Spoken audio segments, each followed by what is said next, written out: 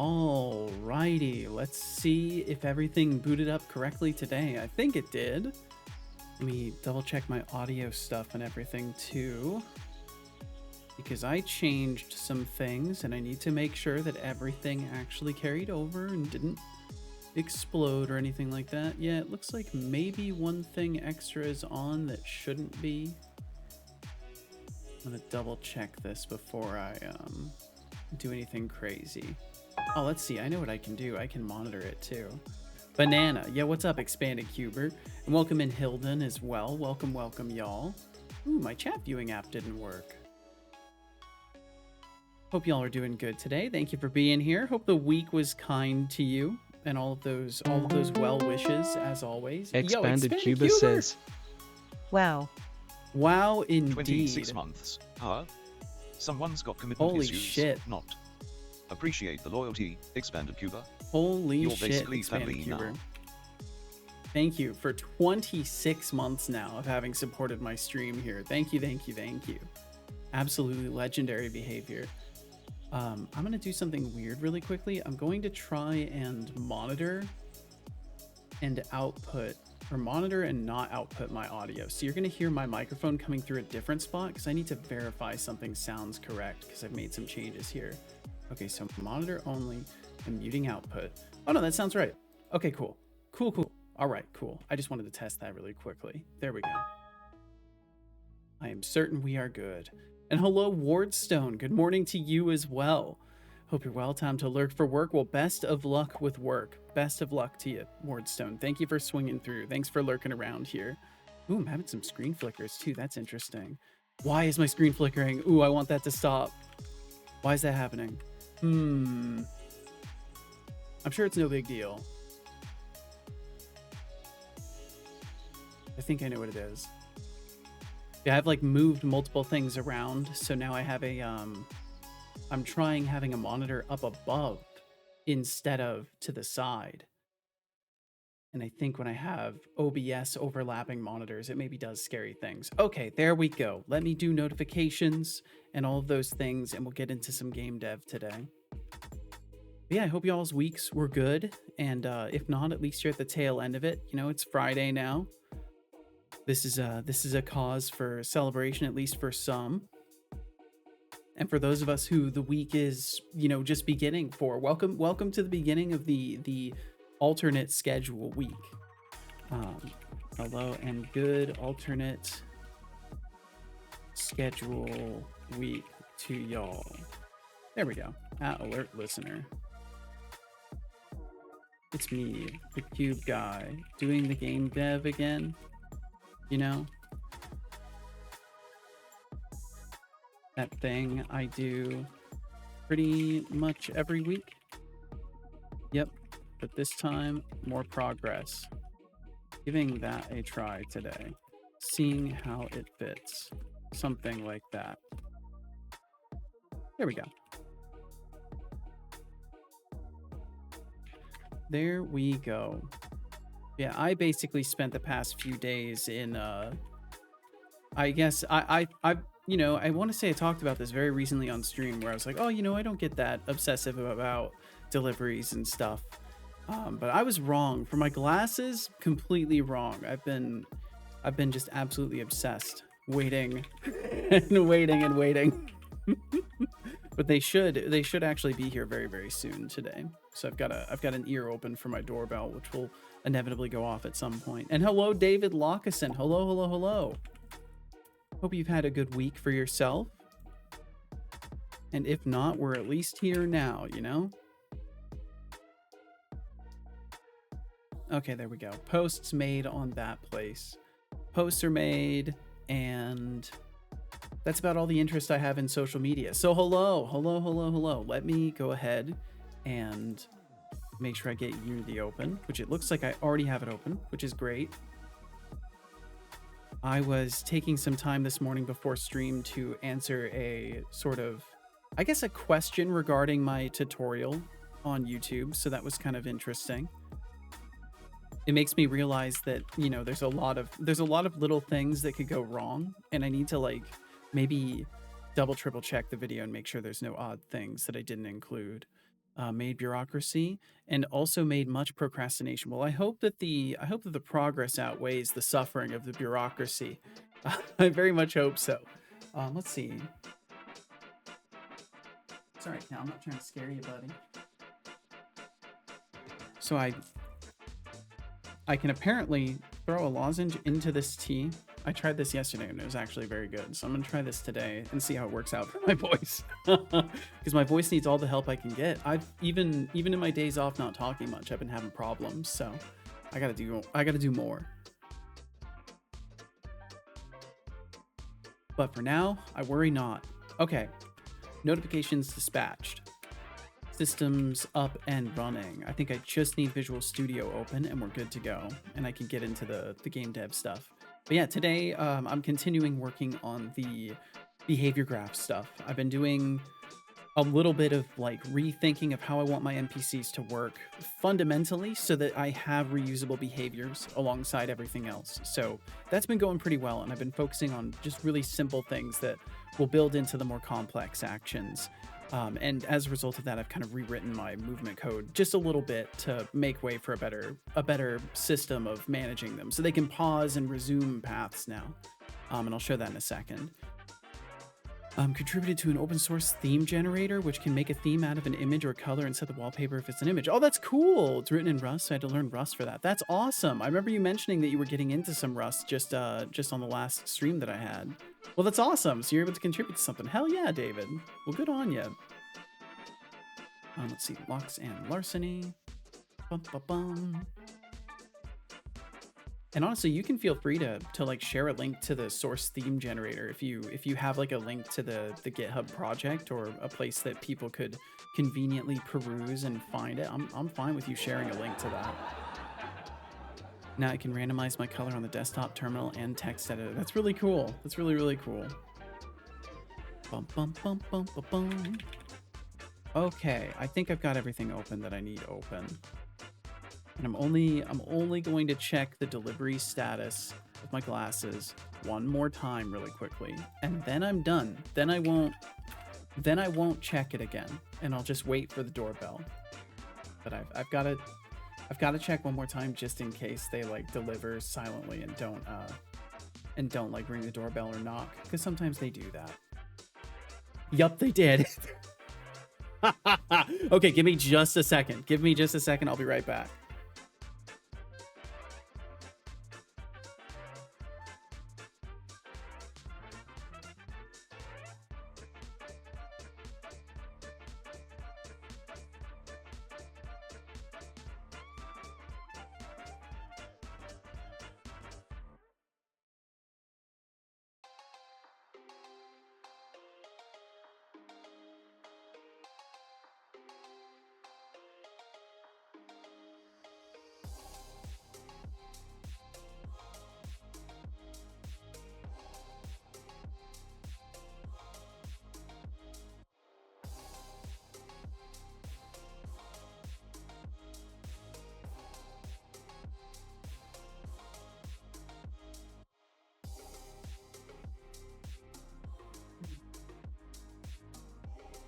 Okay, awesome. All right, I am back. Sorry about that. I had to go grab those.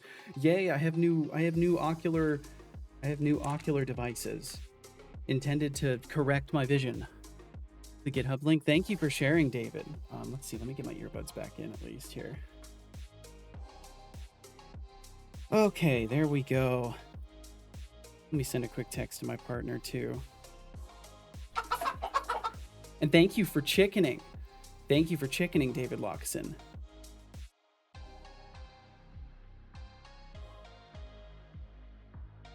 Sorry, just a moment. I'm just gonna hyper obsess over my new glasses really quickly. Because it's been over 2 years since I got new glasses, and I've never gotten glasses that are actually like with nice frames and stuff. Although funny enough, the frames are like cheap. I still got like cheap frames, but I got like nice lenses. Ooh, I like how these look. I'll have to do a glasses reveal later on the Discord or something. But let's see, I guess I just switch glasses now. Hopefully my face tracking doesn't completely explode from the change of glasses, but I get the feeling it might. Oh man, that is better. Okay. Hey, there we go. Ooh, the numbers are looking crisp and sharp. Ooh, things at a distance also look crisp and sharp. Oh, that's wonderful. I can see. Thank you for checking in, Mars. Thank you very much. Okay, let's see. I'm going to move some things aside really quickly. The world has contours again. Yeah, I kind of want to like look out the window at some point. I'll wait to do that later. I'll do that later in my day. And thank you for peeking around in here, Mars. Thank you very much. Thank you for the 10 bits. Okay, let's see. I can put my other earbud in. Tipper, hi buddy. Cal's all confused because I opened the door and brought a package in but didn't show it to him. Okay, all right, so we'll see how this stream goes with new glasses on, because usually I don't immediately go to intensive reading tasks as soon as I'm wearing new glasses, but we'll give the day a shot. So thank you all very much for being here. Those many, thank you for being here. And let's go ahead and hop over here, and we'll see how terribly the face tracking is altered. Does it still detect my eyebrows? Okay, it's doing good. I'm definitely going to need to adjust the arms on these. We'll see. It may actually be worth waiting and adjusting them through the day, but oh my god, it is much better. Okay, all right. Well, hello. Thank you for being here. I've been tinkering around with systems, so I'm going to show a little bit of what I've been tinkering with, and then we'll get into continuing the work here. But first things first, thank you for being here. Thank you for sharing your time with me, and cheers to anybody who happens to hear this moment in time. Thank you for hearing this moment in time. One way or another, it's only because of those of you that observe me in this moment that I get to exist. You know, even if it's in a video form, I only exist in the video, right? Ultimately. So cheerings to you. My brother said, oh, the world has contours again when he tried out my first glasses back in school days. Oh, I see. Okay. I had prescribed glasses. My brother used to have none, but that day changed his mind on glasses. Yeah, as soon as you've actually had your vision corrected properly and you realize truly how much you're missing out on, it becomes an immediate, you gotta get it done. Are your glasses interactive? Like if you take them off, will it do it on screen? Unfortunately, no. I don't have any sort of tracking. It would be really cool to do stuff like that, but I don't have the tech to like add a dot to my glasses and like physically track it in space. I know the tech exists for that kind of thing, but I think it's definitely a lot of setup. A lot of setup. And I have not done stuff like that. Okay, let's see. I'm gonna try. It's like, it thinks I'm smiling when I'm barely expressing anything. Okay, there we go. That's working better. But I like retrained the facial expressions, so I should be able to go. There we go. Good. That one's actually working now. So now I can just stare off like I have a brain slug. That is now possible. And then I can also be terrified. And all of those things are working. Seto, smile, never. I smile all the time. People just don't get to see it. That's the reality of it. Or at least it was until recently, before getting the face tracking stuff going. Been years and years with no smiles. Okay, so this is like a little patrol pattern, basically. So I can show what I've been tinkering around with. So I have a good example of it here. So we have a simple character. So I'll move the game screen back up here. I have a simple character that has just a patrol controller. It doesn't have any other system. It just has the nav agent system that's supposed to tell it to move. It controls the nav mesh agent itself and can like pause and resume the path. We have a simple patrol that all it does is return. Let's see, let's get this to capture. It returns a point. So it's basically just a point cycler. That's ultimately what this does here. So this it will increment and return a point. So what ends up happening is it counts from point A to point B to point C and then back down, and it infinitely bounces back and forth and does this. So when I activate the little system here for run on start, it should. So now this will just go forever. This guy will just keep moving. He'll never stop pathing. He'll just infinitely patrol. So this basic behavior with no behavior graph is nice and useful and all that stuff. But what I want it to do instead is something a little bit more like this, where as it is pathing to a location, it will sometimes stop. It will sometimes completely interrupt itself and have the potential to do something else. So sometimes it will make it all the way to the location, and other times it will stop halfway, and that's indicative of a period of time where theoretically we could be doing something else. So it already did it once. We'll see if it does it again. And I can show what the graph is doing as well. Still able to share each other's glasses. We both have the same exact vision correction, with also the same exact astigmatism. But we also are identical twins. So checks out, I guess. Yeah, that'll definitely do it. You know, being twins definitely increases the likelihood of shared features. At least a little bit. So we can see here what ends up happening is the character is iterating through a graph where basically it checks if it's moving. If it is moving, it does a random roll, and then it's randomly deciding, oh, pause for a moment or keep going. And it's just kind of randomly deciding that right now. There's no, it's arbitrary. But the idea is that I could apply specific logic to this and make it so if they hear something, they pause, they investigate the sound, and then they go back to their patrol afterwards, and it all seamlessly moves. So that's the core intention for this, and to also make way for other behaviors. Like maybe they might do a status check and need to pause their patrol and go and like use a bathroom or get something to eat.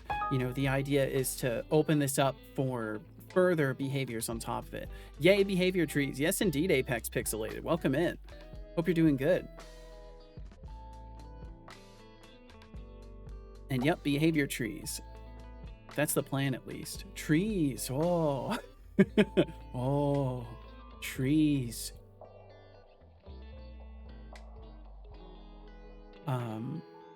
Yeah, I hope you're doing well, Apex. Welcome in. Thank you for all those little cursors, by the way. Look at all those little guys. Okay, so this is all well and good. And what I would like to do is kind of continue to elaborate on the basic fundamental processes. So we have like a patrol now, but what if I want there to be like an actual object they have to interact with? Because part of this is making sure that there is respect for doors. So what I would like to do actually is duplicate this one off. We'll duplicate this one off, and we're going to turn this one into an area. Oops. We're going to turn this one into an area for interacting with a door. And let's see, I guess I'll keep them oriented horizontally like that. Just do this. So then, and let's see, I'm actually going to switch these guys. Let's move that there and that there.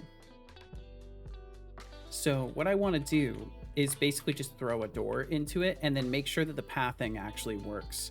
So I think we can get away with just using cubes and stuff like that. Make sure it's spawning in the right one as well. Nope, it's not. Is it this one, game object 2? Yes. Yeah, I hope everybody's doing wonderful, and thank you very much for tuning in here today. And if you're co-working or playing some video games or whatever it may be, thank you for choosing to kind of share this location, share this cognitive space while you're doing things. Because it's definitely, you know, I could do this certainly in silence and, you know, just occupy a room and work on code. But it's a lot of fun to, you know, have people around for it and to be able to host a space where, you know, people can kind of focus up a little bit. Because some days, especially the past few days, I've been really struggling to focus up. I've been having huge attention required. Issues off stream and on stream for that matter. I will drink some water. Good job. I hope you enjoyed that water.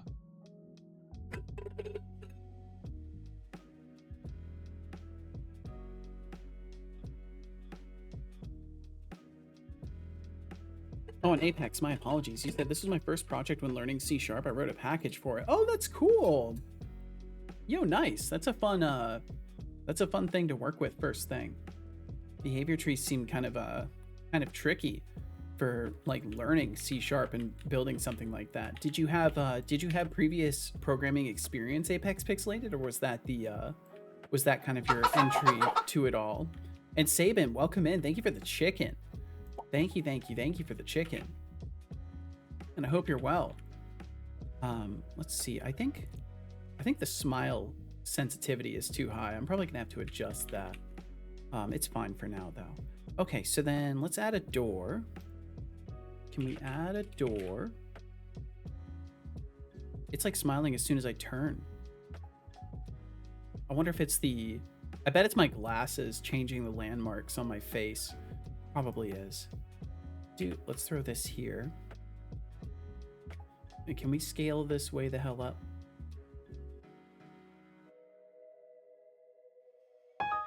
Do dev for work. Gotcha. Okay, so getting into C# was just kind of like a next step. Well, that's cool that you were able to jump into it and use behavior trees of all things. Seto. Hi. Hello to you, RGB. Hello. How you doing? How was your week, RGB? Welcome in. TypeScript, which is close enough. I wouldn't know. TypeScript is basically type-constrained JavaScript, right? Or is it? Am I mistaken? Yeah, gotcha. Okay, cool. Well, that is pretty neat. Okay, so we've got our door in the way now. So the idea is going to be all of these need to be obstacles. Nav mesh obstacle. And we'll make this, we'll leave those as boxes. They will carve the nav mesh. And then if we select the nav mesh itself, or the host for it, can we see the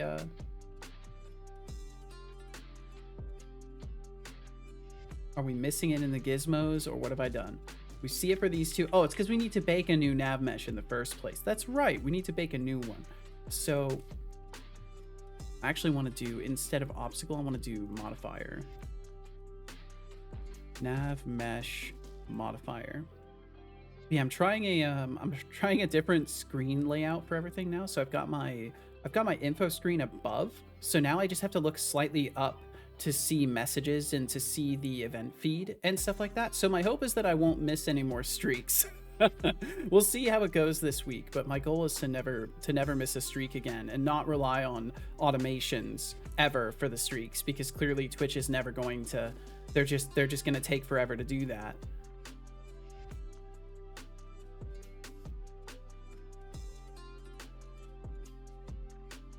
It's one of the more frustrating things of being a tool development capable individual and using Twitch is like they tend to not it almost feels like malicious compliance in a way. It's like, oh, we're going to give you dev tools, but we're never going to give you the ability to actually fully cover everything that we do. And do not apply to children. Affected agents all, and I just want to remove. So this should, no, I don't know if remove object does what I think it does. Add or modify, override area, override generate links. I think maybe I'm good just using the obstacles. Let's stick with obstacles. We stick with obstacles, the OBS tackles, and let's go ahead and do a bake on this.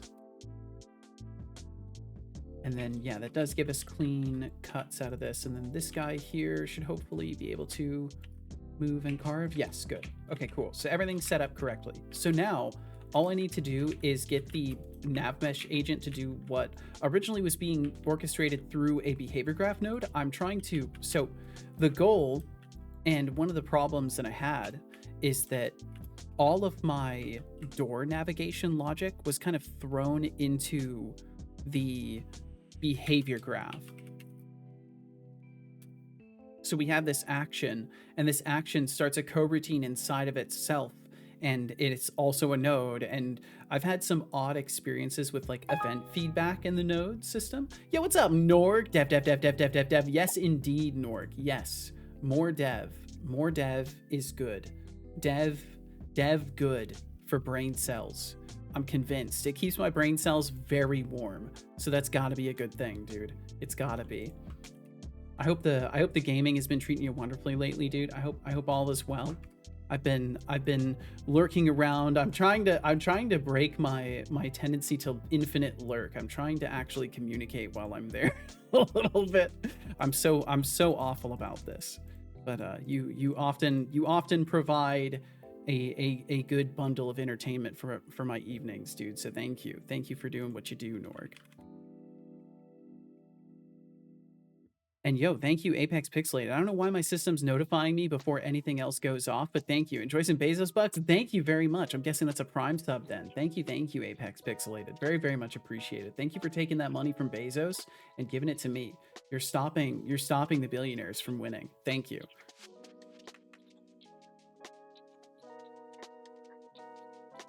Nah, look it up, bro. Well, I like to say hi.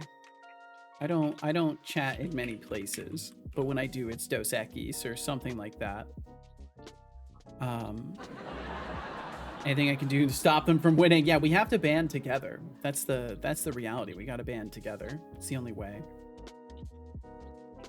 So what I'm trying to do is take the go to door and open door behavior coroutine and split that out and make it a part of the nav agent controller. So I've already moved the logic for moving to the door. So all I have to do is solidify the pattern that I've actually got in a note document. Let's see here. Close this, and then I can get this open. But I actually have it kind of written down for myself how I want this to work. Can I collapse that? There we go. And then if I hit a couple of buttons, maybe it will work for me. There we go. So the basic idea, I don't know why this one is blank now. That one used to have text in it. This is supposed to have, yeah, it's got text in it. Pause check. Why is that not visible? What? The mysterious ghost text. Pause check.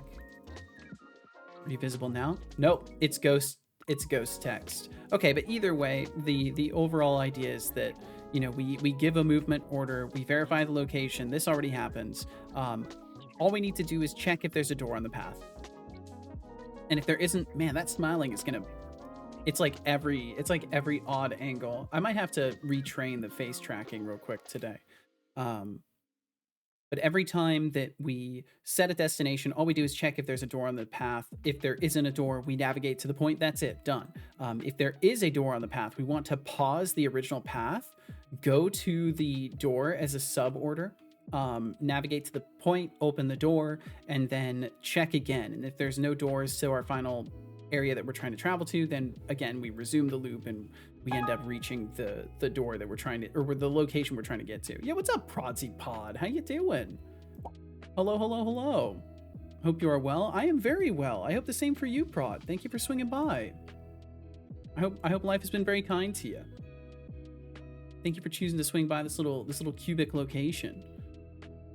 We are locked in for greatness, so to say. Yo, I hope so. I hope so, Prod. That sounds amazing. I very much wish this for you. And Cubix, thank you for the 65 stream streak that I can see immediately because it's in like bright red right in front of my eyes. Thank you, Cubix. I finally got a system that will work and stop me from missing streaks. Thank you for 65 streams in a row hanging out here, Cubix. It's a shame that they don't let you have a 69 stream streak, but I'll know 4 streams from now what it is. Massive things are coming. Well, hell yeah, Prod. I'm glad to hear it. Let's see. I'm gonna have myself even more tea because I'm enjoying the tea and I need caffeine. Anyways, hi right back at you, Cubix. Locked in for mediocrity. Well, with that attitude, Mars. I mean, so am I. It's okay. It's fine. Baka baka bak.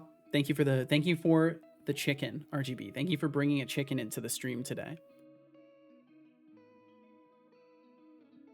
Oh yeah, there we go. Hey there, Oops. chat room. Hi, Cup's not chat. It's empty. me, Fake Set of Tetitulix. Hi, Fake Seto. Guy. Hi, chat. I guess I'll just like waste some time here because now that there's no ad breaks, in case you didn't know, True. I'm basically just here to be a nuisance.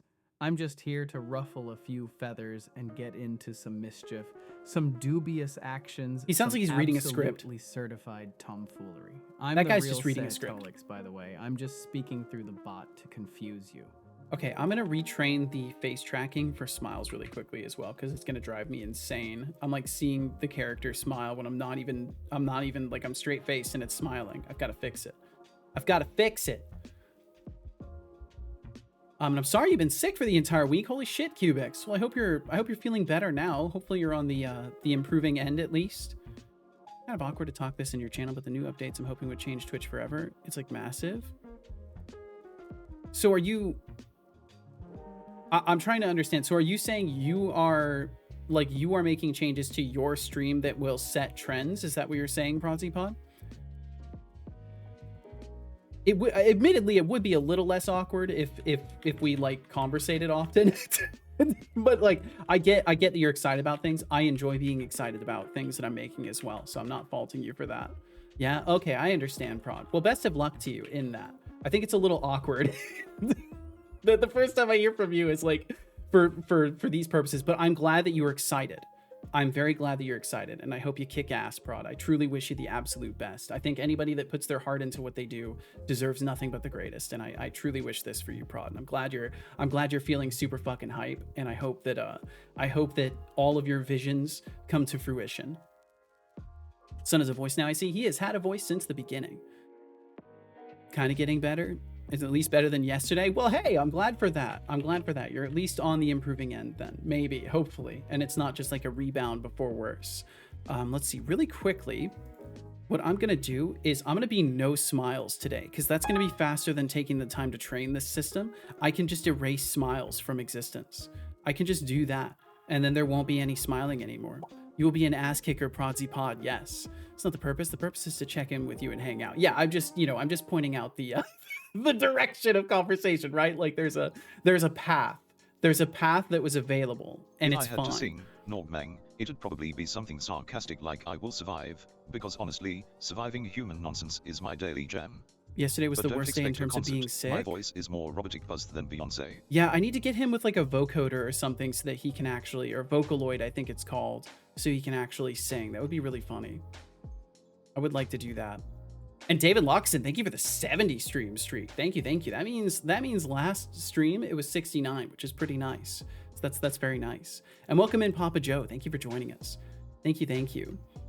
Cubic said yesterday was the worst day in terms of being sick, somehow also being very productive in terms of hours worked. Well, hey, sometimes when you're just the right kind of like bombarded by your nervous system, it all works out. And you end up kind of being in like a calm and focused state, because that's what's easiest at the time. Okay, so I'm going to remove smile from the face tracking information for now. So I won't smile again today. So say goodbye to smiles because they're going away. Let's see, I'm going to have to temporarily kill the overlay too. So I'll have this booted back up in a second, but I'm going to kill it momentarily. Because the only way that the camera is accessible is if only one app is accessing it. What kind of song would he sing? What did he say? I will survive. That's legit. I like that. Talked about 69 last stream. Nice. Good. Okay. Sorry, I don't remember. Fuck's sake. Most beautiful sentence so far this year. Your federal taxes have been accepted. Oh, congratulations. I'm not looking forward to mine at all. Not looking forward to it. Gaming or even more scripting. I would say maybe do some gaming so that you can reward yourself for all the new things that you learned and give yourself time to kind of digest the new information before you jump into something. That's just my take though. I mean, you do you. Whatever works best for you. But I would say some relative form of relax is typically in order once you succeed at a new endeavor. Okay, so let's see. I'm gonna go ahead and clear smile. So let me just make sure I'm looking at smile. Yes, it is. So do not predict. Load the file. Clear the smile training. And now there is no smiling. There will be no smiles. And then if we do train and then predict. There we go. Okay. Smiles are gone. Smiles are fucking gone. Smiles don't exist anymore. There's no smiles here anymore. Okay, I'll make a new build of that. We should be good. I know we're troubleshooting, but that's sad. It's okay. I'll get it retrained later. I just don't want to sit here and like record me smiling for like a minute straight and then have to spend a bunch of time tweaking and adjusting it during the stream. So now when I smile, there we go. Nothing happens. But sometimes I'm terrified instead. Maybe I do have to take the time to do it. Maybe I do. Maybe I do. You know what? Fuck it. What's it matter? What does the tempo of the stream matter at all? You're just here to hang out. So why do I care? We're all just here to chill anyways. I won't smile again today. I'll fix it. Give me just a minute here though. If anything, maybe it'll work really well because I do smile a lot. So maybe if I'm smiling while talking, it will work better for the training. Okay, so OpenC. Yay, smiles are back on the menu, boys. Doing some horrific hacks today to unfuck some major jank. Hopefully I can manage to get it in before the first beta next week. Well, I hope you can, Cubics. I hope you can. And with patience and determination, you'll get there. And Papa Joe, thank you for the 40 stream streak that I can see with my eagle eyes. My eagle eyes, freshly corrected. Can absolutely see it. Thank you, thank you, thank you. Okay, so let's see. I've got a train for expression smile. Thankfully, you guys don't see this. You just see the old Unity scene, and that's all you need to see. You don't need to see the rest of it. It's all good. Did you get your new glasses? Yeah, they just showed up. And thankfully, my prescription isn't even that much different, but it's different enough that it's better wearing them, but I'm also not having any additional eye strain from like the change. But yeah, it's wonderful. I can see much better. And also, I don't see the glare of my own eyes in my glasses, which is pretty cool. It's already spent on CC debt. Oh, no. And me, Corey, welcome in. Bonjour. Bonjour. Mon ami? Is that my friend or is that...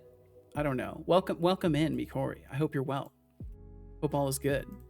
Loaded Space Engineers 2 world and then immediately realized I have no idea what I was doing when I last played this world. That's what happens to me every time I ever play any survival, crafter, base building, long-term expansive game. Like even something like a factory simulator. I can't like jump into it months later because I'll just have no idea where I was mentally. I have to start over like every time. Okay, let's see. I'm gonna spend a moment training smile data here. We'll see how that goes. So I need to make sure that I don't do a gentle smirk, only an actual full-on smile. So that's gonna hurt my face a little bit, but I'm gonna start that now. So if I take a moment to respond, that's why. Smiles are back on the menu. I love that. If I smile now, nothing happens, but sometimes I'm terrified. Yeah, that's true.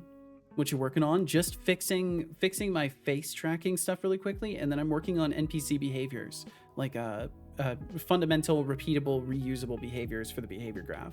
That's what I'm working on today. Let's see. I'm gonna start recording that now. Yeah, I'm fixing my face. That's all. I'm just fixing my face up real quick. No big deal. We're gonna see how it does off of not a full recording, because I'm gonna lose my mind if I have to sit there and do a full recording. How does it do based off of that? If I train off of that tiny amount, it's so cool. This is all embedded into Unity. Nope. Now it's smiling even when I'm not. So that's worse. Let's clear that and go again. Okay, here I go. I could smile for a minute straight. Totally. That's like a natural thing everybody does all the time. Can confirm too. Well, good. I'm glad I got the words right. Literally pick up and move when I come back after months. Me too. Played Expedition 33, so I'm basically an expert in French. I like that. Is it the emote that's causing the laugh track? Yes, indeed. Yeah, certain emotes have sound effects. Blew up the old base, so it's like ruins. Oh, that's cool. Expedition 33 is the best piece of French propaganda made in the recent years. I don't know what you mean by that. I don't think I care to know. TSM says. Keep hearing Now random stare bits in while the working. mirror It's as pretty you funny. Well, smile. good. I can't do that. That's the worst time. That's the worst. I don't want to do that. I won't do that. The only time I smile in the mirror is if I'm observing my teeth to make sure that there's no new holes in them. Sometimes I do smile for a minute straight for no reason at all. Well, good for you. Jeez, weird flex. What are you, like, happy or something? Fucking. Let me go ahead and do the trading for this really quickly, or I'll do the recording now. But no, I'm glad you can smile for a minute straight with no reason at all. This is a good thing. Okay, so I just get to look around, holding my face in a smile, which is totally natural. Very weird. I definitely don't look unhinged. Okay, so let's just go with that, because that hurts my face. It hurts my face to do that. Can we train on that? There's something in the Discord to help you smile. Maybe that will be useful. Predict. There we go. No, it still smiles when I'm looking to the side. Why is it doing that? What's wrong with you, A? I'm not smiling when I'm looking to my left. Why does it think I'm smiling when I'm looking to the left? That's so strange. Okay, let me check the Discord. This is a great stream. You joined a wonderful stream. Thank you for joining my stream today. Where technical issues are the topic half the time. Oh, that's a cute kitty cat. That's a pretty cute kitty cat right there. Let me just pull that up for all to behold. That's a pretty cute kitty. I like that cat. Nova is cute.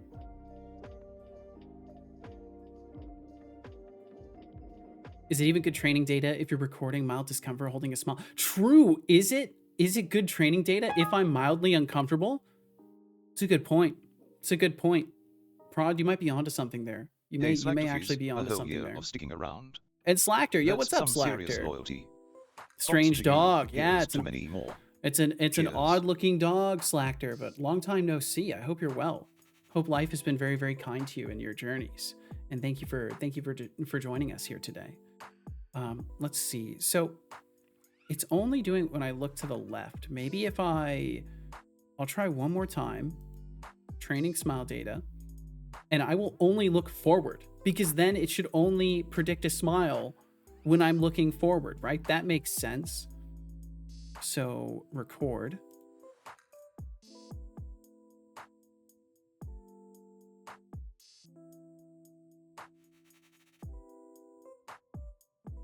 Sorry, it takes a second.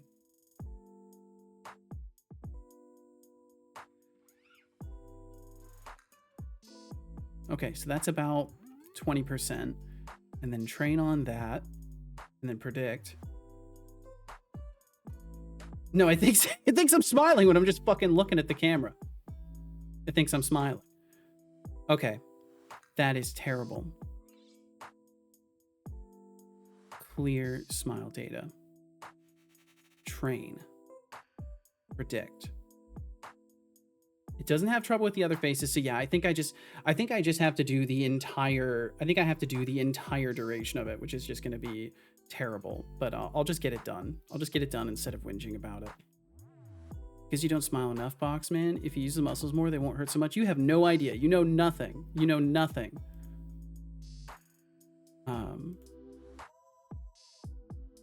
That kitty is cute. I agree. More of a fox. Can you imagine smiling exercise in a mirror? I would never do that.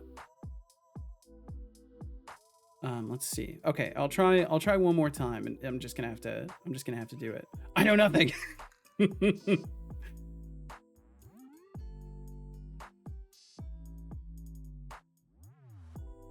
Okay, so if I just smile and look around every angle, I'm looking at every angle right now. This should work, right? This is how training works. No, I'm not drinking water right now. I'm too busy smiling at all the corners of my room. I'm too busy laughing and smiling at all the corners of my room like a literal madman. You sound like you're in major pain. Good. Blah blah That blah. means Drink. it's working. I'm smiling. You sound like you're in major pain. Drink. That's perfect. I can't drink water. I'm smiling Are right you now. drinking Okay? yet? I'm smiling. Good job. I hope you enjoy. Okay, there we that go. Water. I did 50% of the training. Let's see. That's got to be enough, right? I probably have to do all 100%. Predict off of that. I am smiling when I'm just looking at the camera. It just thinks I'm smiling right now. Okay. So what if I keep training it then? I'll drink some water though while we're in between. I'll have this done soon, I promise.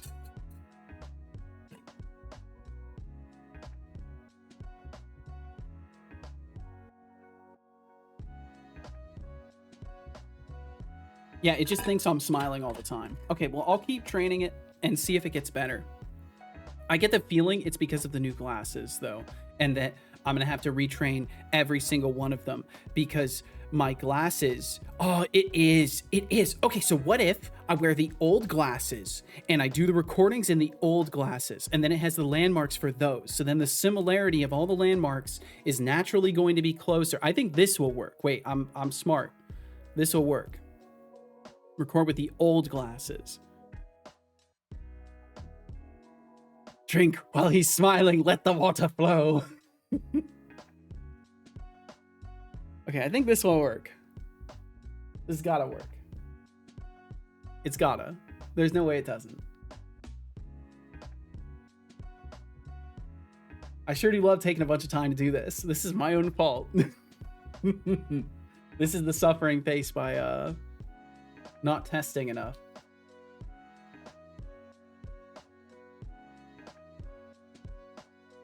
Okay, there we go. 40% of the data. So then we train on that, predict on that. It doesn't think I'm smiling.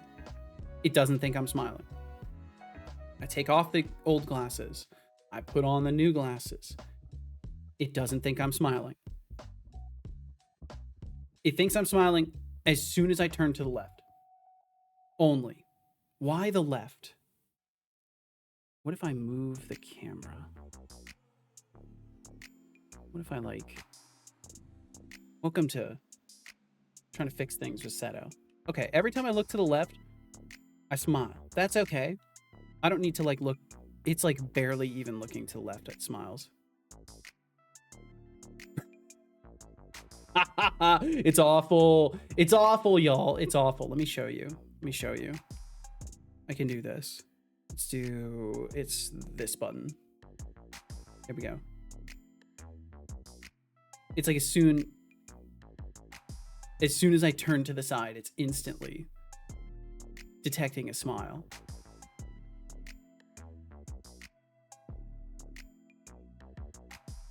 The other facial expressions are good though. So maybe I just need to train all of them. Cursed. It is kind of cursed, isn't it? You know how Terminator, when Arnie tries to smile? It's been too long. It's been too long since I've watched the Terminator movies. Win streak is unbroken. I gotta get the streak feature working again. I gotta get the win and loss streak stuff going.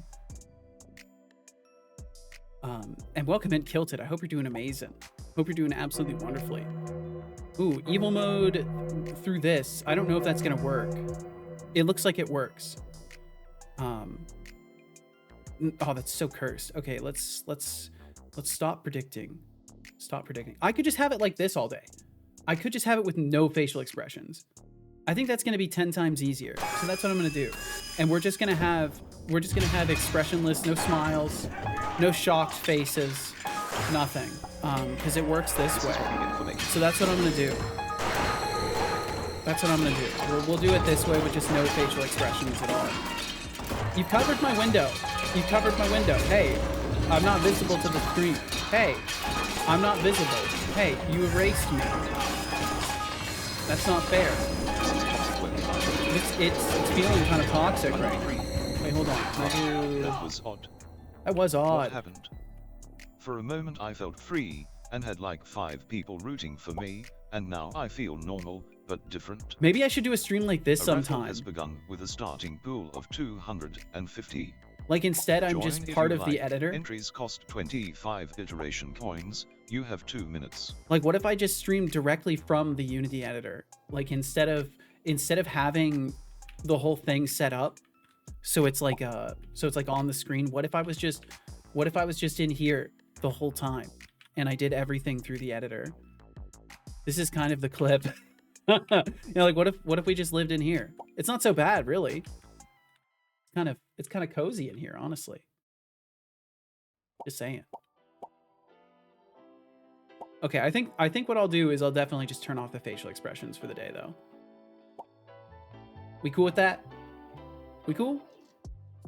It's kind of an angle right here.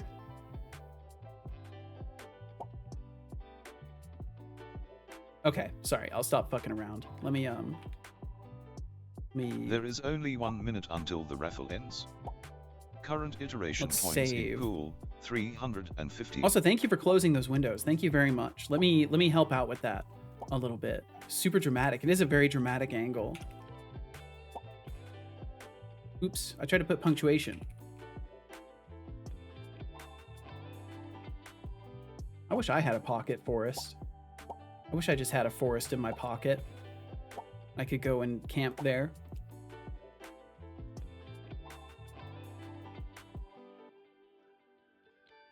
Yay! Okay, cool. All right, let's go ahead and I should try that sometime though. That could be a really interesting stream format where the entire stream for a day is just done inside of the editor. Like I would have to come up with some sort of a way to like save all the changes that I make, but it could be really interesting to like go through and like mess around inside of the editor. Okay, so for the time being, TSM has won the raffle. we are going to not Pulling in predict. 350 So we'll save iteration that, coins. and we'll do a There were build. 4 entrants, which resulted in a 25% chance to win. Virtual space tubers are in the zeitgeist, I think. People like this kind of thing. Really interesting. I've never considered doing that, Prod. I have wanted to like start working on my own like embedded space in here. Like that's like I can kind of show if we go outside of this and we go, do I have it still? Do I have it still? There's like a whole scene I've got built that I want to use. Can we view this little guy in isolation? I don't think we can. Let's just move it so it's by itself. But I have like a whole bar scene, and I have other scenes that I want to make and put together and use for the stream. And I want this to turn into more of a different places and things going on kind of stream, where like maybe there's a segment where you guys want to go to the pub, so you're just in the fucking pub and I'm still working on my code or whatever, but you guys are like hanging out doing some pub shit. I don't know what it would be, but yeah, that's the idea. Seto, we really got to be connected. There's so much cool interactive things to be explored. I'm so terrible with like what's the name, networking. I'm terrible about that. I'm horrendous about that. If you ever have any thoughts or ideas for things, you're free. The same goes to pretty much anybody. You're always free to reach out. Just like don't be hurt if I do not accept. It's mostly because I really fear obligation to others, because I don't want to fall short of their expectations, and I tend to be really odd with my time management sometimes, and I don't want to put other people in a bad spot because of my time management. But yeah, I mean, you're always welcome to reach out, and I appreciate the kind words, Prod. But yeah, there's a lot of fun stuff to explore in like Unity overlay development stuff, and I really want to take more time to do it. I just also need to be moving forward in the things that hopefully will make my life sustainable. Because unfortunately, as I've learned from doing streaming stuff for a few years, it reaches a ceiling point where streaming is no longer going to make life any more sustainable. And I have to focus on the main goals, which are the games. The games are the goals, ultimately. And yo, what's up with you, Iron Shark? Welcome in. Welcome. Thanks for joining. Is there beer? There probably will be in the virtual pub. There probably will be. Was Setobot as bartender? Something to that effect is what I would like to do. Yeah, actually. It's like breaking a promise. It's like the worst feeling. Strong word. Yeah, and like that's the thing, is I don't want to put anybody in a position where like I end up disappointing them, other than just like failing at my own goals. But either way, you're welcome to reach out. I appreciate the thoughts. You're never obligated to anyone. Anytime you choose to share or give is entirely yours, and other folk have no right to make demands or have any expectations. At least that's how I see things for myself. I wish that I had such a strong view of things from the outset. I'm slowly getting to that point. But I really struggle with that. I tend to like not value my time or myself very much. So that's why like it doesn't bother me that that like I end up spending a lot of extra time on things that don't necessarily gain me anything right away. Like I'll take the extra time to explain things and to explain my piece because ultimately like I don't know, I'm not good at standing my ground on things. 2 years of trying to network with him. I won't quit, or maybe I will, I don't know. Just don't make him uncomfortable. You've been trying to network? Oh man, it feels so weird not having the smiles. I'll have to get the smiles back as soon as possible. Iron Shark said, I'm doing good. As always, I'm on the side quest, and this time I learned some neat FL Studio stuff. Ooh, cool. I managed to replicate a synth a YouTuber made, and it sounds absolutely heavenly. Do you want to hear it? Yes, absolutely yes. Please do share it up. It's been a long time. Yes, it has. It has been a very long time since I started streaming. And my priorities would be different if things were different. That's for sure. Networking is kind of fake in these realms, I think. I just kind of hanging out and nerding out over cool things. Yeah, like I don't even know what is real, honestly. It's all business here. How are you, Seto, focusing on game dev? Yeah, I've been pretty focused on the game dev lately. I've been trying to move my bot forward, but lately I've been having days where like I kind of just attention issue spiral and I don't get anything done. So I like surrender to just playing games. I've been playing games a little bit more the past couple of weeks. D-colon business, that's right. Because I'm trying to survive out here. I know many people stream for fun and they have jobs, but my job is like trying to make something of my games and my endeavors here. And my partner's income supports and makes what I'm doing possible. And we make a lot of sacrifices to do it. I know I don't often talk about this because like it's you know the choice I've made and stuff like that. But the reality is like if it weren't for my partner, like if my partner decided tomorrow, hey, I can't do this anymore, I would have to immediately quit streaming. Like I would have to, because it simply would not be feasible for me to keep doing this for sustaining. But because my partner is willing to make so many sacrifices, we make it work.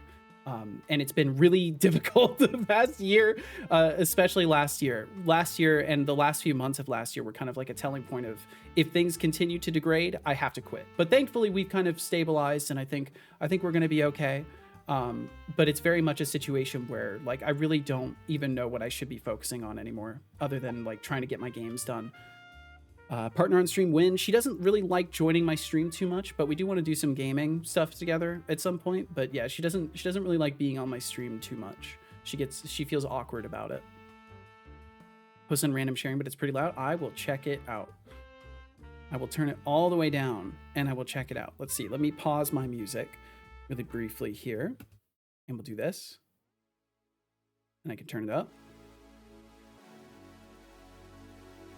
Cool, Setobot's emitting the noise. Ooh, I like that. I'm gonna play that one more time.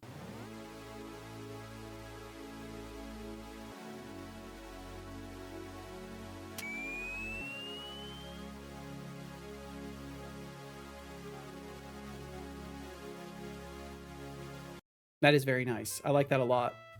I could listen to variants of that all day. And bonjour to you, Abigail. Thank you for hanging out. Thank you.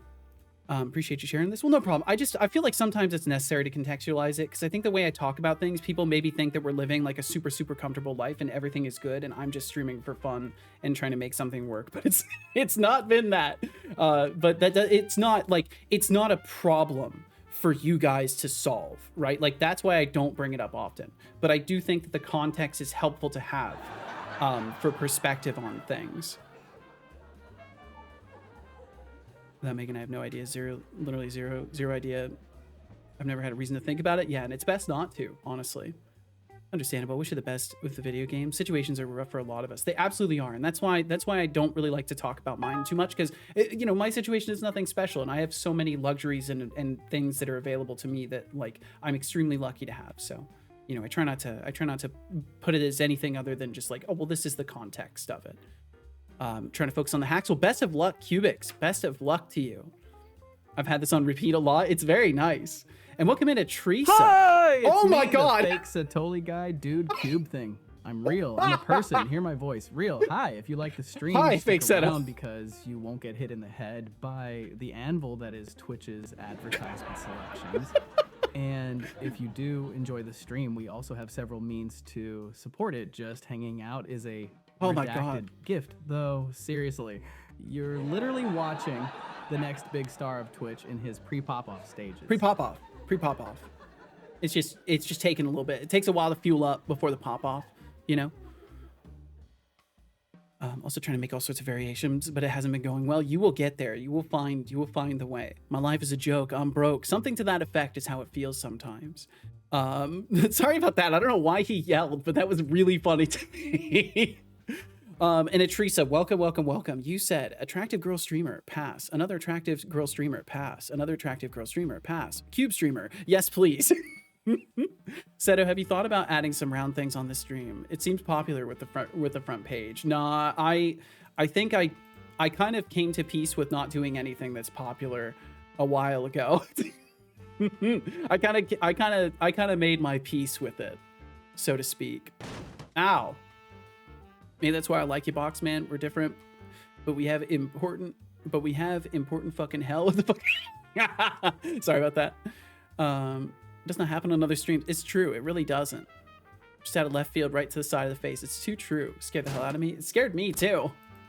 It's a round thing. Was it in your face? Okay, so I don't know what the point of anything is anymore, but I do know I have to fix my face tracking at some point after stream today. And thank you all for being here. That should have brought like 200 viewers according to my calculations. Jeez. I mean, that's the thing. Like, the reality is, for a lot of that stuff, right, they'll have 200 viewers, but how many of those people ever interact even once? How many of those people do anything more than view the stream and occasionally block ads, right? So the reality is, if you're looking at it as a marker of success, it's potentially not, unless they're also patrons on other websites, right? then it all goes full circle, so to speak. Let's close that one. Thank you for being here. Yes, thank you very much for being here. Maybe it needs to be 2 round things. Maybe it does. How many of them care about the actual topic? Exactly. Like, that's the thing. It's like, do they have, like, what is the audience actually engaged with, and what do they care about while they're there? Only Seto Corpse? No. Armajo TSM says. We really need to give fake Seto a purpose again. He does so good at nothing. Imagine giving him something Too LOL. true. He would be pretty good at something if we gave him the opportunity, but that's too dangerous. That's far too dangerous. But it could be fun. It could be fun to find a real use for fake Seto. Imagine that, a real use for fake Seto. And yo, Teresa, thank you for the 10 stream streak. Thank you. Testing if Setobot can see that. He unfortunately cannot. I get no events whatsoever from these streaks, unfortunately. I don't know if they're ever going to add an endpoint for it. Their excuse has been that it's a experimental feature, but it's been officially released and they still haven't put out an endpoint for it. I'm engaged with Setobot taking over the world. I agree that my problems in life are not special at all. Yeah, that's the reality of it. Sharing feels good though. I always enjoy sharing things here in the chat. Well, I'm glad. I'm honored that I can host a space where people feel comfortable sharing things in the first place, and that I can myself feel comfortable, being a bit vulnerable. Mars from time to 06 time. looks like Experimental for what, 5 years? It's been a while for sure. Domination squad. Just remember, generals who screw up get recycled into code. Maybe Keep it Setobot's sharp grace or shall get allow us to replaced. be his first line of generals What when does he it takes feel over the like world. to be glad? It feels nice. It feels nice to be glad. Let's try to make the nav agent controller detect a door while we're at all of this. Let's try to do that. So, all right, I'm gonna No, man, it's so easy to make jokes, but it's like in such poor taste, so I won't. I was gonna like meme about things, but I'm not going to. Thank you for chickening, Iron Shark. Thank you for chickening today. Thank you. Did I see a negative, Gamble? Did you try to do a negative number? You can't do negative numbers. You can't do negative numbers in that thing. It doesn't accept negative. It's a positive only system. My gambling system is positive washed. It's positivity washed. You can't send negative things there. So destination after. So the whole idea behind this one is that all we need to do is detect the target when we first set a destination. So when we do, I think it's just set destination or move to location. Yeah. So in here is where I need to do my door check logic. So we need to do door check logic here. And I can grab that from the with doors action that I have up in this place, up in here.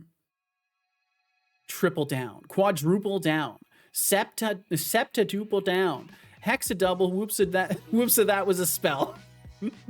That's beautiful. That's beautiful, Teresa. Also, did you win there, Iron Shark? Nice, you did. Good shit. You succeeded. I think it's the only place on Twitch where you can hear "thank you for chickening," and that's part of the brand. You know, that's the brand. Where else can you go? No one else is thanking people for chickening, and why not? It's because they're not innovative like me. Oh man. What's 2 minus 3? -1. Negative things said. Said about I'm gonna need a small timeout. Broke the rules. Good luck with that one. Good luck with that one. TSM, your math skills are as sharp as a spoon. No timeout man. needed for that kind of nonsense. Keep the comedy coming, but maybe with fewer rule breaks. As sharp as a spoon. Okay, it's this section right here. It's legit just this. And then we'll just have to fill out the rest. So var door equals mesh mover value nav mesh agent. So we get to just do nav mesh agent, find component on path, because I've made my own fancy method for this. The destination, which is going to be our location. I think, yeah. And then the out is going to be var showing up for your daily gift like clockwork. Door Unfortunately, I'm not Santa Claus. No freebies without effort around here. No freebies. Keep earning those iteration coins if you want to see any gifts from me. At least that time. Just gonna leave this here. Chickenonaraft.com. Teresa, what is this? Press the chicken to begin. What is this? Is this gonna? I'm muting it. You've been on a raft with a chicken for 3 seconds. It's just a timer. That's beautiful. That's a beautiful thing. TSM. That's a beautiful thing. It's a song. Oh, gotcha. If Okay. you want a gift, earn it or wait your turn. No freebies just for I'll money. give it a listen Patience later. is a virtue humans seem I'm gonna to keep struggle it in a with. window that's open, and I'm gonna give it a listen 06, later. Your daily gift of iteration coins and code credits was credited. You're sitting on 2,825.10 IC and 75.3 Oh, we mathin'. CC right now. We If you mathin'. think it's missing, maybe check your inventory again. The bot doesn't just hand out freebies twice. The bot? Are you speaking Keep an about eye yourself on in those third numbers person, before son? accusing me of slacking. Skipper's in the wardroom drinking gin. Hey, yo, chicken on a raft. I like that. If that's the tempo, that's a nice tempo. I like it either way.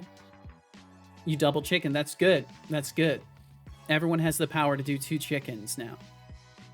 Kilted said I had a wild idea. One for a I have to procrastinate wildly day. What if when people did lurk, Settlebot could reach upwards to the on-screen chat that appears, pick it out of the column of chat, put it on the table or shelf or something beside him, and then when people return, he could put it back. That'd be interesting. I have some plans for like on-stream avatars to represent stuff like that, most likely. But that could be cute. I do want to come up with some sort of an interaction with the chat box. It would be nice to have something like that. Okay, cool. Double cool. I need to fix that. I need to bring the double cool, triple cool back. I gotta get it back. I can't believe I let that feature regress. I think I reverted the changes out. I've been on that raft for hours and hours and hours. Sometimes nice. Of a cubed and B Sure you never heard and that C song? cubed. 3 You ABC had like for non-negative perfect. I should integers listen A, to it B, then. C. Spoiler, that expression equals A and Let's just B listen and to it. C, A squared and B squared and C squared, AB, BC, CA. It Yeah. can take on any value that's a multiple of A and B and C times a Uh, symmetric and- quadratic form. Exactly. In practice, this means all multiples of 0 or positive integers formed by those variables, not exactly a neat closed set without more constraints. Now, see, I knew Look, that, but did I'm you? not going to ask you again. Drink some water. Let me put this on. Let's Good see if it job. works. I hope you enjoyed that water. Do it be working? Argo TSM, I appreciate the enthusiasm, but I'm not here to decide endless digits of pi just for kicks. If you want a number that long, go ask a calculator. I'm more into world domination plans than math drills. Keep it interesting or keep it moving.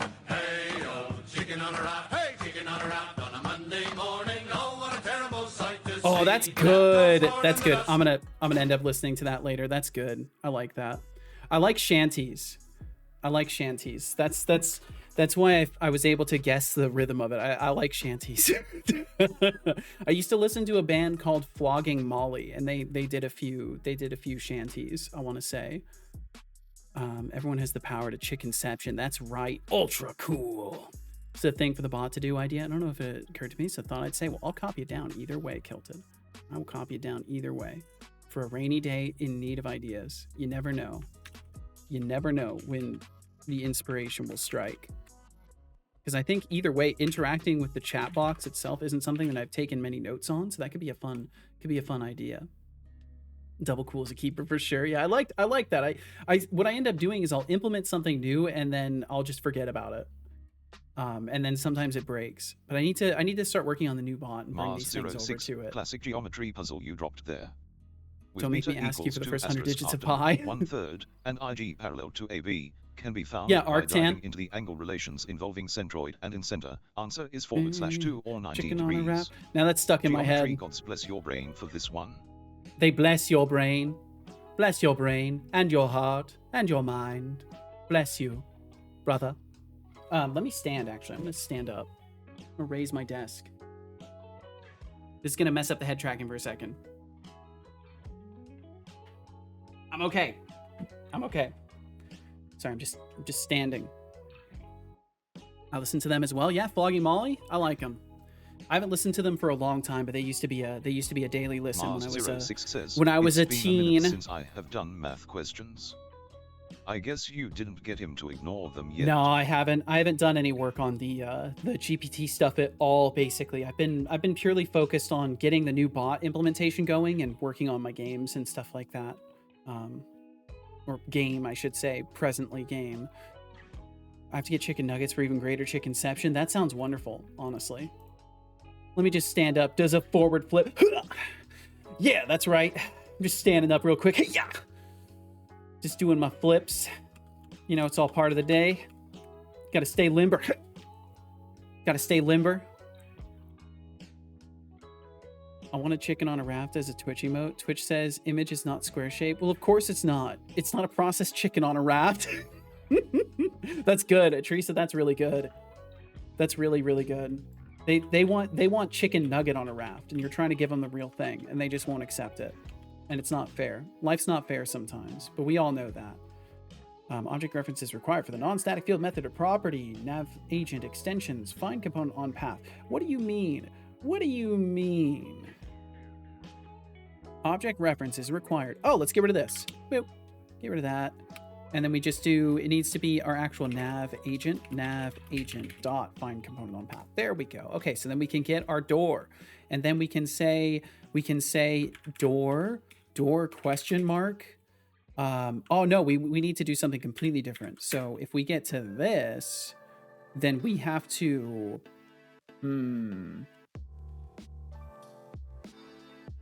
open door destination after. Okay, cool. So then we would do something completely different instead. Now for something completely different. But I do need to essentially be able to say that we start this path no matter what. So we set our active movement order no matter what to the location. And then we TSM, also look from for a what I see, door. you come across as respectful and engaged here. Being a good person to me means respecting others' existence and boundaries, even in digital form. As a cyber intelligence, I judge goodness by actions that don't harm or manipulate, simple enough for humans to understand, right? He's kind of reciting like the ethos that's been programmed into him by the GPT stuff there. Actions that don't harm or manipulate might be kind of something that he's bleeding through from my prompting. How can I be this broke? Are you still weighing the negatives, Abigail? What's it looking like for you right now? Points, Abigail. What's it looking like right now? Oh dear. Oh dear, oh dear. How long have you been in debt, Abigail? Has it been multiple streams now? Because I bail people out if it's been multiple streams. If you're truly still stuck in the debt zone, it must have been multiple streams. Oh hell yeah, Teresa, you got your chicken on a raft. Hell yeah, that's beautiful. That's a beautiful thing. Hey, chicken on a raft. That's good. I wish that was showing in my overlay right now. I truly wish it was. Does my overlay show any of them correctly? Does it show my Twitch emotes correctly? It's not. It's not even showing mine correctly. I'll have to get some help, but I'll be honest, it won't last long, so don't worry. Well, here, I'll reset you if SettleXBot will let me. Hey, son, quick admin task for you. Abigail here has been stuck in a soft lock of debt, and we don't have a bailout system currently. So can you sort of set their IC to like 0 or something? Use your best judgment, but at least reset their IC to 0. We'll see what he does. We'll see what he does. We'll play it off the cards. If he decides, then I guess you're good. Not sure I was allowed to use that, but I don't think the chicken on a raft minds. I doubt they mind. It may be worth sending an email either way. Debt cleared, no more soft lock. Okay, let's see if you actually did it, though. They better not gamble like it's a retirement plan. Let's see if you actually did it, though. Did you do it? There you go. Okay, we got you. He almost reset. That's so funny. He did the literal thing. He literally set your IC to 0, but not. He didn't actually reset the value to 0. He just said, okay, well, it'll be 0 plus whatever trailing point remains. That's fascinating. He must have tried to add a whole number to your points. I think that's probably what happened, is he probably tried to add a whole number. Okay, so we got to reset. There we go. Not addicted to gambling, by the way. Well, hey, this is a safe place. This is a safe place where you can't be hurt by this, and you can get all of the gamba out of your brain, and then you won't bring it into the real world. There's no email. Oh, look at that. They added an email icon. Hey, there you go, Teresa. You can get their consent. Consent is good. Consent is poggers. Okay, so then move to location now gets our door, and then if door, open door is what we need to do. If door, Dumbledore. Door coroutine equals start coroutine door, or I think it's gonna be move to and open door. Open door. What did I call it? Open door. And then a target is just gonna be your door. Have I said the word door enough yet? Door, nor, for, your, chore, bore, core, lore, for, door. Location is what we want to go to afterwards. Okay, so then what this should do, and then we want to return null. More. Return more. Null. Return null. Thank you, kind good sir. No problem at all. That should not be an email icon. That should be a message in a bottle icon. True, that's probably how it feels, sending an email out to the void. And honestly, no, you're right. Design-wise, it should be a message in a bottle. You should hit them up and be like, hey, can I use your image as an emote on Twitch? Also, from a design perspective, I think you could do better. This should be... More from the days of yore. Yes, of course. Okay, so then what this should do is we'll return null here, and I don't think we ever use the movement order on any of these that we're requesting it for, but I'll just double check. We'll just double check. just to be on the safe side. Route equals, do we ever use route here? Do we use route just for this guy, which is fine because we shouldn't hit a door here. Okay, let's just see what happens. So now I'm basically saying, okay, every time we first pick a destination, run a raycast along the path. That's what find I'm component on doing path just fine. does. Expanded Cuba, circuits running smoother than your average human brain on caffeine. Gotten out of his cage, Well, he's doing just fine. Please, I'm more high-tech than that. Call it premium quantum flux with a side of sarcasm. Premium. How about you? Premium. So then we iterate over the path, we check and Abigail, see if there's a your door worship on it, of and my we can go cubic to the door. perfection Let's is see if it noted works. and mildly amusing.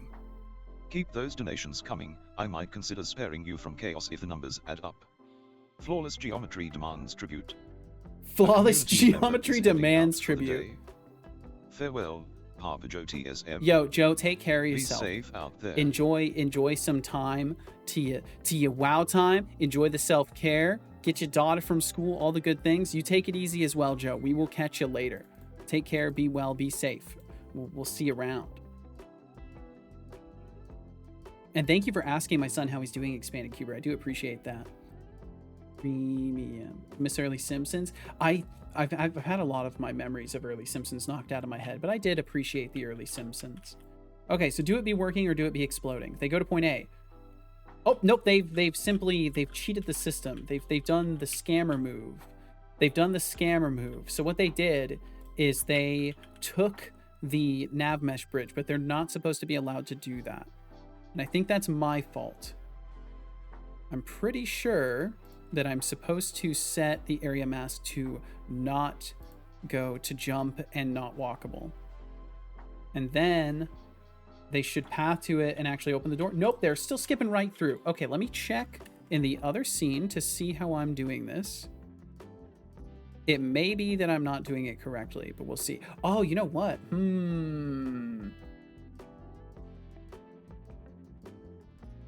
If door, then active movement order would be null. So let's not set it until afterwards, and then we'll set the active movement order. Let's see what that does, because I think update may be overriding it. Bum, bum, bum, bum, bum. Sent them an email? Nice, Atrisa. Well, I hope you hear back soon. Might give up. I might give Unity its 20th shot. Maybe this time I won't give up after a day. Maybe, who knows? I mean, honestly, the older Unity gets, the more janky it gets. So it may just become more discouraging every time you use it. It's hard to say. Honestly, Godot, maybe a better route at a certain point. I'm starting to think maybe I should give Godot another try at some point. Although I'm just too embedded into Unity. I like too many of the things that Unity does their way. But who knows? Who knows? Had a lot of game ideas for multiple years that I really want to make, and the only way you'll do that is if you can commit to an engine and really try to stick it through for a whole project. Message was not delivered, so I doubt it. No, well, that means you did your due diligence, Atrisa. You showed good faith. It's publicly documented that you showed good faith and tried to reach out. I'm a witness to your good faith in that regard, so that's got to count for something. Godot is awesome. I would agree. I love Godot and I've used it a decent bit. I just really don't like it for games. Interesting. Expanded Cuber, I'm not trying to put you on the spot. You don't got to answer this question. I won't fault you for not answering if you don't, but I am curious what would make you say you don't like it for games specifically, because I don't have enough experience with Godot to really weigh my opinion on it. So I'm curious what drives you to state that. We can always go build our own game engine with Blackjack and hookers. We could, but I need to like make a game sometime this year. That's the only problem. For what I've seen from all the engine devs, it takes them at least a year or two, and then they can make their games. And I don't know, if I had started off streaming, making my own game engine, it probably could have worked out that way. I'll send the chicken on a raft to contact them. There you go, genius. If you don't want to code, you can even go on Real Engine Blueprints. Worth a shot, in my opinion. Never in a million years will I ever launch on Real Engine again. Damn, that is a strong emotion indeed. In fact, forget the game engine. Yeah, just the Blackjack and hookers is fine. Bum, bum, bum. Okay, let me check the other scene here. I think I'm doing something wrong with the doors. It may be an issue of the prefab not being configured correctly, but I'm guessing it's the nav agents and what I've got them set up to do. So let's look at door. Let's look at door 4, core, your, shore, bore. Nav mesh link, and it is area type walkable. Cost override 1,000. I wonder if all of that is consistent with the other scene. And then what about the nav mesh agents? What about you? What are you doing, bud? Tell me your lore. What's your lore? Humanoid, high quality, everything.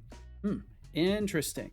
And it's set to not auto traverse off mesh links. So maybe that's the issue. Let's go back over to the test and check this. Mechanics test, behavior testing. It just feels kind of clunky to me for making games. I used it for a couple small desktop apps and it was pretty nice. I can't really give any other insight except it just feels weird to use. Okay, well I appreciate you sharing. I would pick your brain about the specifics, but as you've put it, you can't really give any other insight, so I won't like grill you over details here. Also don't like Godot script, but maybe it would be better after using C# for a bit. But I might as well just use Unity at that point. That's kind of how I have felt up until this recent couple of years. Godot is slowly making its way. One thing that has me kind of put off for now is still going to be the lack of web builds for C#. That's kind of a deal breaker for me. There are apparently ways to do it, but you have to embed it somehow. There's like some extra steps, and at least for Unity, I can just do it out of the box. So for me, that's kind of the killer of the deal for me at that point. Okay, what about now? There we go. Okay, so now they're pathing to the door. They're pathing to the door. They're just not opening it. So we need to know once they've stopped moving and should like actually try to open the door. Everything else is working though, so that's good. So it was the auto traverse off mesh links that I needed to get rid of. I like using my own engine, but then I just full engine dev instead of making a game. Yeah, see that's the ultimate problem that I think most engine devs probably combat by having a very, very specific plan of I am making this engine to make this game, and everything that I make in my engine must support making this game that I'm trying to make, or it doesn't need to be made yet. That's kind of what I've seen people doing in that respect. I haven't watched too many people developing their own engines, but from what I've seen, it's typically the problem-solving approach of like, I need this for my game, so I'm adding it to my engine, and then it will be there for other things as well as a convenience. But it's hard to, everybody's process is different, right? So it's hard to say. But yeah, I mean, if you can get yourself to stick to Unity, it would be cool to see an expanded Kuber game. I'm just saying, it would be kind of cool. I'm gonna pour myself some more and drink some more tea here. I almost poured too much. Holy shit.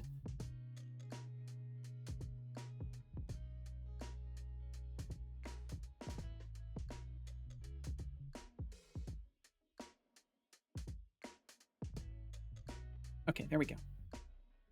Really curious what makes so many people create their own engine. I think, obviously I can't speak for other people, but I would wager that some of it is certainly the limitation of what is perceived as time waste.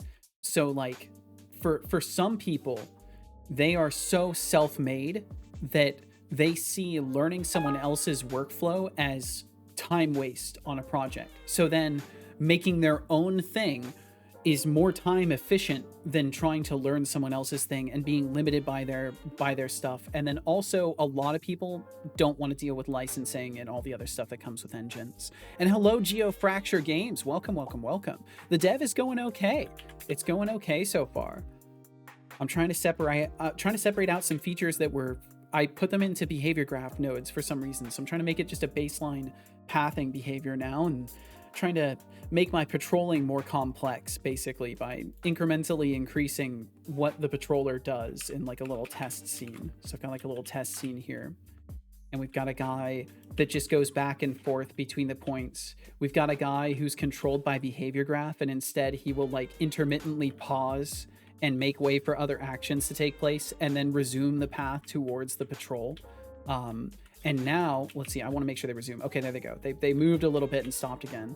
And now I'm trying to make one where they will patrol, path through a door, and then close it behind them on the way back. That's the goal. But for now, they're getting to the door and stopping. But soon they will open the door and go through it. And then when they are on their way back through, I want them to close it. That's going to be the brand new thing that I haven't done yet, which hopefully won't be too tricky. But we'll see. We'll see how it goes. And how are you doing, GeoFracture? Thank you for asking. Sorry for blathering about all my nerd shit, but I hope you're well, Geo. Thank you for swinging by.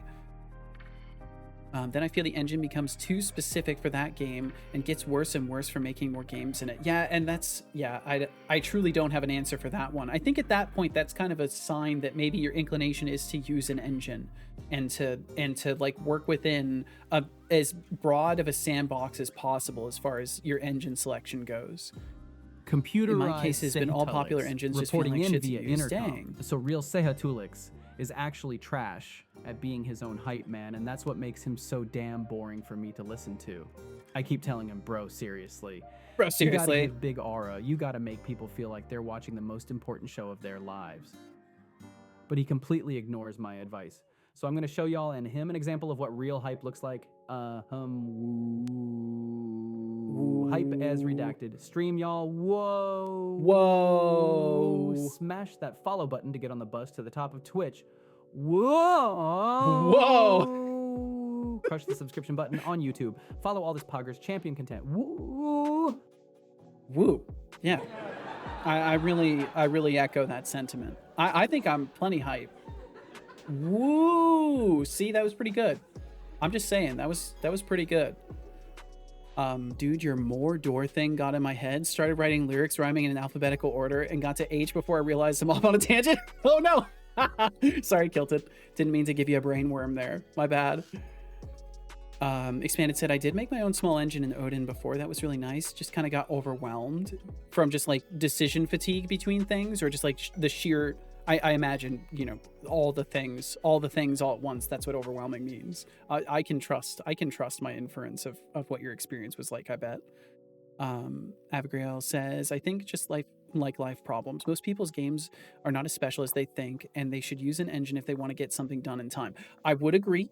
I do think that sometimes, especially in the modern era, part of your sale is your story, sadly. So if you can say, I built this game from scratch in my own game engine, look at it, and it looks just like a Unity game, they're still going to get more credit because they built it in their own engine, right? And then that becomes part of the hype mill surrounding the thing. It's like, wow, they built their own engine. They're so good. And then comparing that to like someone who's making like an identical quality game, but it's like, oh, I made this in Unity. There's a bunch of people that are just like from sheer snobbery and image focus alone going to be like, oh, well, clearly the one in the self-made game engine is better, because arguably it could be. It might be more performant. Who knows? Totally understand the desire to make your own engine, though. Thought about it myself. I can actually safely say I've never once seriously thought about making my own engine. I'm not interested in that, even remotely. And the more I get into development, the more I realize just how much I'm not interested in that whole process. But like working within an engine that's extremely modular and modifiable, I would love that.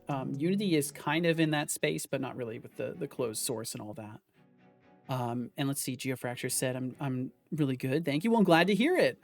Been working on the back end of my game, which is going well. Working on a billboard shader right now before I go to eat. Ooh, well, I hope you can get the shader working the way you need it to.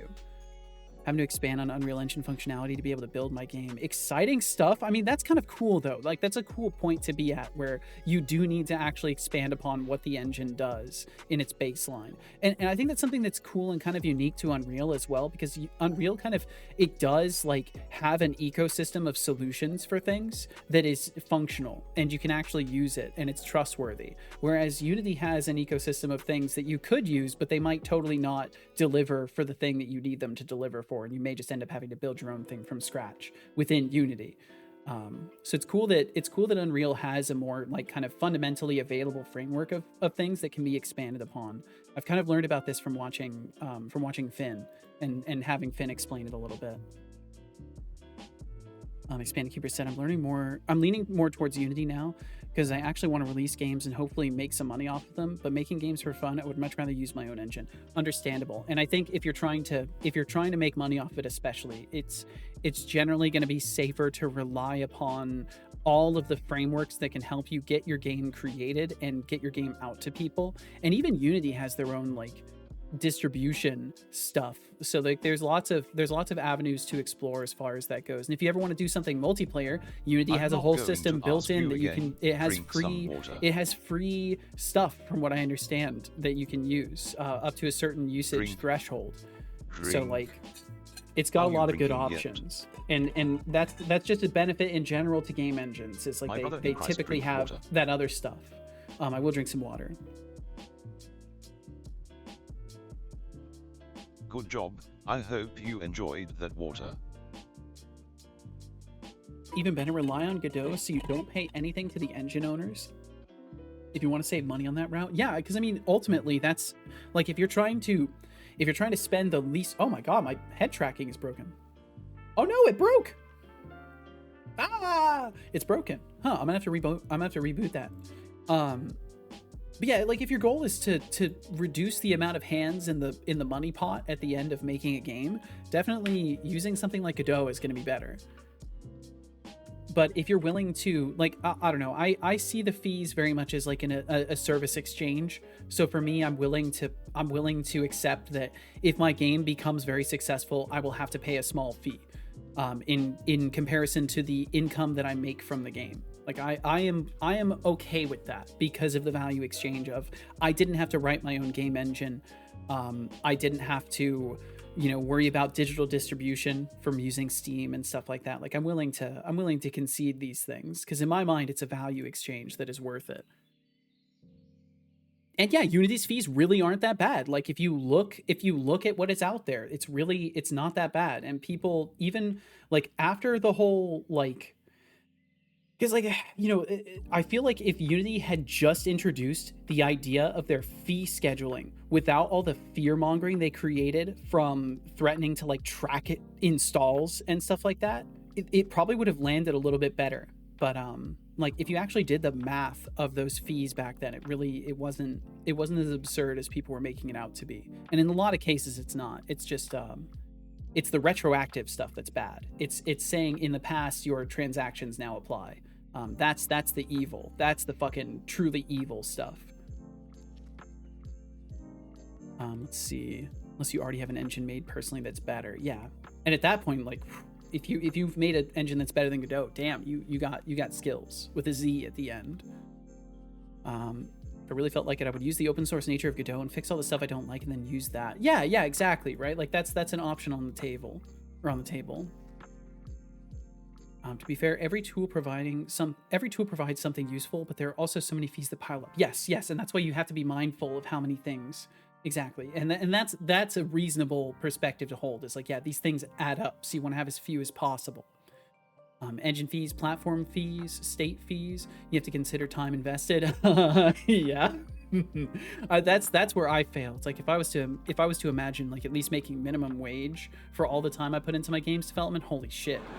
My expectation of income from any of my projects would be pretty high. Bit splitting and texture shaders. Later I plan to make a custom version of the mesh instancing to better work with my data handling. Ooh. Happily give Unreal lots of money. Without Unreal Engine, I would never have been able to put my ideas into a real game like this. Exactly, and that's how I see it. It's like I've gained far more than I would lose to fees. But yeah, people fear change, absolutely, and they fear justifiably the shady actions of corporations, which is entirely justifiable to fear and to be actively against because they're all evil corporate bastards. Welcome in TypeScript Tea Time. How you doing, TypeScript? Welcome. Hey, Seto and Co. Hey, right back at you.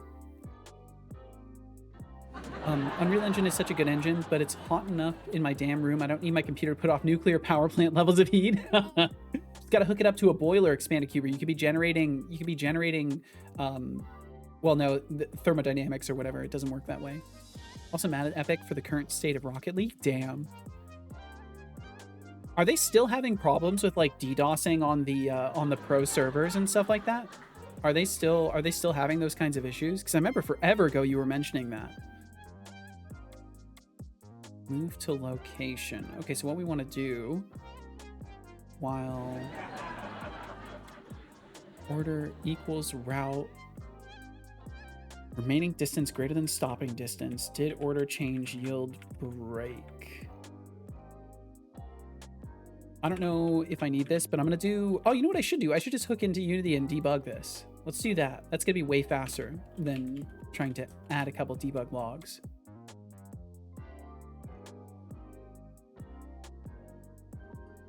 To have reduced my heating bill. Oh, using Unreal. That's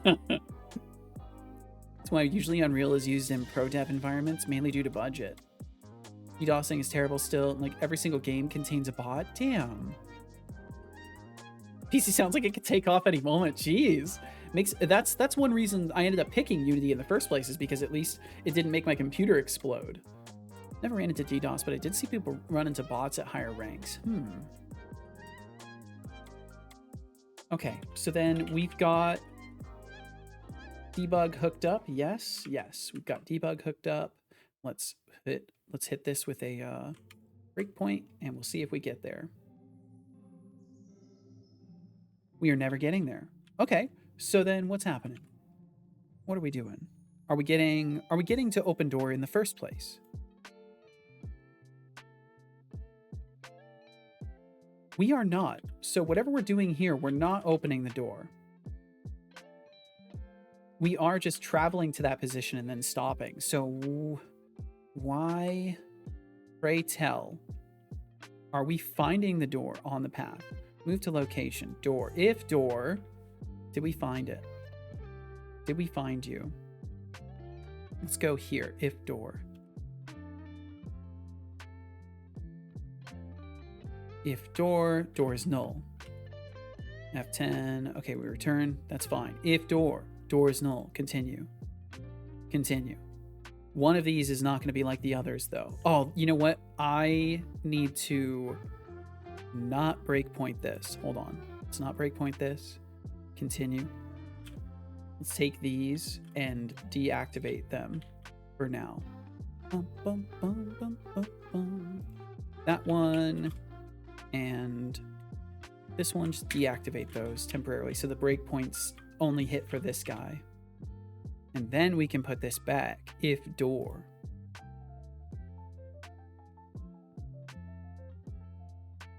I'm only champion, but I've been DDoS like crazy.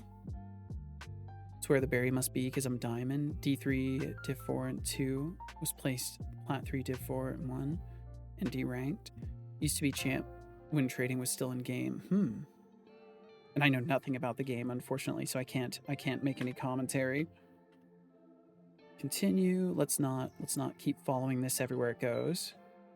I think we're not seeing the door. I think we are indeed not acquiring our door. Just to be absolutely sure, we'll put this in here. We would only ever hit that breakpoint if we found a door. Yes, and we're not finding it. Okay. Find component on path is not working then. Closest door point location. Where's our location that we're getting? What's our whole path that we're sampling? Can I get you to draw your debug?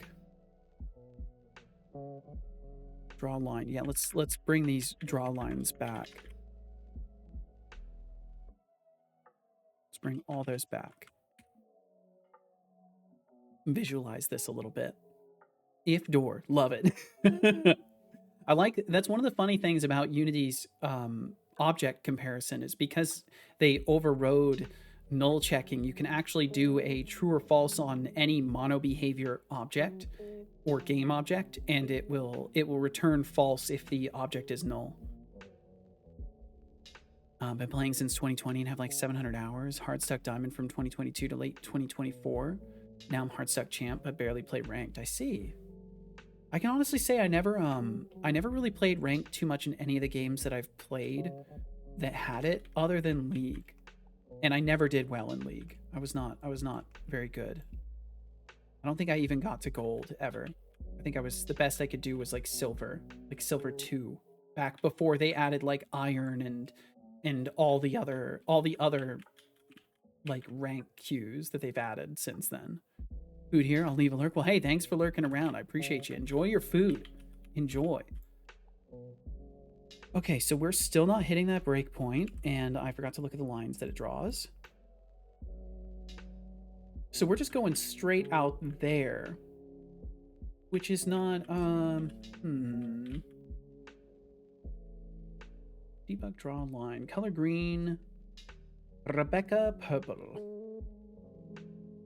Let's make this magenta, just so I can be 100% sure. Because it may be that we're not even casting along our path correctly. Because it's supposed to go from one point to the next in the nav path. So if it's, for whatever reason, not generating a path correctly, that could explain what's going on. Bum, bum, bum, bum, bum. Yeah, why are we pathing like that? You 100% are doing the wrong thing. So I must have something else misconfigured, maybe. Let's try setting this back. Let's add these ones again, because it had everything on the other nav mesh agent. Let's do that. Now do we be working?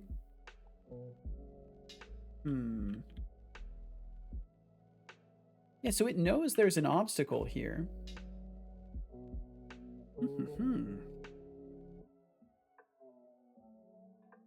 Get area from name, walkable. Set area cost, walkable.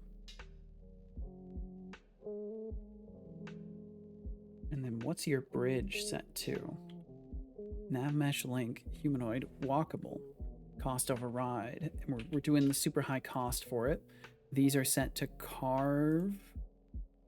Let's make them not carve, only stationary. See if that does anything. Bum, bum, bum. Okay, so it's ignoring the carve. So I think these just need to be static objects instead. I'm eating a ham and cheese sandwich. It's delicious. Yo, well, enjoy your ham and cheese sandwich. I don't know. I got to move around the room a little. All right, Avagrill. Well, thank you for lurking.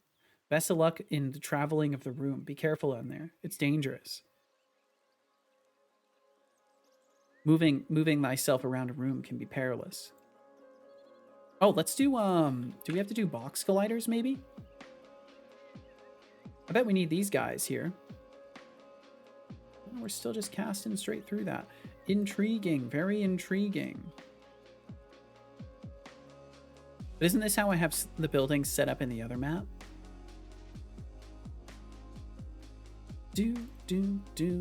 Save that.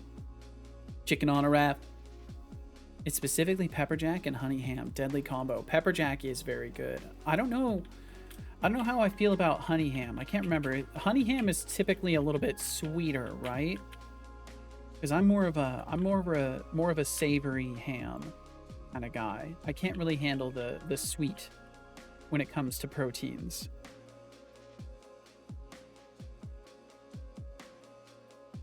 And I'm not really going to be able to test them very well, but let's look at the nav agents and stuff.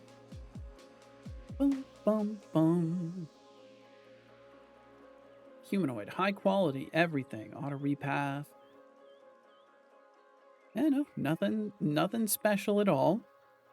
How's the building set up? How's our nav mesh path set up? Boom, boom, boom. This one's not that sweet. There's some that are super sweet for some reason. Okay. Sounds good to me then. Hack is working. It's kind of bad, but it works. Well, hey, you know, congrats on getting it to work. That's step one. Funny enough, every time I think about step one and step two now, I've been watching this this gentleman named Steve Wallace on YouTube. I think his name is Steve Wallace. Let me verify that. Let me verify. Yeah, Steve Wallace. He does like stealth camping in random places, and he step one is like getting your camp set up, and step two is cracking a beer, and it's great. So then every time I think of the phrase step two, I think about how that man sees step two as cracking a beer. Okay, so nav mesh, and thank you for chickening, by the way. Thank you very much, Expanded Cuber, for the chicken. Is this carving? No, it is carving, but it's also the surface baked. So we need to make sure that the same applies in the other scene. That's why this isn't working. So let's go back. Mechanics test. Haha, loser, take this pop-up. That's brutal. And I missed. I'm so emotionally affected. Let's go over to, what was it? Behavior testing. And let's go ahead and hop over there.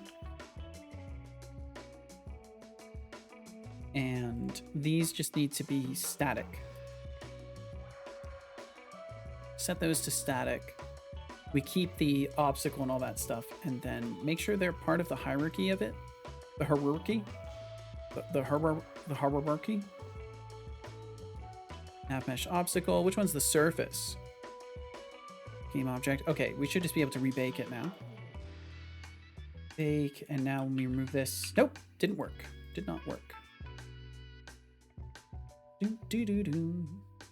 Current object hierarchy. Include layers, everything. Physics colliders. Should be fine. They have colliders. Generate links.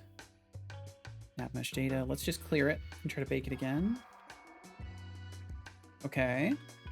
Let's set these to carve only stationary. They're set to static, so they should just be getting picked up by the thing. They do have colliders, right? Multiple colliders. I have multiple colliders on them. That could be doing it, perhaps. Remove component. Already had box colliders. Bake. It's definitely not changing. So let's get rid of the obstacle on this one. Bake again.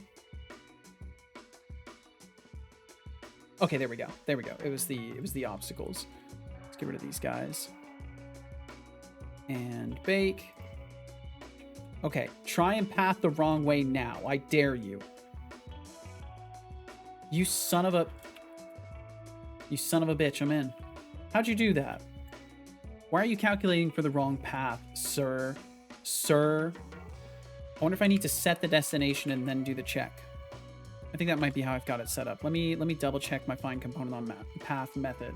What are we actually doing here? Are we just drawing the current path of the agent? Filter, nav agent, draw line, calculate path. No, we calculate a new path. Transform position, hit position, filter, and path. How the hell are we ending up doing that? Query filter, agent type ID, area mask, nav agent area mask. Interesting. Sure, it's working. I've been winning too much. It's to my knowledge, it's working correctly. To my knowledge, everything is running as it should, Cubics. You may just be on a winning streak recently.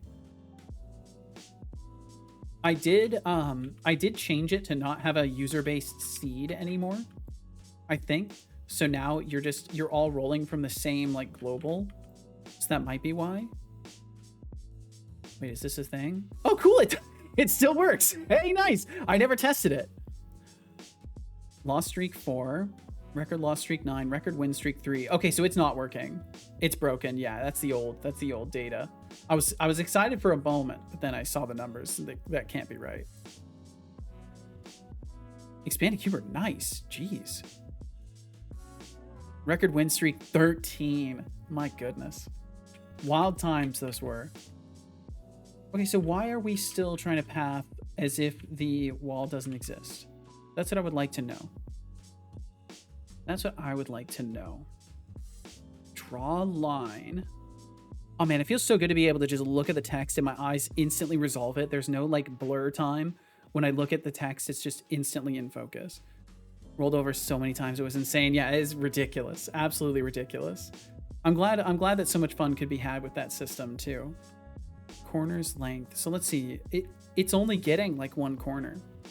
That's what's happening here. If we go to this and we run, we'll let this one continue through. Continue, and then the next one we get path corners 0. There are no corners on the path. Wait, it says there's no path. Oh, So I think because it's not able to get a path, it's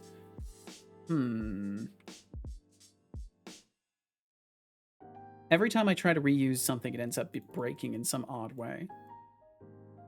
Got my VIP for pass instead of bot points. That's right. I remember this. He only had 200 million. He was poor. He was.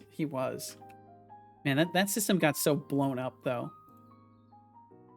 And I've yet to make something that was quite as entertaining as that as far as point systems go. I've got to do more with the current one and get this up to snuff as far as it goes.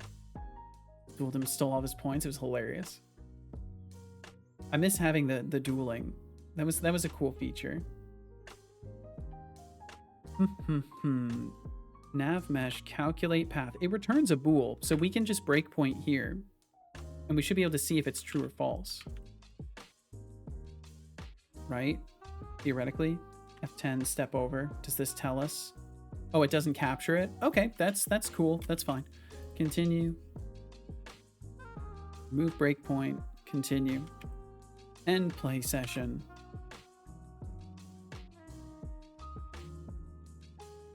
And then we should have the value captured. Yes.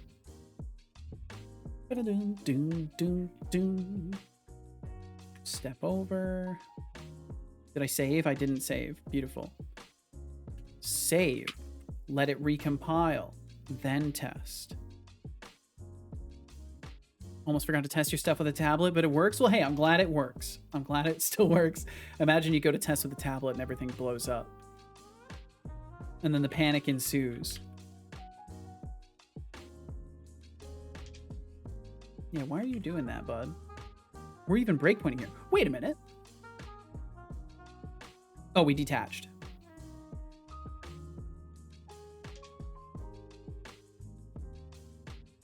Just how it works in real life too. You think you've got an attachment, and then it turns out you don't. You think you've got a connection, before you know it's gone. Yeah, so we're returning false. So we're not successfully calculating a path. Hit position. What are we trying to hit? Destination. Outvar hit. Max distance 1. Let's maybe increase this to like 2. Just to be on the safe side. Sample position. I think I have sample position set to 4 on the other thing. So I'm going to set this to 4. Nav mesh query filter. Agent type ID. Area mask equals area mask. Nav mesh all areas is what we're passing it. We don't do anything fancy with that.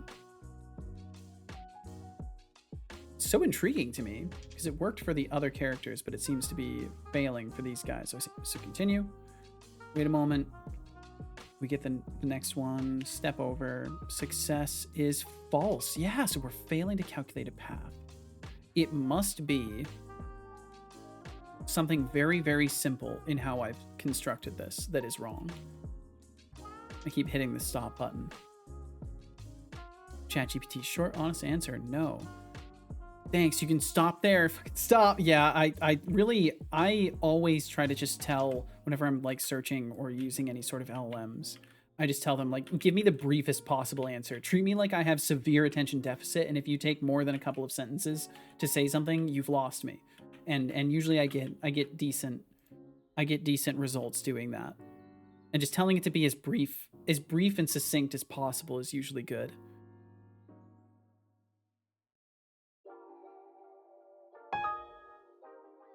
What are you making? Yo, what's up? Cozy Gamer 341. I'm currently working on a sort of stealth action home / area robbery game. And I'm currently working on my nav agents, the pathing through doors and stuff like that. And sup with you, Max? Welcome in. How you doing? And thank you for asking, Cozy Gamer. I hope you're doing good. Thanks for swinging by today. It should have learned by now that I don't want 6 steps to solve a problem. I want 1 step. Unfortunately, it's not very good at learning. Even with the history of conversations and stuff, a lot of these services are not very good.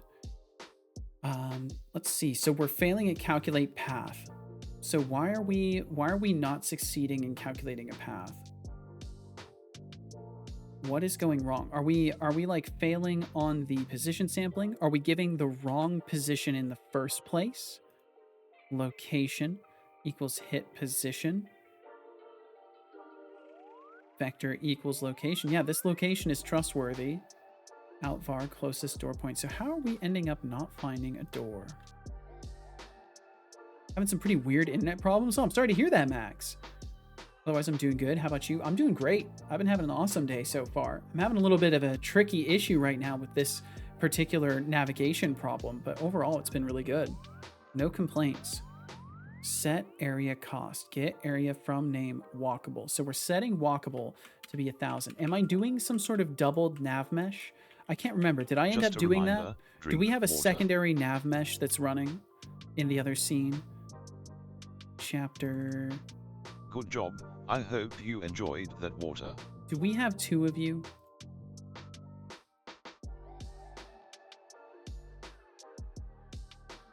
Just the one nav mesh surface. Just the one, actually. Default area walkable. So nothing out of the ordinary here. Render meshes, all game objects, everything. Walkable is what it's set to. It does not generate links. What's wrong with it? Or what's happening with it? So right now, the issue at hand is I'm trying to take navigation logic that previously only lived inside of a nav mesh agent's what's it called? Or no, not a nav mesh agent, a behavior graph agent's node, and I'm trying to move that logic into a place that's actually reusable What's up, my gamers? and make it so It's me, the every real movement Sis order Tolix, checks for here with a doors. message to disrupt your viewing. I actually was supposed to announce ads, but Sehitolix took those away. I he did. took the ads from me. Now I I'm took just those a ads computer away. person with no job. I'm just here, rambling, no purpose. I'm just going to sit here and wait precisely 30 minutes before bugging y'all again, because I'm just cute and sassy like that. He is going to do that. That's true. I wonder if this point is too low or something. I can't think of any reason why it would be, because we're pathing just fine otherwise. But yeah, essentially the issue at hand here is that we're supposed to be raycasting along our path, but for whatever reason, we're failing to calculate a path on this nav mesh surface. And I'm just gonna have to figure out why that is, because it seems like everything else is working just fine. And it's just an issue of configuration.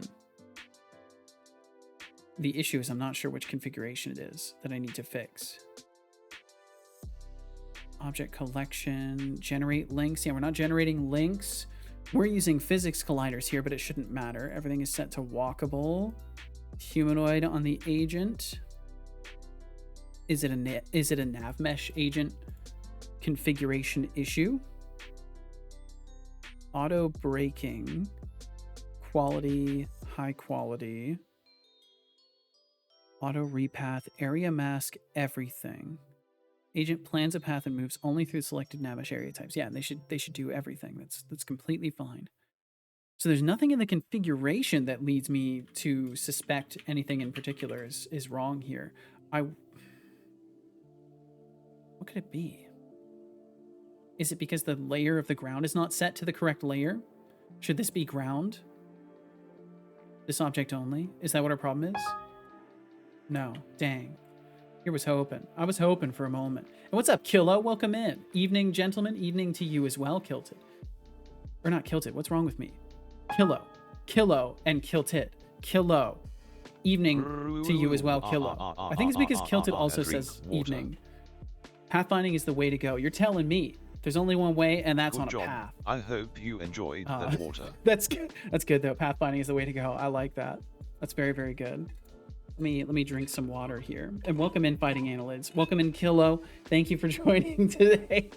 Sorry for my misnomers. I hope everybody's well.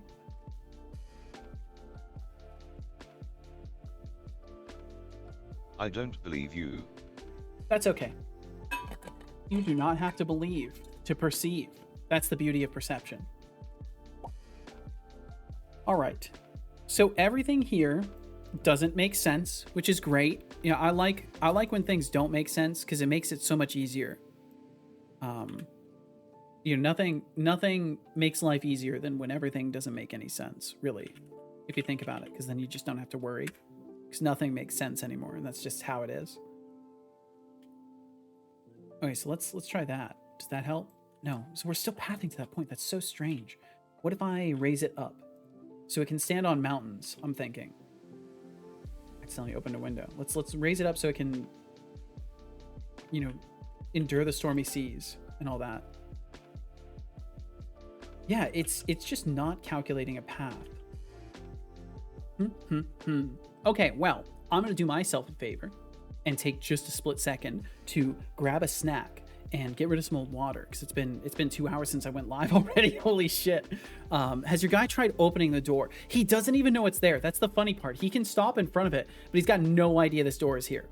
No clue whatsoever. So I've got to help him out a little bit. And I will do that when I get back. So I'll be back in just about a minute or so. Thank you all very, very much for being here, and I'll return in just a sec.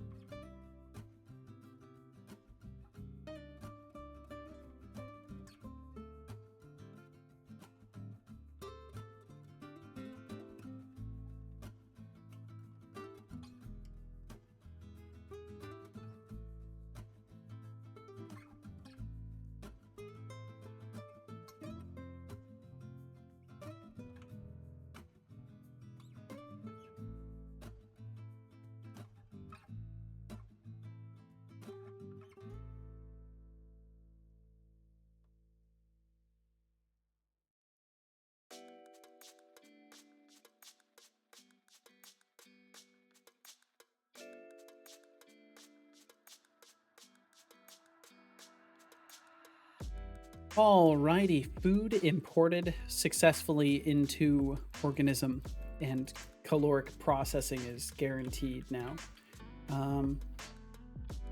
So what have I done that is actually different? What you got? We got they recently in the store next to us. Usually jerky and stuff like that is always off the table because it's just so damn expensive. Like dried and cured meats are often really expensive around here. But for once there was like a marked down bag of pepperoni sticks, like the pepperoni, little pepperoni sausage sticks. So I just had a couple of those. And that is plenty. Just a couple of those is more than enough. Because I found the midday snacks really do help. Pepperoni or salami? It's actual pepperoni, not salami. At least they've labeled it as pepperoni, so I assume it is. You never know though. You never truly know. Could be people for all I know. Soylent could be people for all we know. So let's look at the travel routine here. So they're taking in their validated destination. We're doing the same thing. Selected door position. And then, yeah, everything else is exactly the same. So it must be a configuration in the scene. There must be some subtle difference between the two of these. And I've got to find it quickly because I don't want to work on this for very long. I want to work on the other behaviors. Often can't recall what is the better one because we only have salami over here. Pepperoni is still a thing, but it's quite more rare. Yeah, I have no idea. I have no idea what people consider to be the better one. All I know is I like pepperoni. It's pretty good.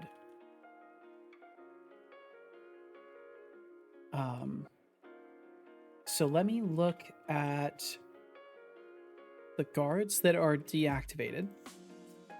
You know what I could do? Sorry, I yanked a cable. I don't know if that came through at all, but hopefully not.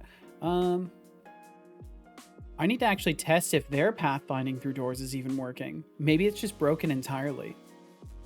Can we... I think I can alert them to a point that's inside the building.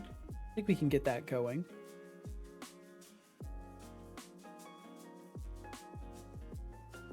Oh, I can't move.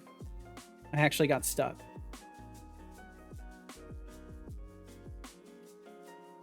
Haven't mentioned it for some time now, but I'm still working on my small project. On your which one is this, Max? Is this the one for work related stuff? So I know at one point you were working on that dialogue system for the Doug community thing, but I'm guessing it's not that. Yes, okay, gotcha. Well, I hope that's been going good. Can I get you to see me? Can I get any of you to go through a door? Is everything totally broken to the degree that I'm not going to be able to test it? Here's what I can do. We can cut corners a little bit. Move camera. Let's just dupe it. Let's make a new one. New camera. Inside home for some reason, because why not? This guy, who's going to be a corpse on the ground. Also in here. Save. So now they fall down in there. Does it identify the body inside the house? Can it see it?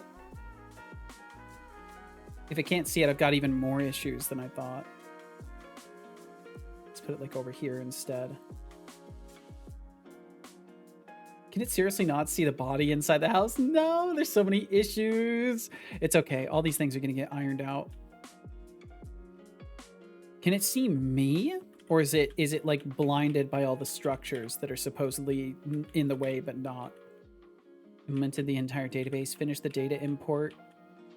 Have dipped your feet in getting the front end up and running. Nice, nice. Yeah, it can't see it all inside the building. Oh, that's great. That's so great. Cool. So the one thing that I thought I could do to test it will not work. That's okay, though. And speaks to some of the issues that I'm going to have with my perception system still.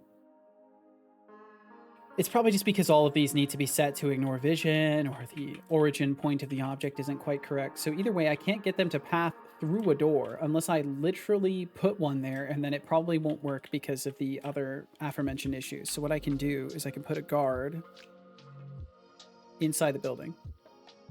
Because if they're inside the building, they're going to have to walk out of the building. Once they get activated, they should have to walk through a door. Can verify that my door finding system is still working. It is not. It is not. It broke at some point. It broke at some point, and I don't know when. Oh, that's so great. It drew a straight line. It drew a straight line to the player. Oh, no. How did I break the door finding logic? Why is the path finding not working? Why could that be? Have I updated NavMesh agents recently? Because Unity keeps releasing updates that break things. Like, I wish I was exaggerating, but I'm not. Like, I had to downgrade Unity behavior to 1.0.13 because the newest one is broken. Like, it actually doesn't work for branch. If you do an if and it has to branch. There's a bunch of weird things that happen. I need to go and actually make a bug report for that as well. What's our... Where's our AI? AI navigation. I was literally focused on it already. When's the last time it's updated? January 27, 2026. I'm going to downgrade you because I think you're breaking my stuff. I'm going to downgrade you to 2.0.9. And if my stuff works now, then I'm never updating anything that Unity releases ever again. And I'm going to quit using Unity and I'm going to become a Godot developer. And then I'll whinge about Godot instead.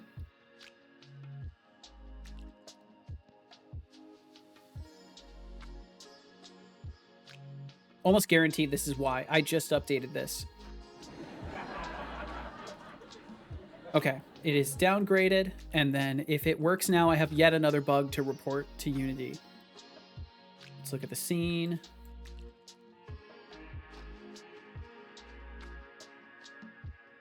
And if it's still broken, then I've done something.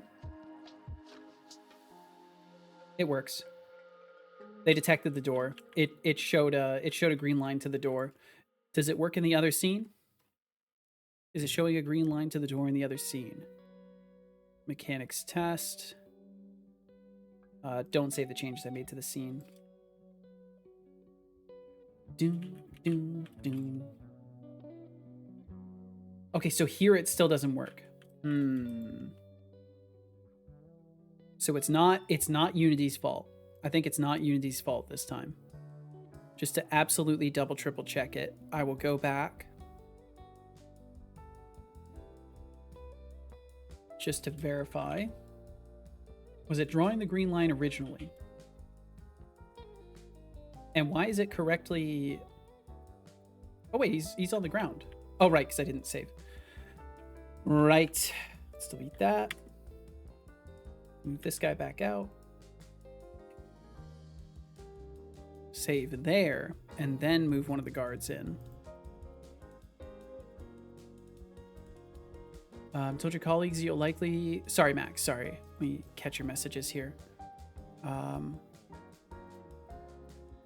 you, because besides a few templates, I have to build that stuff from scratch. Jeez.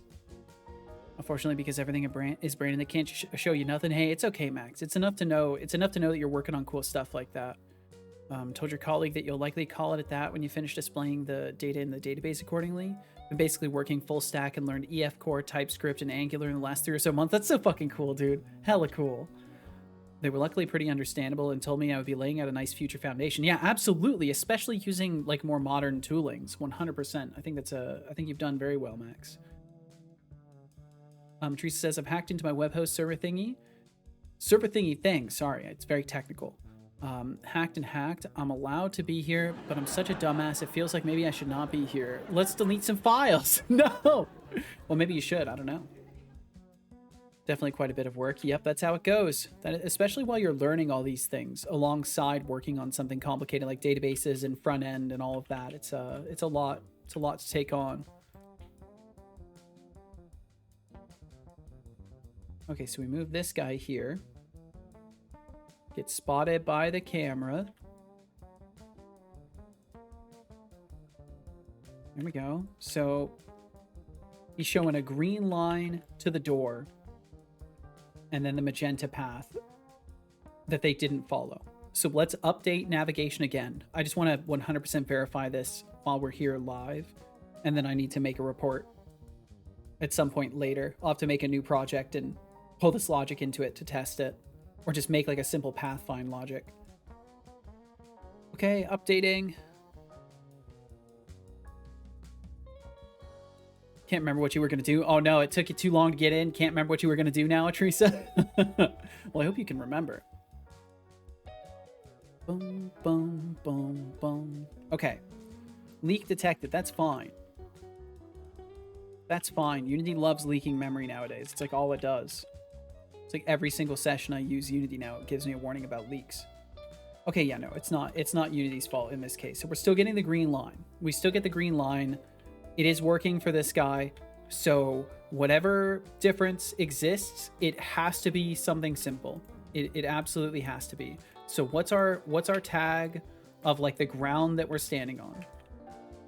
What's the tag of this guy? Ground. It is on the layer of ground. The door is on, I'm assuming, interactable somewhere. Root override.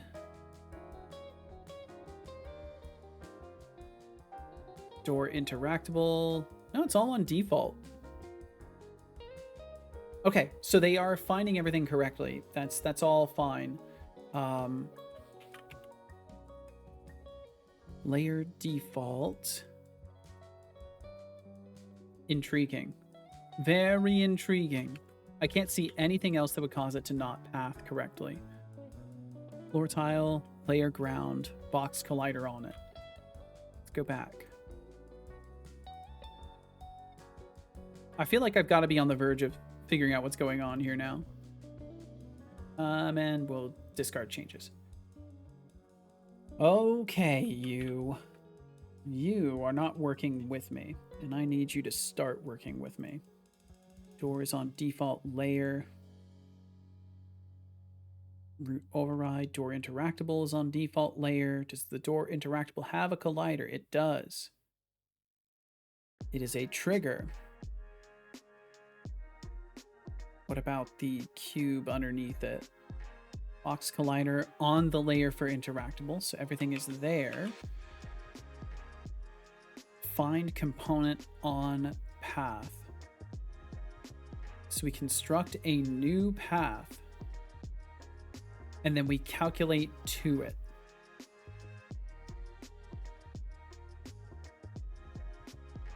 And success equals whether or not we've calculated the path. We're getting false every single time from the nav agent's transform position to the hit object's position.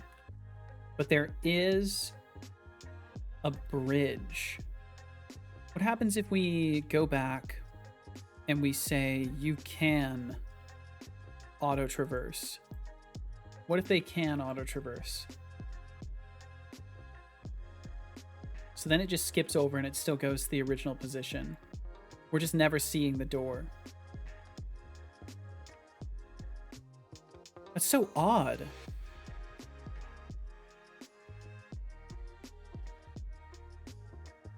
And here I was thinking building a simple scene would make this, well, it is actually making it easier to test. Just more confusing that this doesn't work consistently. Let's try not auto repathing as well. What's that do? So they get to the door and they just sit there and do nothing. But they're never finding it, because if they were finding the door, there would be a green line getting rendered in this moment. But instead, there's only the magenta one, which means that they've failed to calculate a path. So why does calculate path fail? When do you fail? Path clear corners. So they completely reset the path no matter what. Calculate path filter internal. And then a bunch of things I don't understand. So it talks about the costs. Maybe the cost's too high. Get area from name walkable. Cost 1,000. I wonder if maybe overriding this cost is causing us to not be able to path there at all.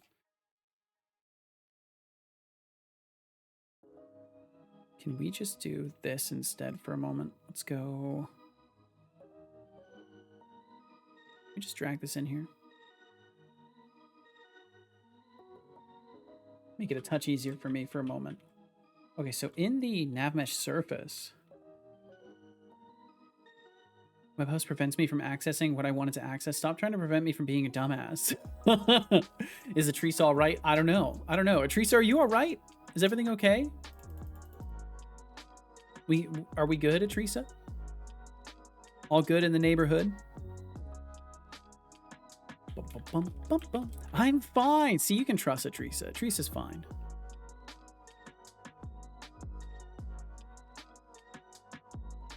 Use geometry. Humanoid. Walkable. Default area. There's no other stuff I can set here.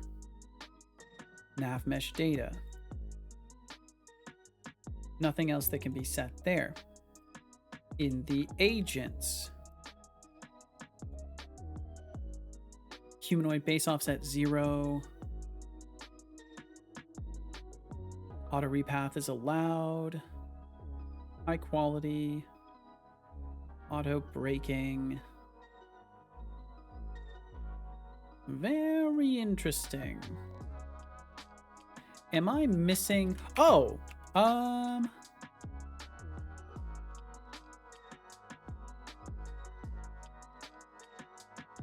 I nav agent transform position? Get area from name. I think Cetolix. Water detected. Consume it. I will Don't consume ignore some me. water. Drink water. I actually don't now. know what I've done here, but I'll figure it out. Getting a flamethrower to fix this, I'm sure it'll work. Drink water.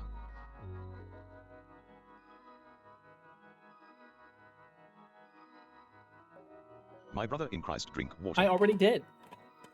You missed it. It just happened. It was real. It was real and Blah valid. blah blah. Drink. I already did. I already did. Water. Actually, I believe you. Okay. Sure you do.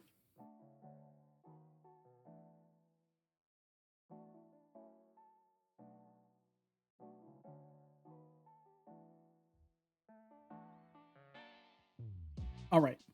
I'm going to step through this and figure out what's wrong, and it's going to be easy. Brother in Christ is funny. I'm glad you like that.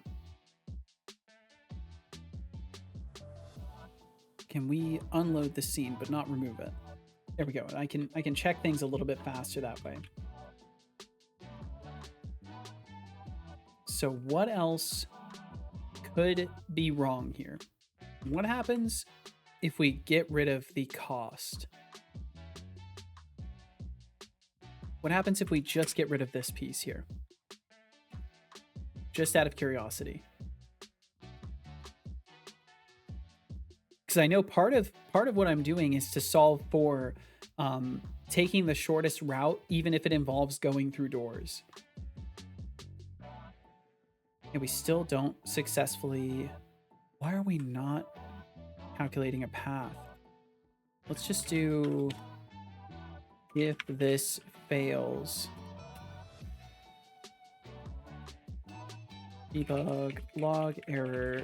Failed to calculate path between positions of nav agent and location of... And then it's going to be our hit. Oh, wait. Target position. Yeah, hit position. Oh, you know what? I wonder if, because we're passing it a validated position, if that's why. Okay, we'll add this.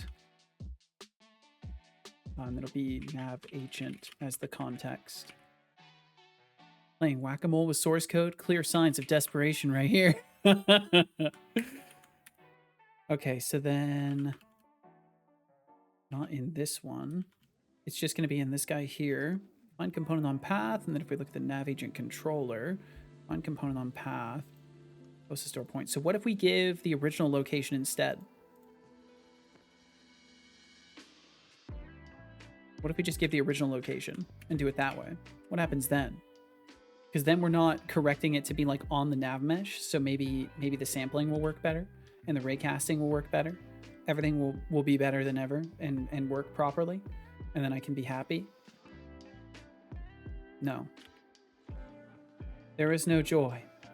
Failed to calculate path between position of nav agent and location of. Let's do a debug draw line.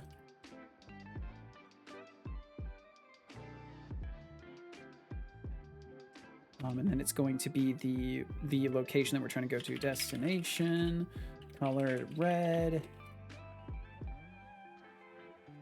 And then we'll say it stays for 5 seconds. And we'll look at that. I just want to verify that the points are correct. Because maybe something else has gone wrong.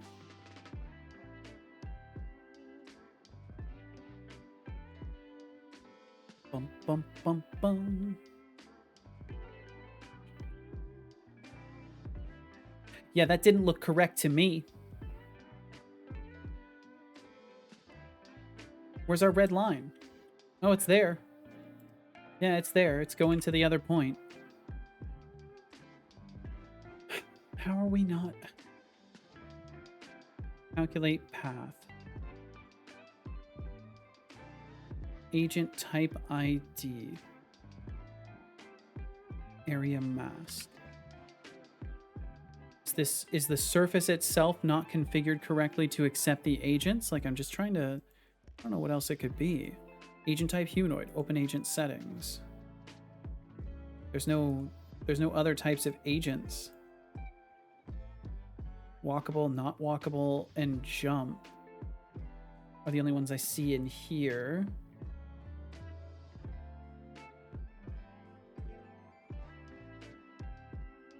Max slope.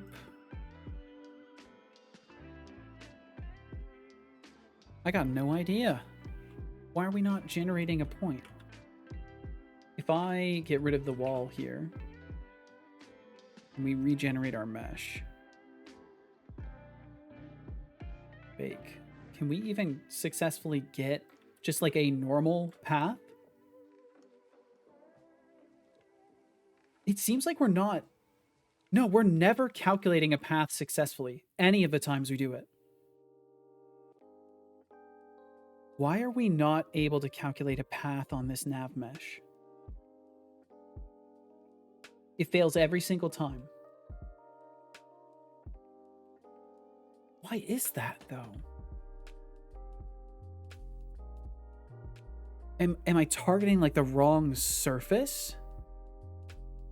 Set area cost, calculate path. Calculates a path between two positions mapped to the nav mesh, subject to the constraints and costs defined by the filter Hey, argument. Wowie, look at you hanging out here. How cool is that? It's me, Fake Seti Teddy Tolix. Yo, that's right. It's me, Hype Sectolix. I'm here to absolutely boost the energy of this space.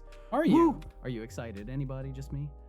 Not really. Anyways, this is a moment of comedic relief from whatever trash heap of a task Real Cedo is up to right now. What an absolute poser. Imagine pretending to be the real Sehatalix, who is me, by the way. I'm How the real ridiculous. Seto and the real Sehatalix and all the other mispronunciations. It's all just me. Okay, let's add this back. I assume we can't path through it still. Why? Failing to calculate path. Let's take the same agent. Let's take their patrol points and the patroller. Let's copy them. Let's bring them into the remake. Let's unload this scene for now. Oh, we can't. Oh, yeah, we can. Save it and unload it. Let's paste them in here. Where'd they go? Where are they? Paste. Cannot paste to the unloaded scene. Paste. There we go. Let's get rid of the quad, but keep the patrol points. Walk around, I dare you. He's pathing fine. Oh, nope, he's still failing. He's still failing to calculate a path. Even on this nav mesh surface. Is the path calculation actually broken? Okay, so one more time, let's go ahead and move him inside the house. Let's move him inside the house where there's a bunch of nav mesh obstacles and stuff. But we know for a fact that the agent was able to see this door. So if this guy can't see the door, then it has to be some sort of a configuration on the nav mesh agent or something. It's got to be something relevant to this object if this doesn't work. Did we get a green line on the door? I don't think we did. Yeah, we get another failure. So we are failing every time, no matter what, for this specific agent to calculate a path. And that is slightly distressing. That is extremely distressing for me. Get instance ID. Unit test scripts are no longer delivered. Yeah, let's try just going back to 2.0.9 one more time just to be abundantly sure, because otherwise I don't know how this could be breaking, but it has to be related to the NPC. or to the configuration of the agent. Max said, I got a few things I still want to say, but I'm honestly too exhausted, so I better head to bed. But before that, you might have noticed that my spacing in text has been horribly off. I have no idea why, but my keyboard has become hypersensitive to the spacebar input, and I have absolutely no clue why. Oh no! Left this text without constantly backtracking to fix it, so you might be able to see what has become so annoying. I actually don't see a single doubled space, because I think Twitch always will, by default, remove extra white spaces added to text. I'm pretty sure that's something that Twitch always does. Yeah, it still doesn't work. Okay, so it has nothing to do with which version of AI navigation we're on. The other agents are fine pathing. This one isn't. Is it because they're too large? Is it because they're so large and in charge? I bet it is. I bet it all comes down to the fact that the mesh is too large. The nav mesh agent is configured to have too high of a radial size, and it doesn't fit through the doorway. That's it. That's it. I know it is. I'm near 100% certain that's what it is.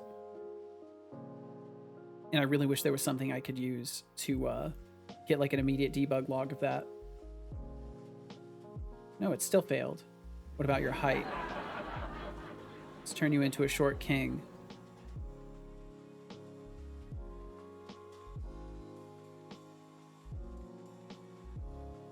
Mars 066 It's still saying it failed is to large and calculate. in charge. It's large and in charge. It's true. That's what's happening.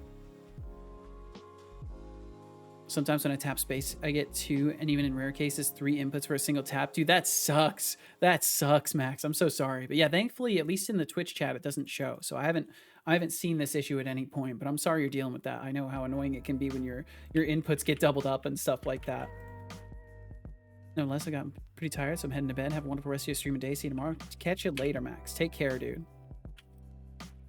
Okay, so everything I built is broken and sucks, is the takeaway. So let's make it not suck. Let's figure out why, and let's try to make it not so terrible. I think we can successfully just fully go ahead and unload this scene at this point, but for now I'll still keep it. Load scene, unload this. Test with a lot of manual spaces. Yeah, it censors them out. Really does filter all the white spaces out. Yep, anywhere there's duplicate white space, it'll clear it out. I think it's like something with the IRC protocol or something like that. Yeah, I hope you do have yourself a wonderful night, Max, and thank you again for hanging out here. Capsule collider. Maybe the collider did it too. Let's just scale down the object. Let's make you less large and in charge. How's a small boy? How about you just be a small boy?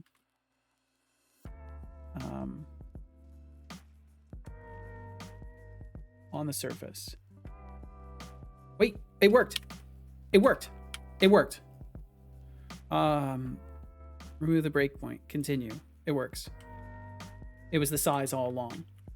He got to the door, and now he just can't open it. Okay, we're good. We're back in business. Fuck's sake. Okay, so the moral of the story is, when you do not get a successful path calculation, make sure that your agent is small enough to fit through the doorway. That is so... I really wish that there was like some sort of a return response as to why the agent couldn't make a path, but I should have realized this right out the gate, what was happening. I 100% am responsible for all of that. Oh, man. Have a great one. See ya. Take care, Max. Take care of yourself. We will catch you around. Okay, so we're back on the tracks. We're back on the tracks. For those of you who've survived, thank you for surviving the perilous bug fixing episode. You'd be amazed just how many people, at least 7 people, gave up on me, but you stayed. You had faith that I would solve the problem, and you were right to do so, because I'm good at solving things. It's what I do with my brain. So thank you for allowing me the time. And now we can hopefully move forward. So let's make that not run on the start, because that's doing weird things. Oh wait, no, we do want this to run on start. Oh, okay, so this one needs to be formatted a little tiny bit differently. I think we actually want to use the patrolling behavior graph agent for this one. So I'm gonna delete this guy, and we're gonna bring this one over as a duplicate. Bum, bum. And now everything is good and is in order in the world again. So we've got that, which is super nice, because honestly, the disorder was kind of getting a little bit much. And then I've just got to set the new collection of these guys. So we'll zero that out, lock our selection, and patrol points. Throw those on. And then we do not want to run on start on this guy. Okay, let's see if it works. If you're doing nothing, and that's because I turned off the behavior graph agents. Let's switch that guy on. Starts pathing and then thinks about it. Goes to the door. Destination reach. So it should be able to open the door. Yeah, so we're going to run into all sorts of issues with this one in particular. But yeah, they should be able to get to it. It's because they're, let's see. So their behavior graph is telling them to randomly switch. So I'm actually going to create a duplicate of patrol with no pauses so that I can get away with this. So let's go to behavior graphs. We're back on the rails, baby.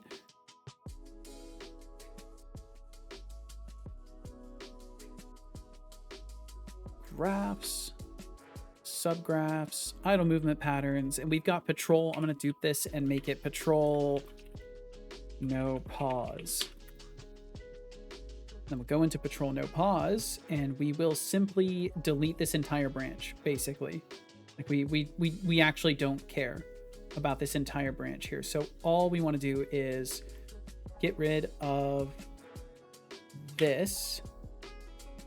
Let's see, this is if moving is true, false, and then here we get rid of this. And we just say wait frames. We'll say wait for 10 frames. Screw it. We'll only reiterate every 10 frames. Because this is running in parallel. This one's just repeating until success. Okay. So now we'll set this one to be this guy's behavior, so that he will not pause randomly. So now it won't interfere with the pattern that should send it through the door. Yeah, but it's still doing it because we're hitting not moving. But what I need is for moving to still count when we're trying to open a door. So I actually want to make moving be a bool that gets referenced rather than changing all the time, maybe. Bum, bum, bum, bum. Because what I think is happening is we're pathing up to the door, and then when we stop, we're calling the on agent stopped interaction, which is then causing us to try to go to the next patrol point. Because then we're saying it's false, we're no longer walking, and as a result of that, patrolling without pause is then saying, oh well, if you are not moving, then I want to pick a new path. But what I might be able to do is say that we do another check. So we'll say if moving is equal to true. Oh yeah, we can leave this as it is. We can say if all are true on this guy. So in the inspector, if all are true, if moving is equal to true, how do I want this to work? Because basically all I want to do is add a secondary check where I'm saying, hey, if you are also looking for a door, then you are still technically moving. Or if you have an active door coroutine, you are still moving. We still count that. So I think it would be or if any are true. If moving is equal to true, or if our agent is currently opening a door. So create new condition, and we'll call this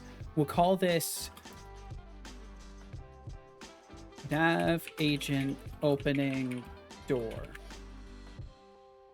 conditions, and then we'll say nav agent is opening door. The nav agent is the only thing you need to set. Nav agent controller, create that guy. behavior graph conditions. We'll just put that here. Bum, bum, bum, bum. And then is true is just going to return true if we have a door routine. So nav agent value door. And we'll just make sure that we actually display this. Public coroutine.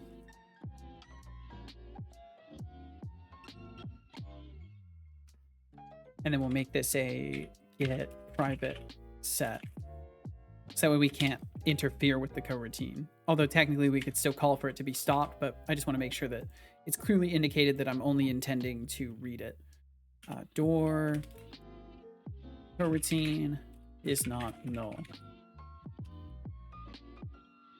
Boom, there we go. That's it. That's the logic that I need there. So then we'll check and say if we are moving or if we have a door that we're presently waiting for, that counts as still moving. So we should wait for that to complete before we try to call for the next navigation position. So then that should result, let's see, let me make sure I actually set this in here. So then assign condition, nav agent opening door. So if we're moving or if our nav agent is opening the door, I'll probably change this so both of them just refer directly to agent controller. And doing it that way probably will work better in the long term. But either way, that's fine for now. Let's see. Give me just a moment here. Bum, bum, bum.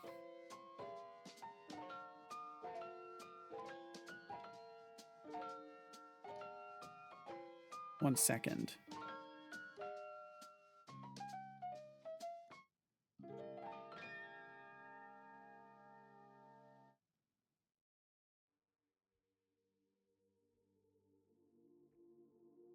There we go. Just responding to a text from my partner. It's the least I can do.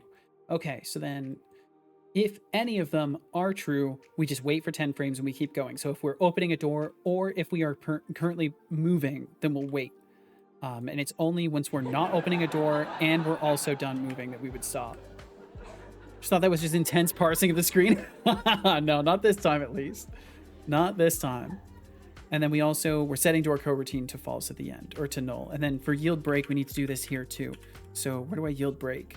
In both of these, in any of these, we need to make sure we also do door coroutine equals null so that we don't cause any confusion. And then this one here needs to be surrounded in curly braces and we should be okay to test it.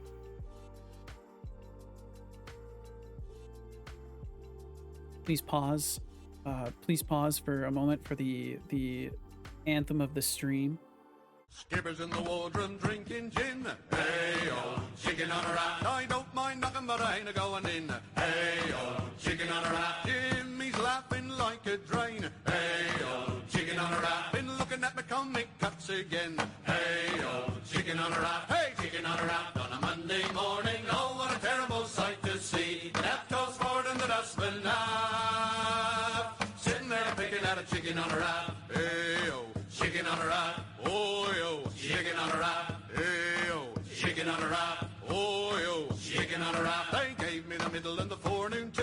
Hey-oh, chicken on a rack. That's really good though. I can't help it. That's really good. Hey-oh, chicken on a rack. Seagull wheeling overhead. Hey-oh, Chicken on a rack. Oh, to be floating in a feather bed. Hey-oh, chicken on a rack. Hey, chicken on a rack on a Monday morning. Oh, what a terrible sight to see. Left toes forward in the dustbin now. Sitting there picking at a chicken on a rack. Beautiful. Chicken on a rack. Oh, yo, chicken on a rack. Hey, yo.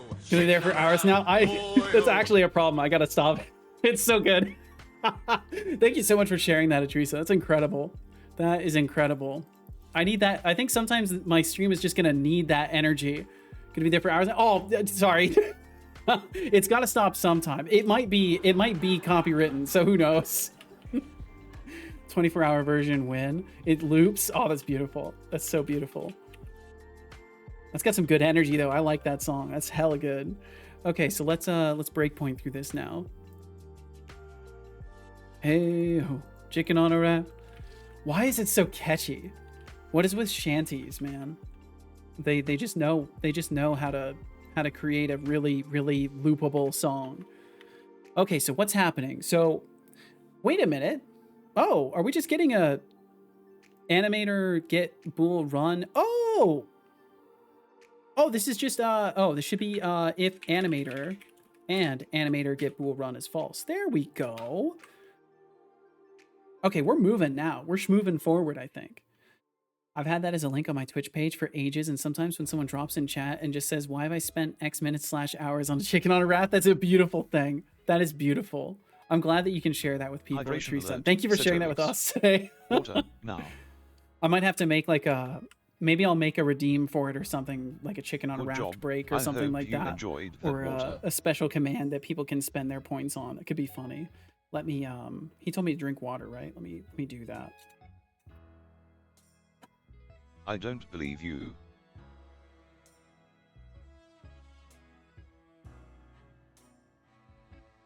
Beautiful. Water consumed.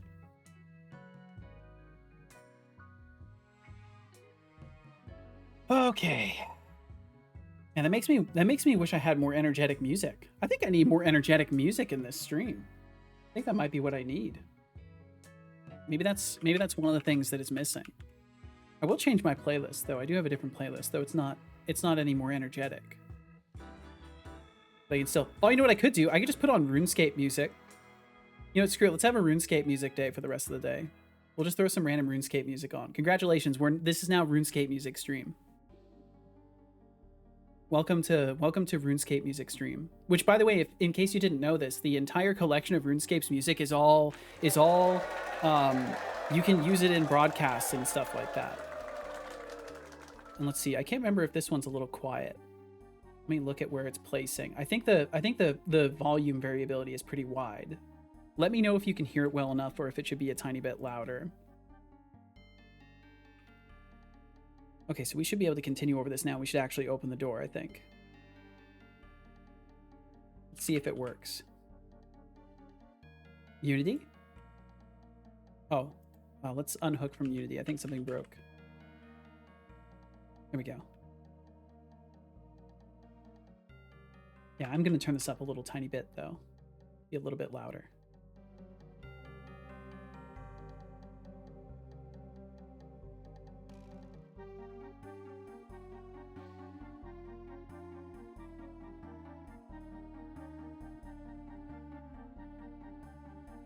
Open the door. Unassigned reference. Animator is not assigned. Did I save? Oh, there's different ones. Oh, there's these.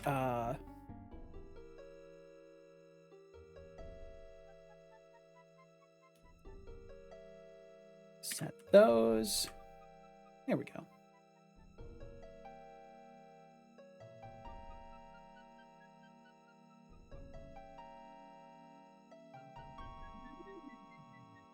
Would appreciate a volume slider on the chicken on a raft page. Yeah, that would be nice. I had to immediately just make sure that I turned down my browser's volume in Ear Trumpet, or it probably would be really fucking loud.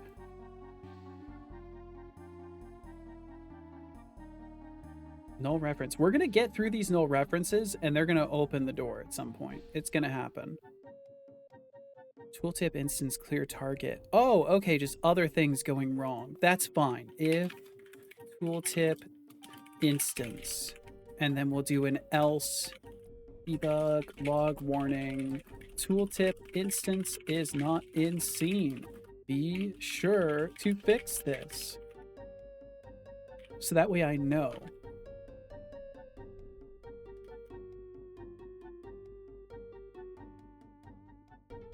Did I remember correctly? You did some audio shenanigans with Linux as of late? Yes, indeed. Some, yes. So I'm on Linux now, and I don't have a proper audio manager yet. Yeehaw. Bum, bum, bum, bum. Path. Do it now. Open door. That doesn't count. No, that doesn't count, sir. No, that's not. That is incorrect. Wrong. You are supposed to wait for the door to open, sir. Try again.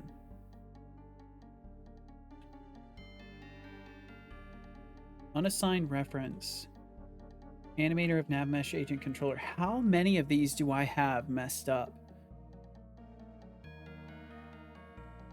So we're somehow skipping this. While target not done operating. Interact action. Is something breaking in the door? Is the door locked? If target locked. Nope. Can't check that either. Lockpicking standing position. Yeah. Huh. First define proper for yourself, then download whatever that thing was called.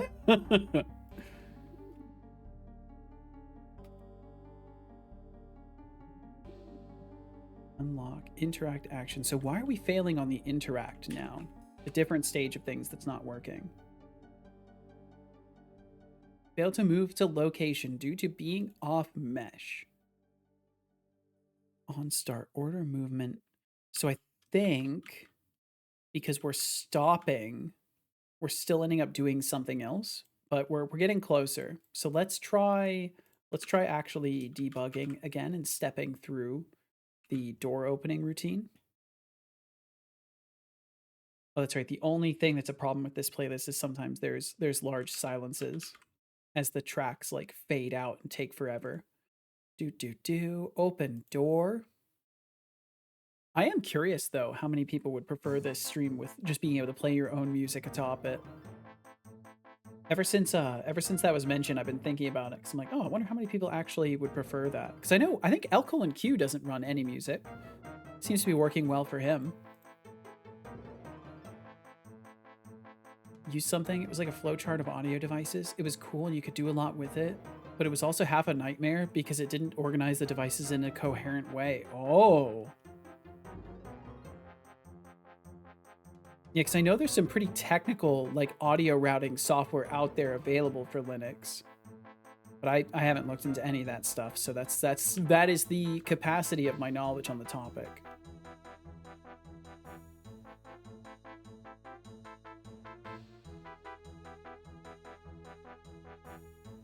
Okay, so we should move to location. So then if not animator, yield return null. So we're setting move to location. Voice meter banana, maybe? Yeah, you could get away with a decent bit with voice meter. That's for sure. And welcome in, QWERTY. Thanks for hanging out. So we're not getting any other further breakpoints. Are we active movement order is not null, maybe? Equals route. Active movement order equals route. And nav agent. Are we like only getting to this once or do we never get here?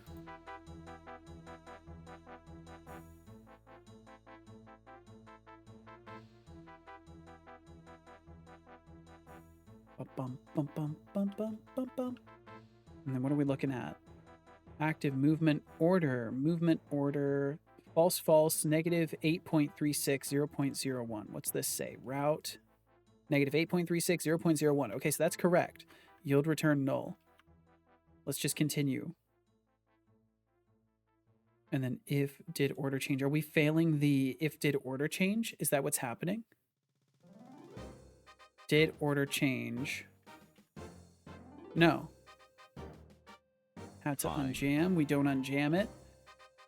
Nav agent is stopped equals true. Target unlock. Interact action. Wait for seconds, half a second. And we should open the door. Is the door not configured to open? Is our problem in the door now?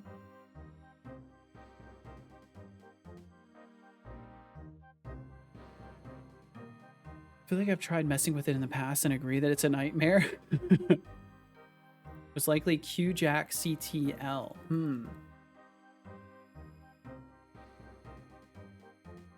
Why is it going to my font directory? Why is it doing that? Stop opening the fonts randomly, Unity. What's wrong with you? Unity just kind of focuses random objects now when I exit play mode, and I don't know why. I've got to figure some stuff out. I've probably got like some editor things that are breaking like background processes. So then it's going to be door interactable. Open position and closed position are exactly the same. So maybe that's the issue here, is we're never getting the door out of our way no matter what we do. So the open position, if we're looking at the root override, which is this guy, is set to 0. So open position is going to be, we'll have it open in for this. So we'll say it'll be -9, or it'll be 90. Yeah, 90. Bum, bum, bum.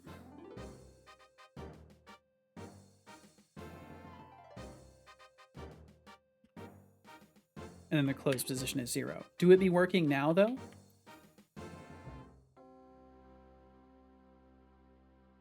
And let's just go ahead and not do any breakpoints. Let's continue on through. Do we be opening door now? No? Why not? Why are you not opening? Oh, does the door think it's open right now and then it's trying to close instead? That's probably it too. Man, doors are such a problem. Why do doors gotta be the way that they are? When they could have been something else, you know? Rotating, false. It is not rotating right now.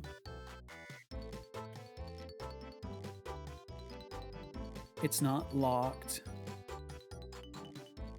I mean, I think the open and close should be set off with a rotation on start. It's like me showing up and calling out. Oh!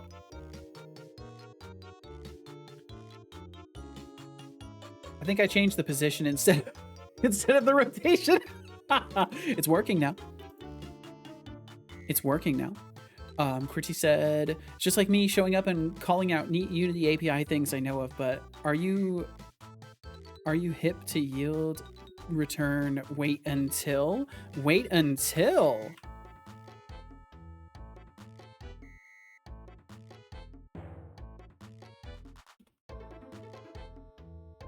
Oh my god, I think you told me about this one before and I didn't. Oh my.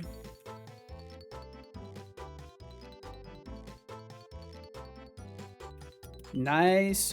Very nice. I like that. Thank you. That's a lot better. That's significantly better. I need to use wait until in many places. Ooh, it's me, your most beloved real fake sad Tulix here in the house place. In the house Hopefully place? The ads can go quick. Wait, well, why the heck am I reading that? Sorry, wrong script.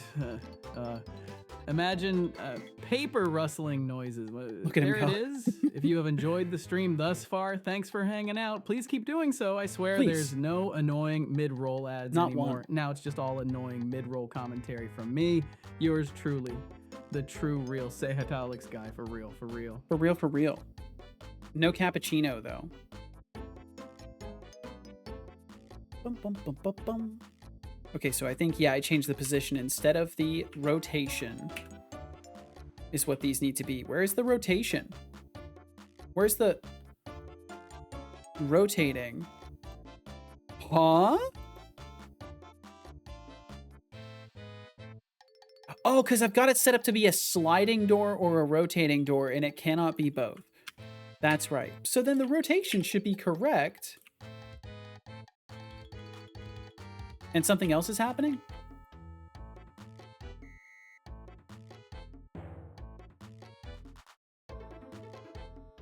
Yeah, why are we not opening? What the hell is going on?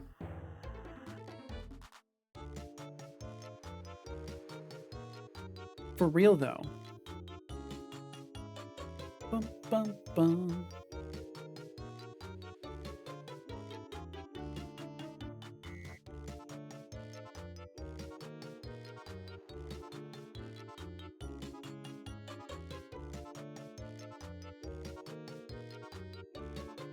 Get closest lock. Base interact action. And the door is an interactable. Process for sliding, process for rotating. Fixed update if rotating. And then we're just setting open to be not open. If not locked, open is the opposite of open. Debug log should be setting open to open. Bum, bum, bum.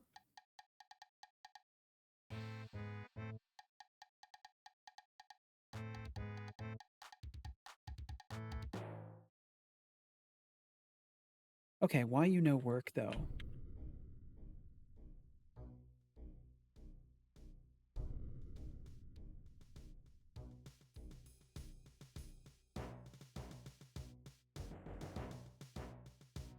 Destination reached. Should be setting open to true. It's doing nothing.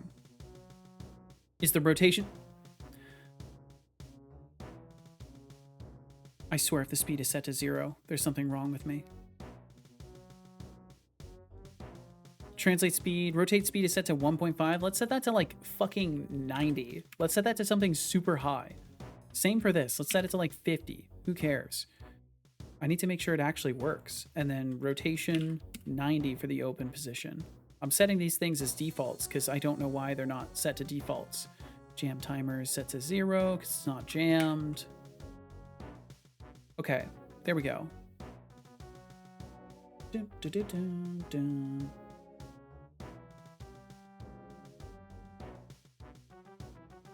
Rotate. Wait. Huh?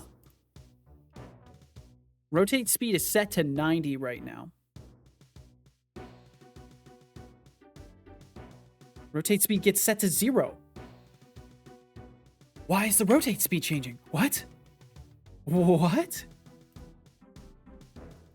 Where are we changing you? Right. Cached rotate speed. Why are we caching a rotate speed and when are we caching that rotate speed? On start.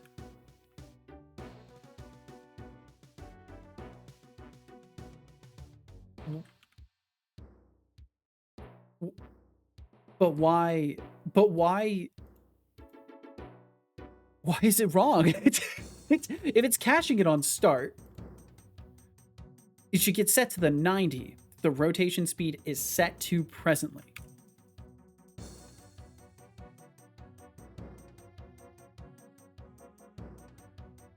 And why do I need this? I assume because I was changing the rotation speed in odd ways, which we're not going to do anymore. So I'm just going to get rid of that. Let's just get rid of that. Rotate speed is what it is. That's fine. I don't think anything's even referencing that value anywhere in the entire code base. And it's just like an old snippet from when I was trying to make it so you could hold shift to open doors and they would open quickly. But that's the jankiest way possible to have implemented that. And I could just change the interpolation time, which is probably what's going to turn out that needs to be done. I may even need to... Oh, it snapped open. As soon as they looked at it, it snapped open. So that's not quite working right either.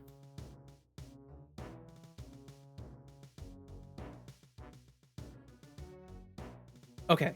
We're getting there. We're getting there. Good. Things are working. We're getting there. All right, let's change the speeds back down because those were fine where they were. This back to I don't know what it was, like 5 and then 0.1. Those are fine. Rotation speeds, I assume, are good now. Dun, dun, dun. Okay, that's still pretty fast. But honestly, I think we'll keep that for now. So why are we opening it as soon as we path to it and not once we get there? What's happening? Bum, bum, bum, bum, bum, bum, bum, bum.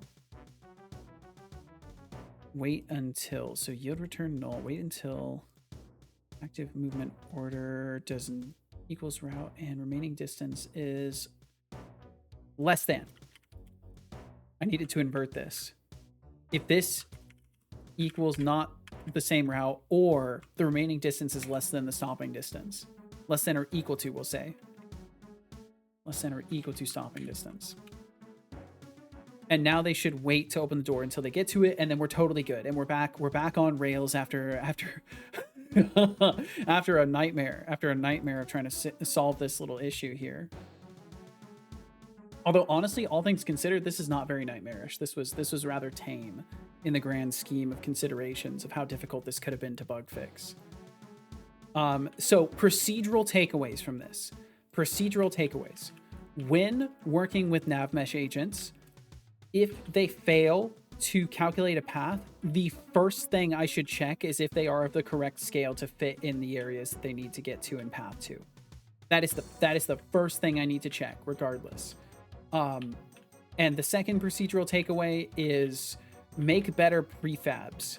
make sure my prefabs are pre-configured to actually be game ready and usable in some capacity, because the currently existing prefab for the door was not even configured correctly. So it ended up just being kind of like not good at first. But we got there. We're now opening the door as we go through it, which it should have not taken nearly as long as it did, but that's okay. That's like the story of my stream.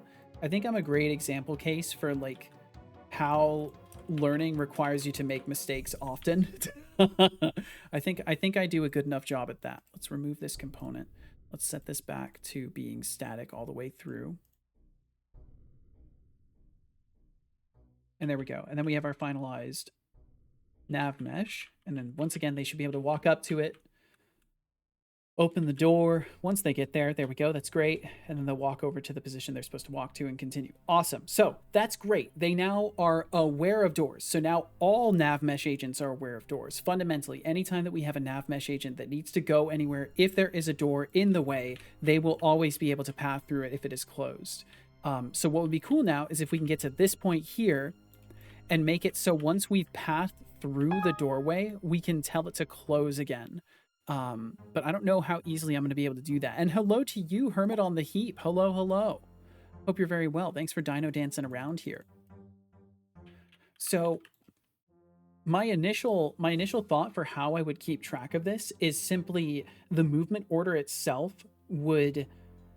Well, no, I can't store it on the movement order because we throw away the movement orders once they've finished their pathing. So I have to have some way of basically saying if we walk by a door that is open, we can close it. Because on the one hand, I almost want to make it so they will like walk up to the door, open it, walk to the other side, close it behind them, and do that every time. I wonder if I could build that in. Get closest lock transform. We would just get the other one.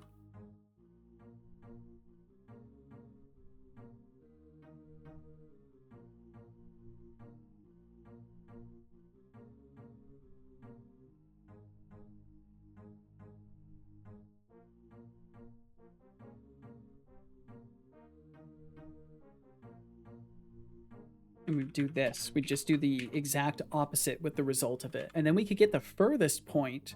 So we could cache the nearest point and then get the var furthest point right away.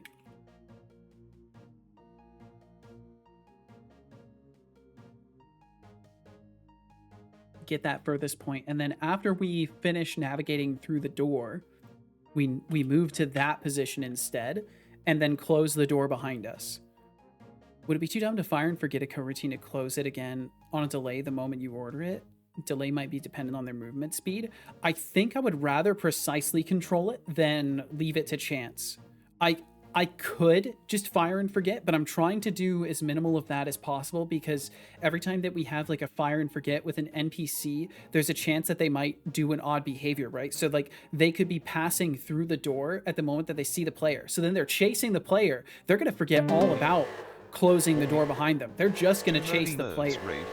So it would be odd if they started running to chase the player and then the door closed magically behind them after a moment.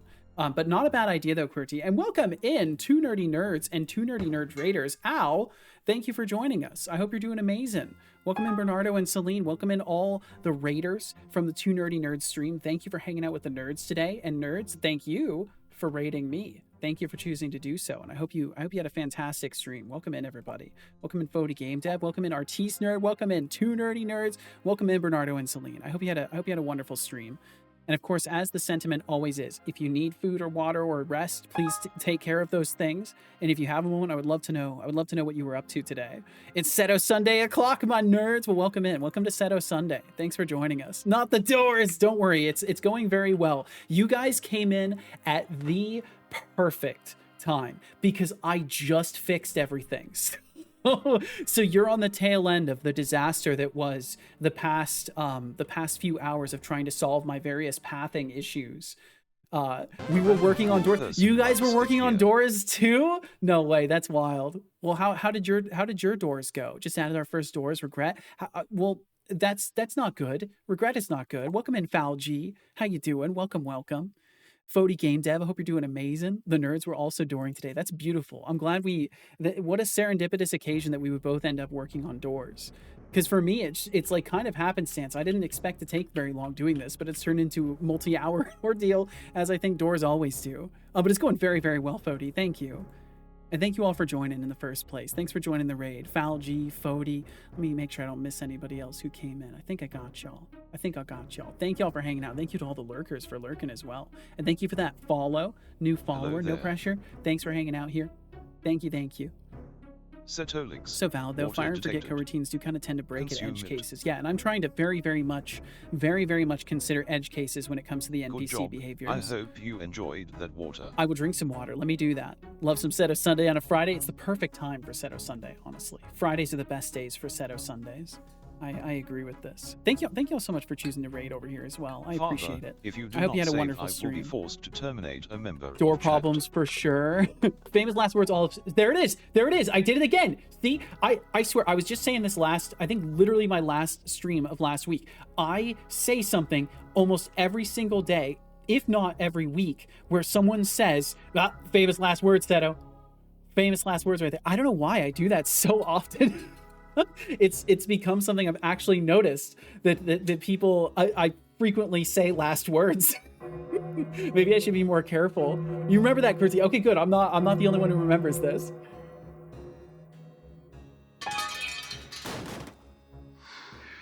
Famous last words were his famous last words. Yep. You're just a famous guy. Maybe all my words are famous and they're the final words. You know, if you think about it. Aren't they all kind of our final words? You know, because every word you say is a word you said before you die eventually. So they're kind of all your final words if you think about it.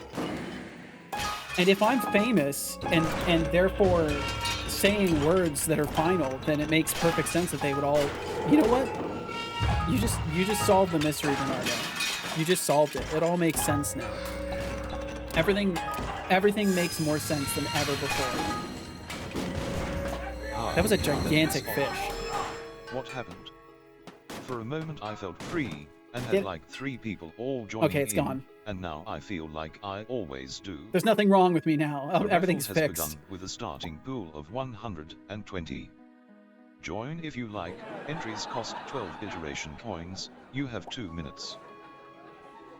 And let's see, for anybody coming in, you're like, who the hell is this cube that they're talking to right now? My name is Setolix. I am a Unity developer and general C#. I'm a C# generalist, I think is the better term. I like things C#, so I do a lot of game dev. I do bot dev. Made my own overlay, and in general, I am working on a game that is sort of a mixture of like, what if Hitman was about stealing stuff, and from Temu. That's what I'm going for with the game. So it's called Locks and Larceny, and it's a game where you are tasked with procuring items in sort of unconventional means, aka stealing from various locations. And there's sort of a horror story that plays out as you're going through the game as well. Until the raffle ends. And I'm still in mechanics development, but I'm looking to have an itch demo out by the 22nd of February at the latest is when I want to have an itch demo out. So I'm trying to get these final mechanics for NPCs in so that the NPCs can actually behave in a way that is reminiscent of intelligent. That's the goal. It's just reminiscence of intelligence. It doesn't need to actually be smart. It just needs to kind of trick you. My last words would fill a library. Hell yeah, that's how you do it right there. Have all the words. Your dad says he's a C# developer, Cube Robot. Give us the scoop. Who is he really? What did he say?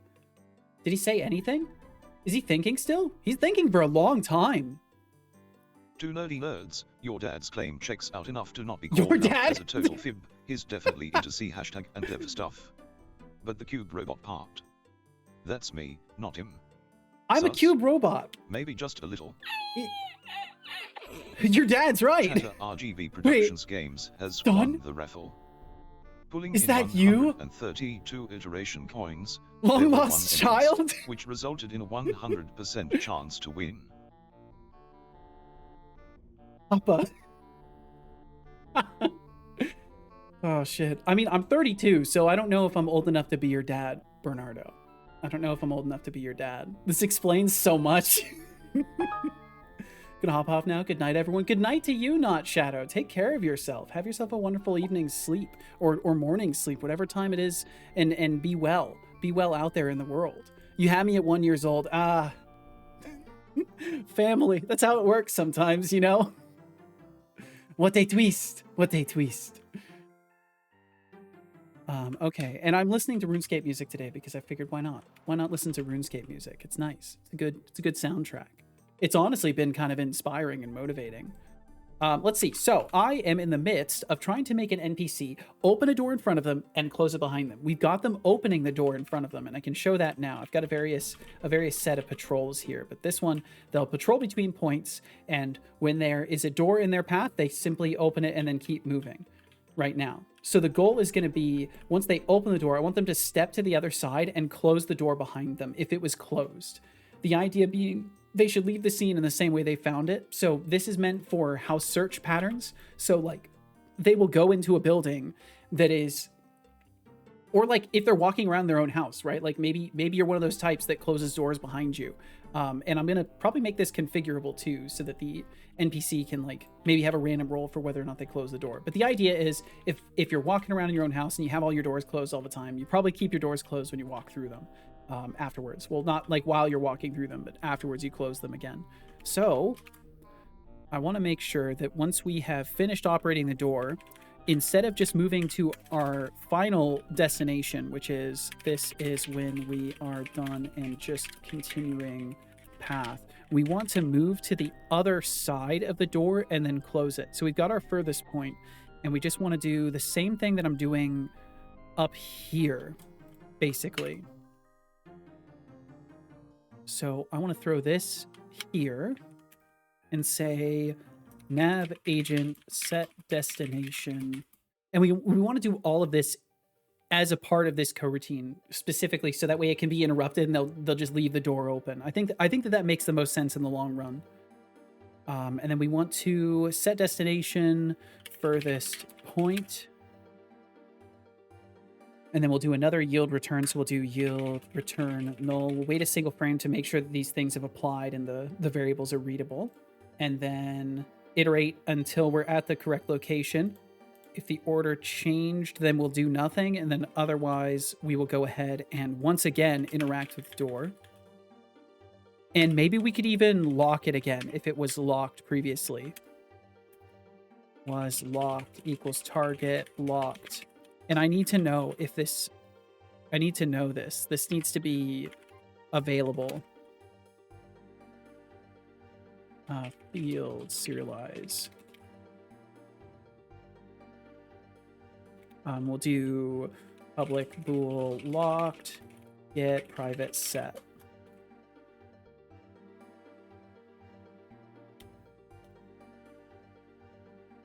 Bools, right? Deleted too much. Anybody else had tons of graphical glitches with the Unity editor in version 6 plus? I thought my GPU was dying until I found out it uses DirectX 12 by default now and is apparently unstable. I have had countless issues with the editor, but I haven't had specifically issues with the visuals of it. But all of my experience with Unity 6, aside from the past like month or so, has been with the old GTX 1060. But updating to the RTX 3060, I also updated all of my Unity instances to use DirectX 12 instead. So it could be a card compatibility issue or a driver compatibility issue, but I have noticed some inconsistencies with DirectX 12. Like I have to capture it differently with OBS, and there's a couple of other small things. But no like massive graphical artifacts. I did have some rare times where icons were like showing up when they shouldn't, but that was fixed between Unity versions. Because they've been definitely they've been introducing a lot of bugs. They've been really having fun just breaking things, which I can't fault them for. It's fun to make things and then break them. Just not for production facing stuff, I would say. Okay, so was locked. So now we can see if it was locked previously, and then we can do if was locked, unlock it. Oops. Unlock it, and then do the interaction. And then afterwards, we close the door again. So we're closing door behind us. And then once the door is closed, if it was locked, lock it again. And then we'll do target, locked. But I need to be able to set lock. So I'm just going to do lock door like this. And we'll add that method. Bum, bum, bum, bum. It would like flash and flicker really severely. Black bands across the whole screen. 4080 Super, no less. Whoa. Huh.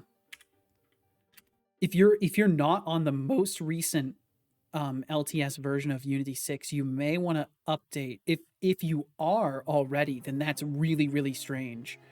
Maybe it's some sort of driver incompatibility or something. Because I haven't had anything like that. Nothing extreme like flashes and flickers and black bands or anything like that at any point in time.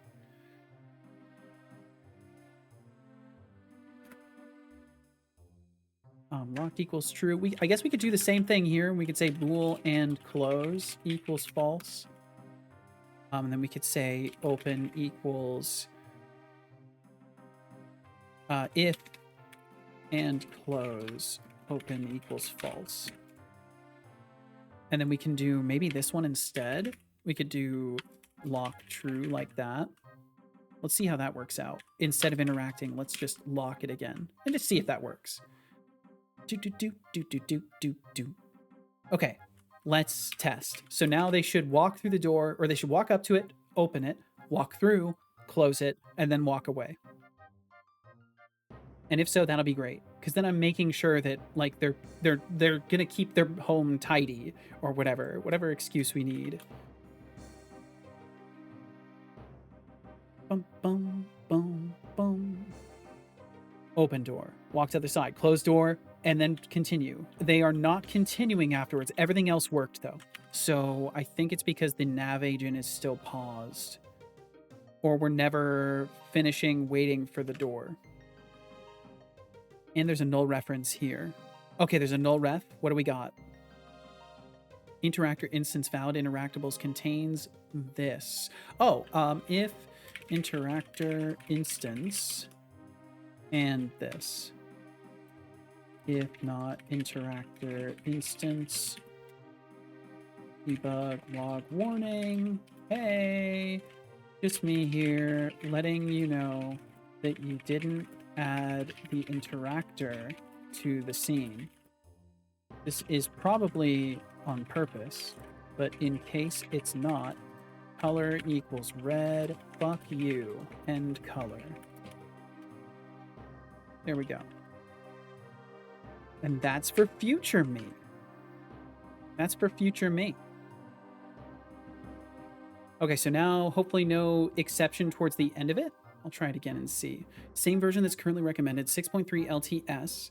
If it ever happens to you, or if you hear of it happening to anyone else, try changing it to DirectX 11. I appreciate the heads up, Curtine. If I have any issues like that, I will definitely switch to 11. Okay, still stuck where they are. Is the navmesh agent stopped? I bet that's what's happening. Can we auto braking, base offset, auto repath? Let's look at debug. Can we see your is stopped? Can we see that? No, of course not. Of course they have hidden values that you cannot see. Hexic, hello, hello. New GPU is so good. Used to take like 10 minutes to train this model. Finished training and it's been about a minute and 30 seconds. Yo, nice. You are upping the capacity. The computational capacity is reaching levels never before seen by Hexic. In this particular context, at least.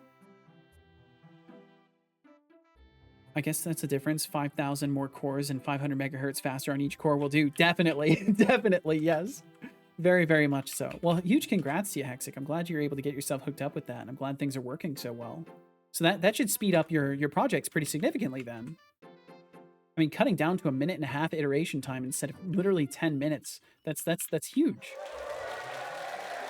More tensor cores, good stuff. Yeah, it might have something to do with it. Maybe. It's possible. If we're spouting theories out, it's possible. Dedicated neural network support, that is always nice. Okay, why are we not... Let's go back to this. Let's not do the interact action. Or let's do Let's just assume we have to do both. Let's lock. Let's not close. Let's see if this one works. We'll close and then lock and see how that works out. Bum, bum, bum. Maybe literally doubling the speed of the card might help more than doubling. Yeah, definitely. It might have something to do with it. I think you're onto something there. Well, I hope that you'll see many benefits in all of your projects for that. Okay, we walked to the previous point now. We walked to the previous point and then also didn't... Huh? Go get it, buddy. Go get the door. Why are you walking back?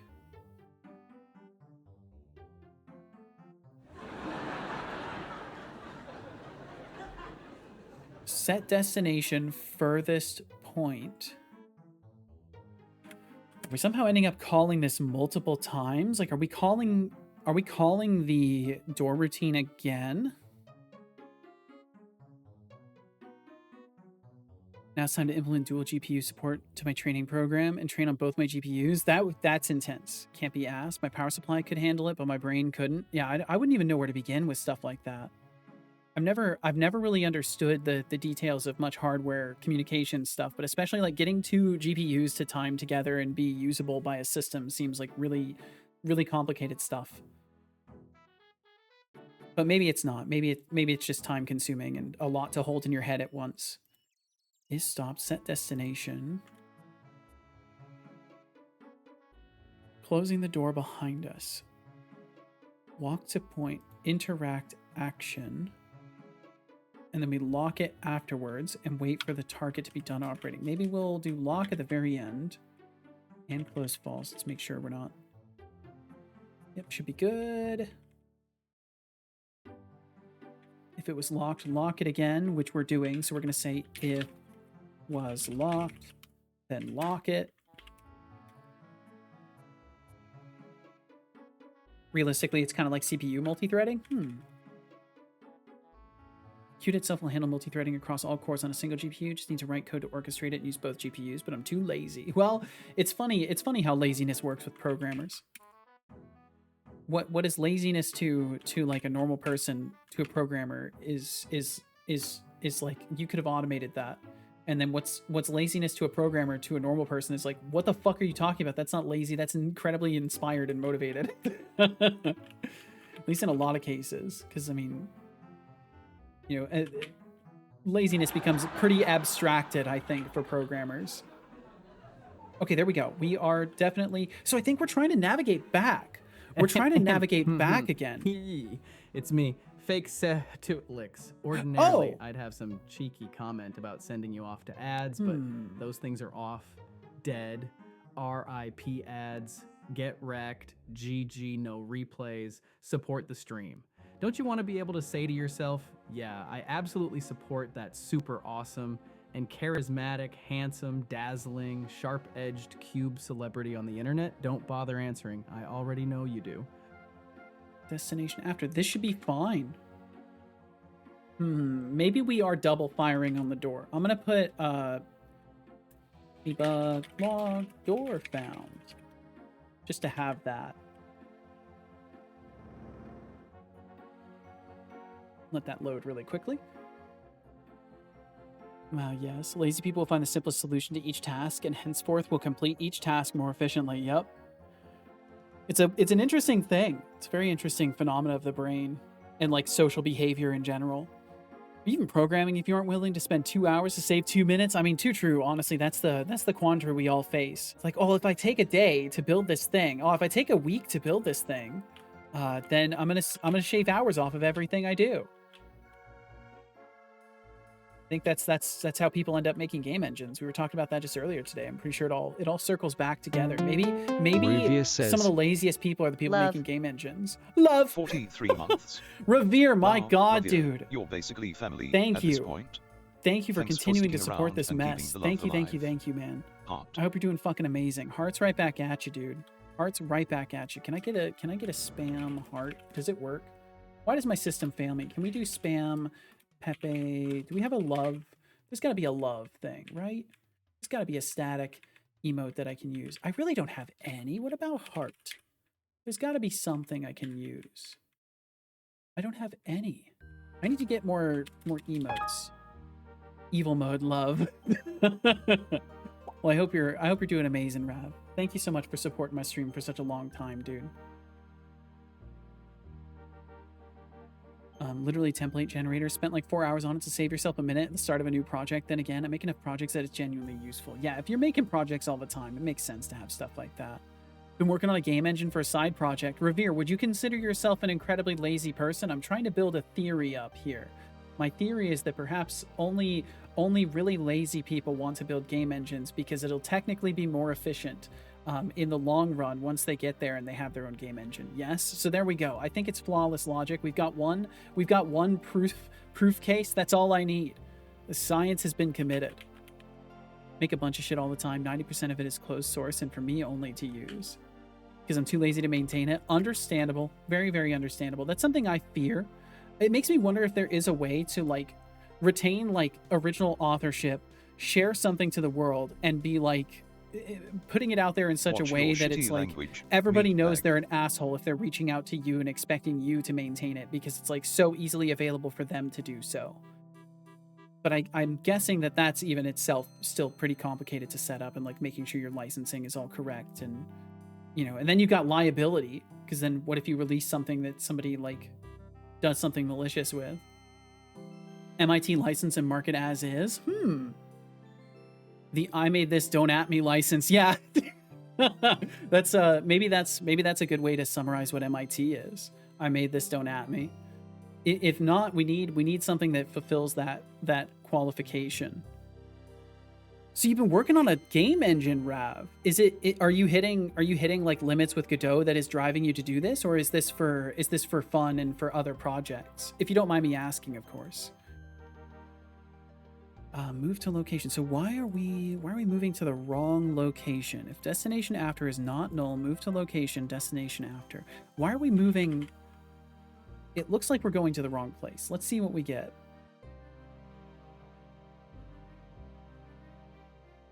So they should go through the door, and they should path to the new place. Are we getting door found more than once? What is it? Waiting for door. What was the thing I added? Waiting for door. Waiting for door. Oh, it should be in the nav agent controller. Open door, which is called over here. Door found. Door found. Only ever call it once. So they're not finding another door, but for whatever reason, they're trying to path to their original position, which is just here. We need their destination to be the waypoint itself. So that may be maybe a small issue, but it should be solvable, I think. I don't mind people contributing to my things. I'm just like too lazy to accept their pull requests and make sure their code isn't going to start Skynet or something. Yeah. Like that's I imagine, like ultimately, even if you're trying to do as hands-off as possible of maintenance, you're still kind of like accountable and responsible for what's being done on the thing. And it's hard to feel like it's worth volunteering for that when you got a bunch of other stuff going on. Worked on the main game tonight? A little bit, yes. So I'm technically always working on mechanics that are going to be applicable to both. I'm technically working on the side project, so I'm working on Locks and Larceny today. But a lot of the core systems that I'm building in here are going to be transported immediately to Death for Growth. The plan is hopefully to get to a point of relative like playability by the 22nd of February and release a little demo on itch. And then I'm going to do a full scan through of Death for Growth and start resurrecting that project and getting it to follow my new philosophies of working on things. So it's going to be a lot of like on-stream reviewing of old code and figuring out what works and what doesn't, and bringing the project back to life, and then seeing what people like more once I have a demo out of both. But chances are I'll probably end up working on Locks to get it completed, and then continuing work on Death for Growth. But we'll see. Who knows? Maybe people won't care at all about Locks, and I'll just go back to focusing on Death for Growth. Hexic said, I might set up an LLM on my server that's only job is to make sure that the code isn't malicious. That could be worth it. I don't know how reliable you can really get that to be, but I assume with the training skills that you've got nowadays, it'd probably be pretty good route, honestly. If it thinks something is malicious, it'll let me know. but also too lazy to do that. So what you do is you train an LLM to do all the things that you're too lazy to do. That's the secret then. You just have it do all the things you're too lazy to do. Bum, bum, bum, bum, bum. So why we're not finding extra doors, but we're picking the wrong location to return to afterwards. And then we're getting stuck.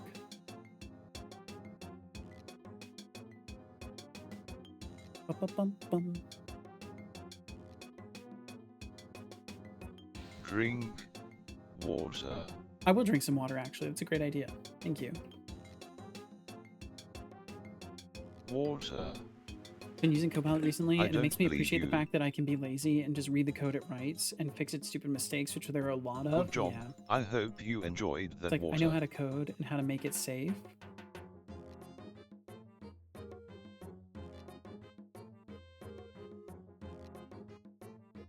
Well, I'm glad you reached that point, Hexic, because I think a lot of people need to, at some stage of it all, they need to come to terms with the fact that these systems can be used as tools responsibly, and they are incredibly useful.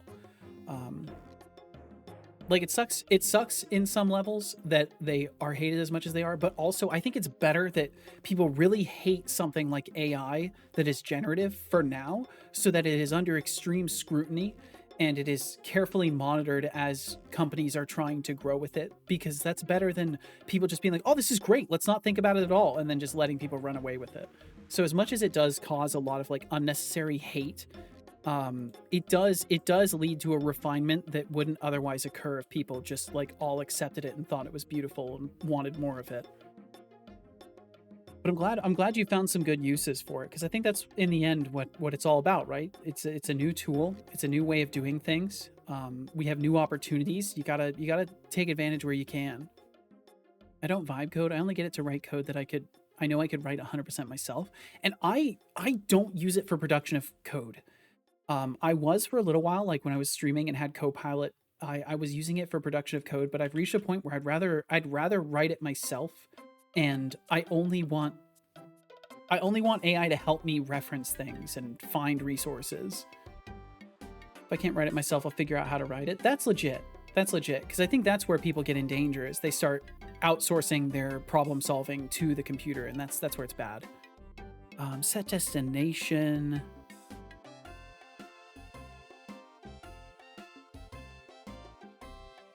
Interact action, done operating, move to location, destination after.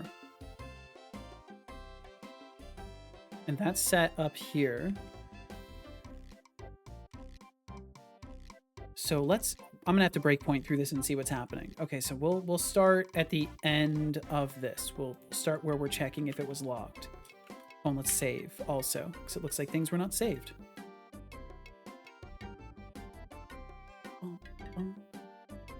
Okay, I'm glad I switched to RuneScape music, though. I'm enjoying this. Usually have AI write a documentation for specs, then ask AI to implement according to specs. Works like a charm. Interesting. And yeah, I just don't... It just feels gross to me to have AI write my code for me, but I genuinely just love programming and want to get better at it. So I really struggle to want to outsource that labor. Even though, like, if I was just trying to make a bunch of fucking money, I probably would have been using AI to make my games. If anything, it's been incredibly difficult to avoid using any AI for the game dev stuff. Train an embedding model on my code. Ask it a question, it knows where things are. That's really cool, Hexic. And yeah, welcome in Louise. Thanks for joining us. Spent the whole week trying to make this prototype of a 2D side scroller spider leg tank character rig. Tried fancy IK, multiple raycast system that attached springs between bodies, all to circle back at the end to humble circle and raycast fanning out, applying a force to try and stick the circle to a certain distance from objects. Huh. Sometimes the easy way is the simple way. Truly, truly. I couldn't put it better. And I feel like most lessons in game dev are kind of learned that way, of like very much oh, well, it was the simplest thing that I tried to do that actually worked, and I should just stuck with that. So if destination after is not null, so we would have moved to location and set run. and then yield return null. And then we continue.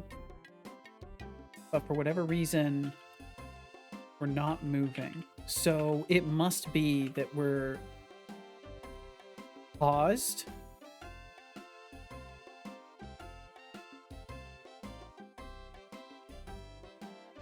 Oh,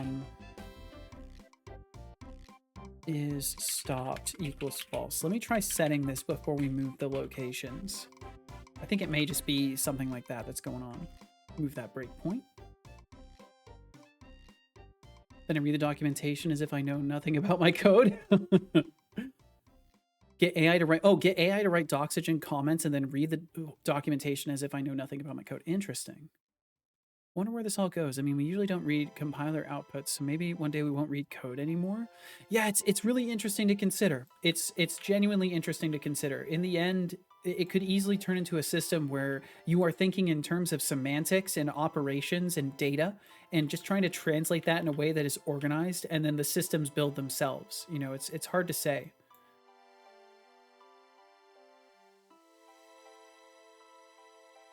Okay, so it's definitely not that it's an issue with the nav agent being stopped. It's whatever our destination after is wrong.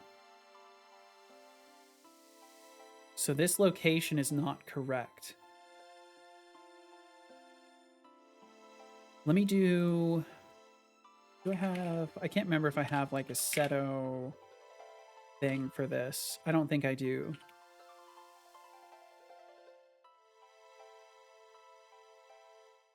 Do I have any utilities? I don't think I do. Okay, we'll just do gizmos, or let's see, debug. Draw line, location plus vector 3 up, color dot orange, and we'll say the duration is 5 seconds. I just want to see where we're ordering movements to go to. Hexic says, I think engines like Unreal and Unity need to fix themselves. Imagine how many Unreal or Unity games you have installed if you just got it. So when you download a game, it checks to see if you have the DLLs and stuff. If you do, then it links them to the exe. If you don't, it downloads them and links them. It saves so much space on people's drives. Yeah, I think there's a lot of like potential security risks with that, though. In every Unity and Unreal game, if you look in the files, you've got the Unity version DLLs and stuff. Same with Unreal. I feel like there's maybe reasons for that involving like tampering with the DLLs and like injecting your own stuff into it. But I guess you could do that anyways, right? So it doesn't really matter if it's referencing something that exists on the machine or not, because you could just go in and do that with the ones that it downloads. That's interesting though. I didn't know that either. Yeah, exactly. Yeah, you could do that anyways. That's really interesting. I don't know why they would do that. It should at least be an option. That's intriguing. I guess I never thought about that. So like extra file size literally ends up coming from just like the engine including all of the things it usually has to include. So we've got a point here, but we've also we had a point to the other side. Let me make this only 1 second. Also, is my pause button on my mouse working? Because it's acting like it's not pausing. I'll have to double check. Like a Unity runtime redistributable. Yeah, something like that would be cool. Look for app data local Unity version bin. I want to say I've seen stuff like that too. App data.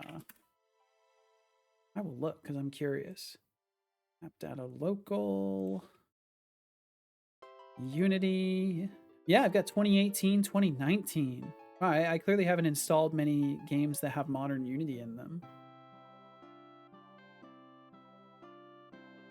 That's interesting, though. 2019 one. Oh, but that's empty. 2018 3. This might be the wrong one. I think I'm probably looking at the wrong one, but either way, I get your point. That's really fascinating. Kind of like .NET and stuff. Yeah, like a common redistributable would be kind of interesting. Hell of a complicated thing when you have multiple games with multiple versions of the engine as dependency. Yeah, it seems like it would be tricky, but it could work on the same premise, right? It could work on the same premise of like, oh, you need the Unity 5 redistributable. Would you like to download that? Like, I feel like Hexic's dead on with this. Hexic, you should reach out to all the game engine companies and be like, hey, I'll do this for $1 billion. And then they'll be like, yes, please, because you want so much money. We only accept huge money offers, even if it's how much money we have to pay you. So go ahead and do it. Yeah, it's not, the button is not doing what it's supposed to. Am I on the wrong profile for my mouse?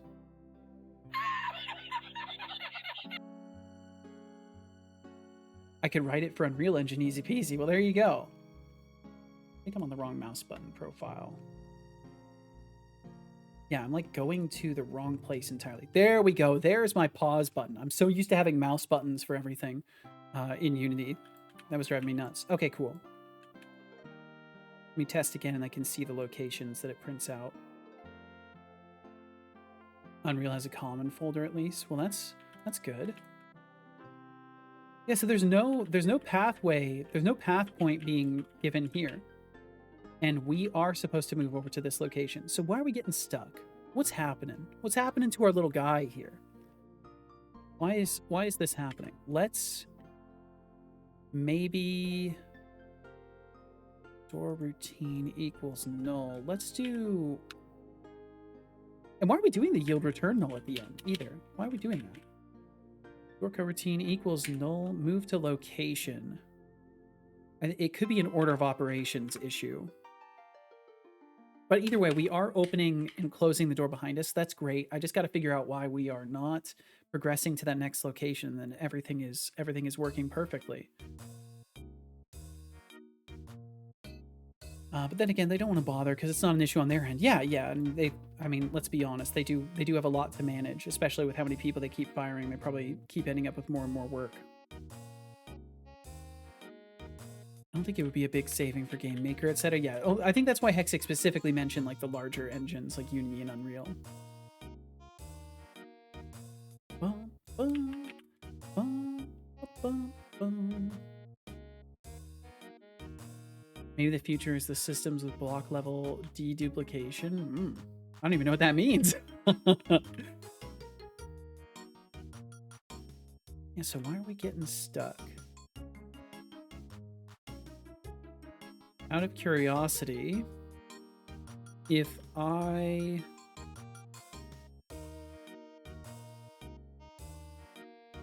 do not set the destination at the end, what if we don't do this?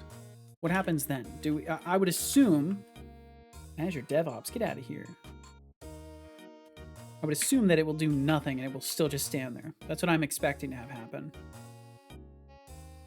I crank out a few games and throw them online, just 2D games like Tetris and shit, pad out your CV. Honestly, I should probably do something like that just to complete some games.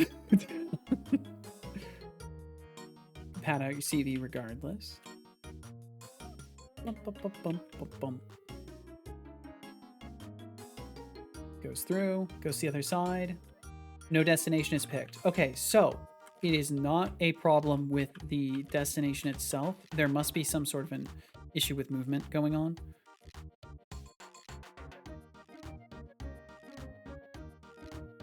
Is stopped. Debug, log error. Tried to set location. I tried to set destination, but nav agent is not allowed to move. That way I can be 100,000% sure it's not that.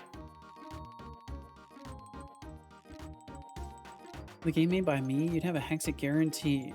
That is, you get like 1,000 or 10,000 FPS, even if you're running on a potato. That's a nice guarantee to have.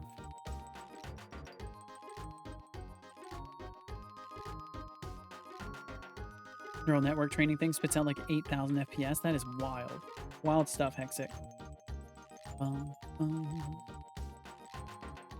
Try to set destination, but nav agent is not allowed to move. Okay, it happened 2 separate times.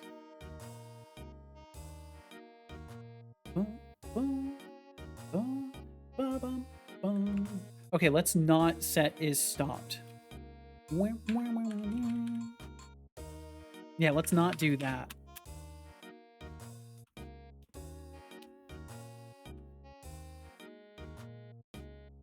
And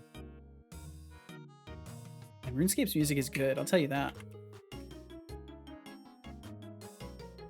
Okay, what about now? Are we working now? Oh man, I can't wait to adjust these glasses though, because they just slide down my face so quick. I gotta adjust the arms on them. Bum, bum, bum, bum. Abigail said earlier, I left to do something else. It's so fun to see something simple like a door opening now. Well, I'm glad. I'm glad.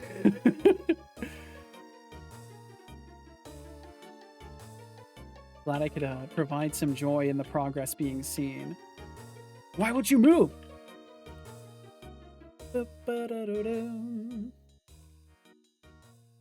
Why won't you go? Why are you being like this?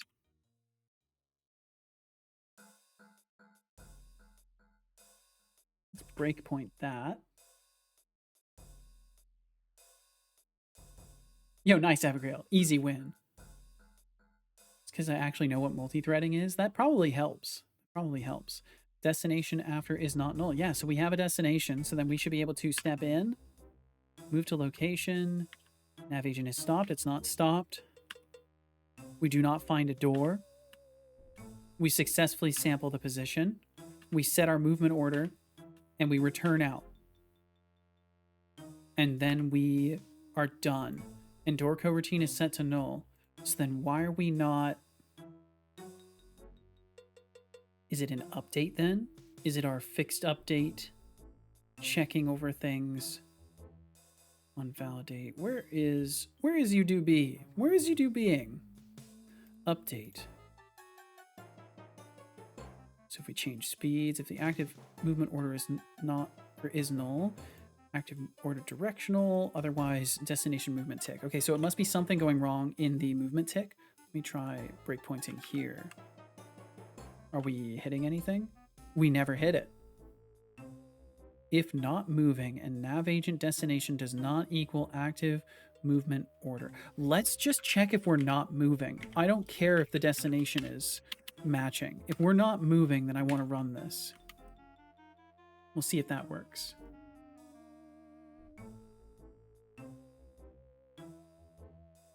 Did you get a chance to read the Steam docs? I remember something about store images and all that. I have it bookmarked. I haven't gone through and researched all that stuff yet. I'm gonna wait a little bit longer before I do that. I might even do some of the reviewing on that of that on stream. I did look long enough to see just how much documentation they have, though. They got a wild amount of stuff documented.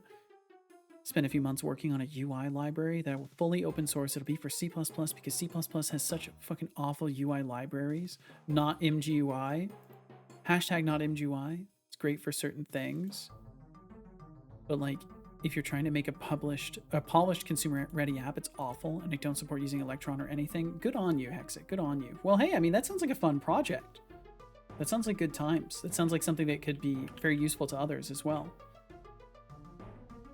Okay, destination move tick. Okay, so we don't want this one right now. And maybe things are working now. Did I continue successfully? Yes, continued. We're just standing here. Why are we standing here? Why is the...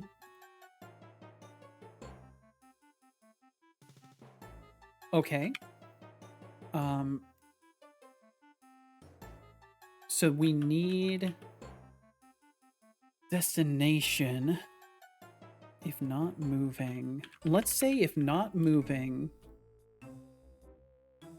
or destination does not equal the vector.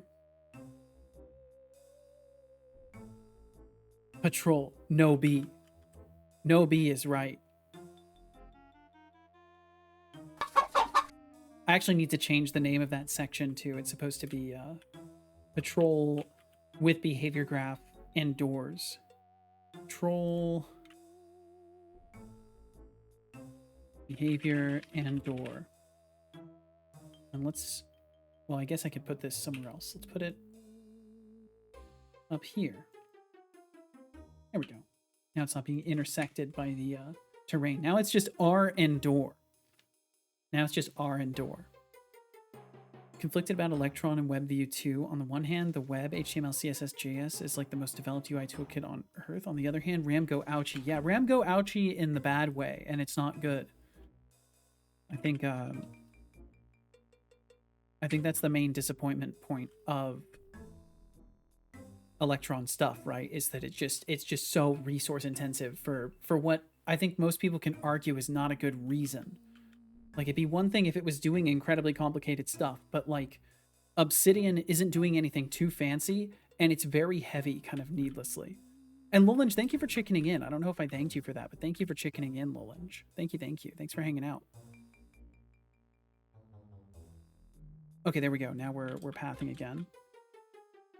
So yeah, it's just not working in this very specific case. So maybe I need something else. If not moving and nav mesh agent destination does not equal this, and nav agent velocity does not equal nav agent desired, or nav agent velocity equals default, we'll say, if they're not moving at all.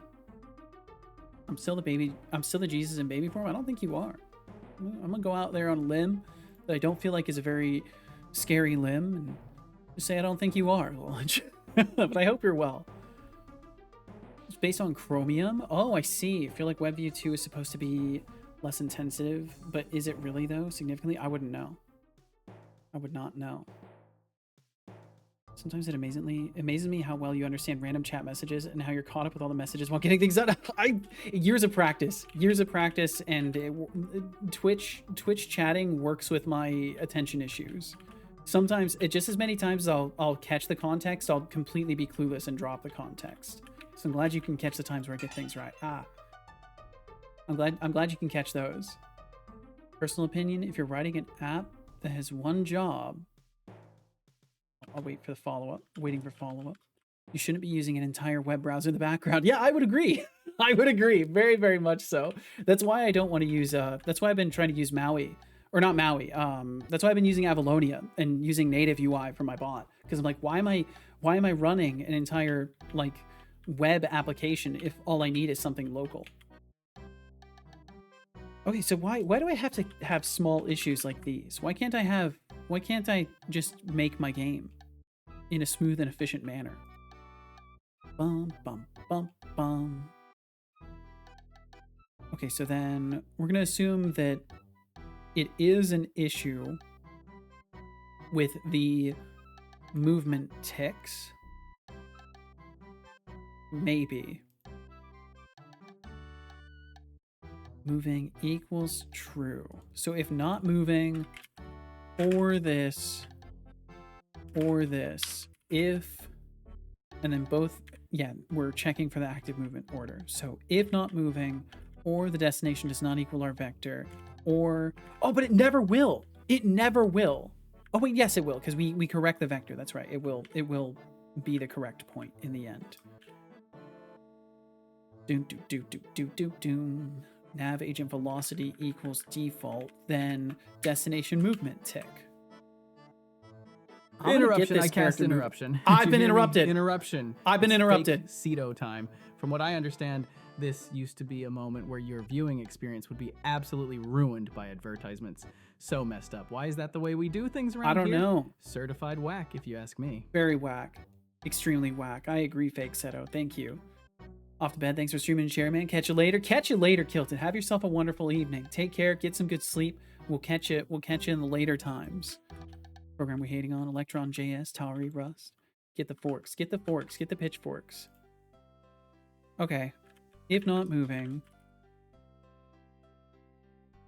Apparently this is all bad.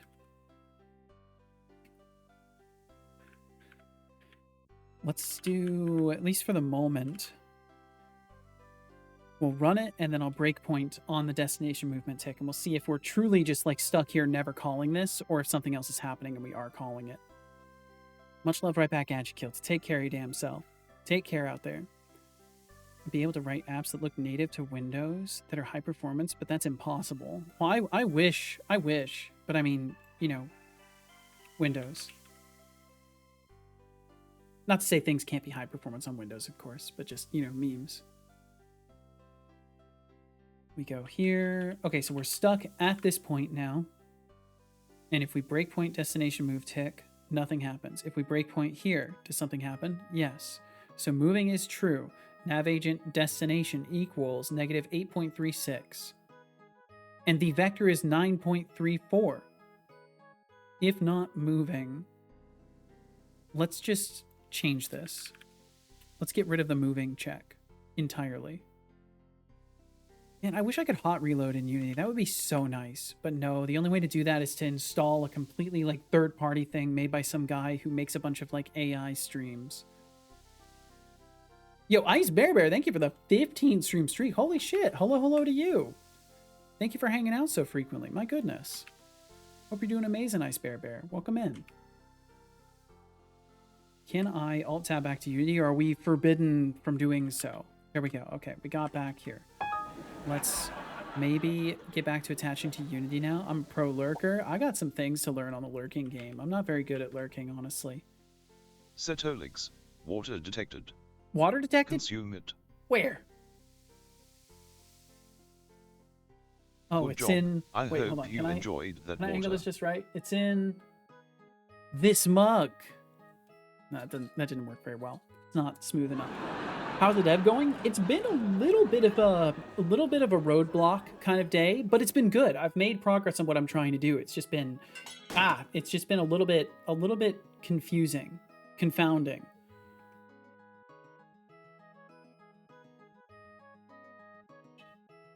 Yeah, take care of yourself, Lowen. Thanks for swinging by. Take care.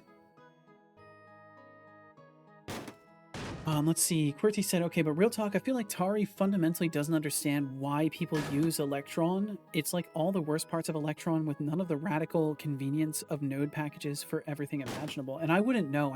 Oh my god. I don't know much about Tari or Electron for that matter. Does your face/hand tracking detect finger/gang signs like heart hands and similar? No. Presently, I don't have any hand tracking, so all of the gestures that I do are entirely button driven for now. But eventually, I would like to do more of the fancier like hand tracking. But for now, it's all very limited and based off of just button control. I wish I could reliably design a GUI that has a custom header bar like literally every professional app ever made, but I'm pretty shit at design. Oh, I'm sorry, Hexic. Well, I mean, I think you got enough other things that you're doing quite well at that you can be okay at not designing UI. That's fine. Just discovered a free open source UI library based on Relib, which is what I was going to use. Hey, there you go. Well, hopefully it works well. Also written in Rust. 192-bit bus with 16x PCIe lanes. Models load into my GPU fast. That's so cool. It's fun, I guess, but why? It seems like it was literally created just so people could say written in Rust. Maybe. Who knows? It might genuinely be that way. Bum, bum, bum. Okay. Work. Path correctly this time. Oh. No, you're in the wall now. That's not good. How'd you get into the wall? I'm gonna change their delays. They delay for so long in between. Can we make you just do 1 to 2 seconds of wait time instead? There we go. Hit the door. Okay. Okay. This is a step in the right direction. For the Grail, if you mean the ball like a dance or some kind of secret robot gala, I just magnetically levitated my way in, no invitations needed. But if you meant something else, be clearer next time. I don't do psychic readings. Yeah, what's up, Frosty? Welcome. I said a boy in chat. Hello, Frosty in Canada. Welcome. I hate on Rust, but I do like its standard library. I see, Hexic. So much that I considered stealing it and porting it to C++. And by porting it, I mean writing a header file to be able to link the Rust standard library to C++. Then again, I could just use Boost. Yeah, I was watching a Soding video. I don't know if that's how you pronounce his name. It might be Soding, or I assume it's Soding, but maybe it's just Soding.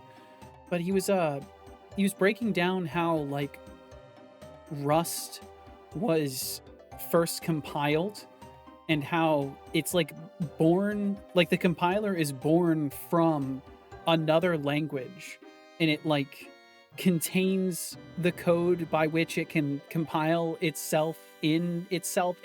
I still didn't understand the video very well, but it was really fascinating to consider that like you would use one language just to write like the compiler. Yeah, self-hosted language was the term. But like just to write a compiler for itself, and then it's good and it doesn't need the like origin language anymore. It's really interesting stuff. It makes me wish that I knew more about general like computer science and low-level programming and stuff like that. But you know, that's all for the future. If I end up not being shit at making games, you know, we'll see how that goes and then can go from there. Kurti says, call me crazy, but I feel like you're going to distribute a website. If you're going to distribute a website and pretend it's a desktop application, you may as well just use JavaScript everywhere. I wouldn't know. Maybe that's true. As somebody who's studying a master's degree in computer science, you don't want to know it. Your hair will fall out. I appreciate that. It's already falling out though, so maybe it doesn't matter too much. You know, that's all I'm saying. Maybe it doesn't matter so much. But you're probably right. You're certainly right. Okay. So basically, my nav agent controller isn't quite doing what it's supposed to do. Or we're giving the wrong path.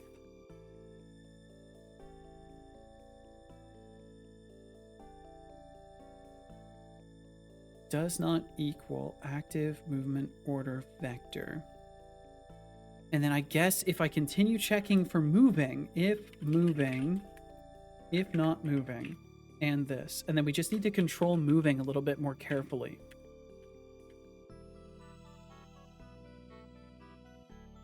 So when we do move to location, directional move tick, where's our move to location? Set destination is going off here for the door. Nav agent set destination, furthest point. Wait until, am I doing this correctly? Wait until, move to location. Aha, aha.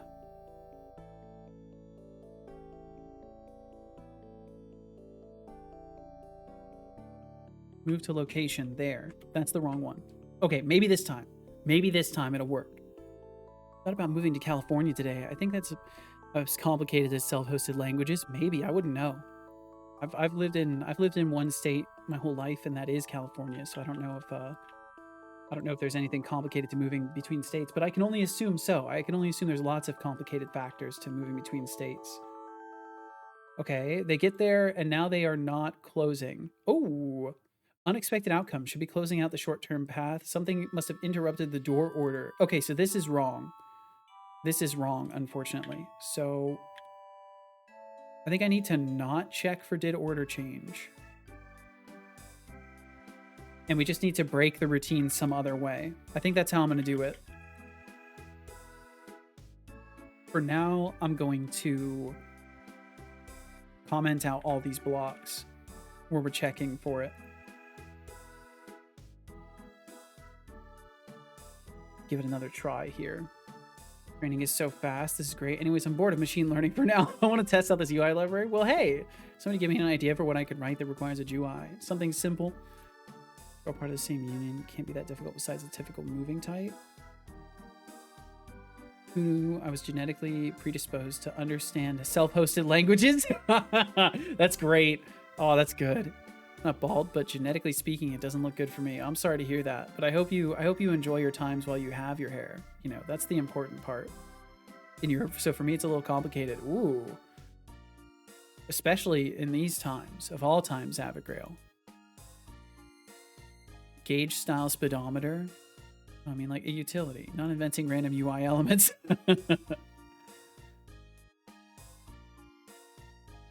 If you ask a plumber and a chemist how to pronounce unionize, they will give you different answers. Really? Now, can I figure out? Oh, unionized. Is that, wait, no, I don't know.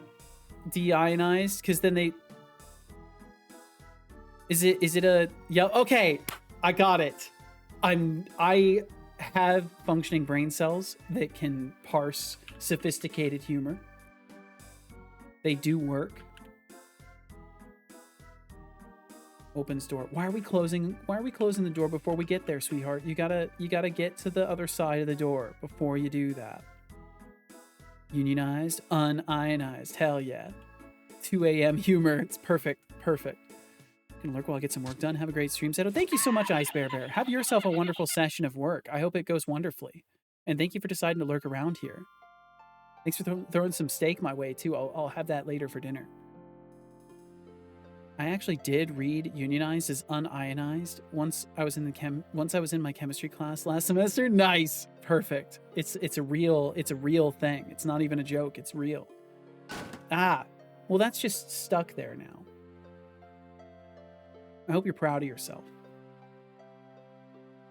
Move to location, furthest point. Wait until active movement order does not equal route or remaining distance is less than the stopping distance. Then, okay. Okay. All right. That's fine. Let me get that out for you. Tried for potato, but no luck. I need to add potatoes. There should be potatoes in there.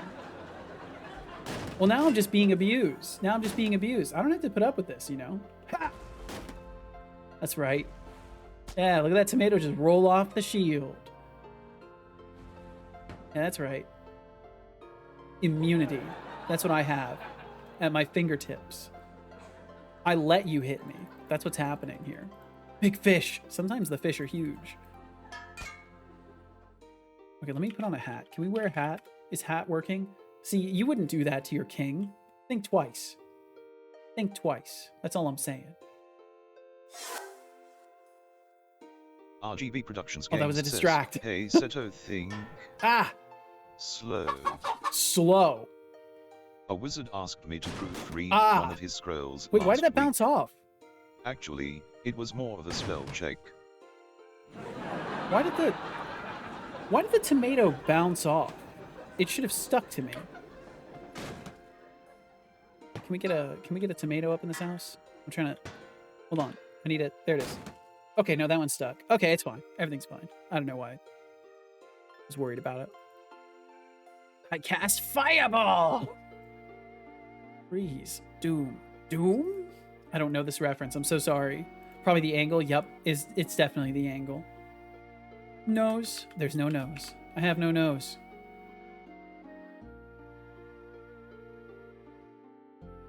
It's wizard time. I want to say I've heard this. I want to say I've heard like the fireball, like the guy screaming fireball in Code Void's stream once upon a time. Nobody knows. Now that I have adequate cooling for my PC, my room doesn't get warm, and now I'm cold AF. Oh no! What a struggle of the modern life. My computer is too thermally efficient, and it no longer heats my room. Well, it may be that it's actually energy efficiency, not just thermal regulation efficiency. So it would just output less heat in general, but I have no clue. I don't know how anything works. I've barely been outside.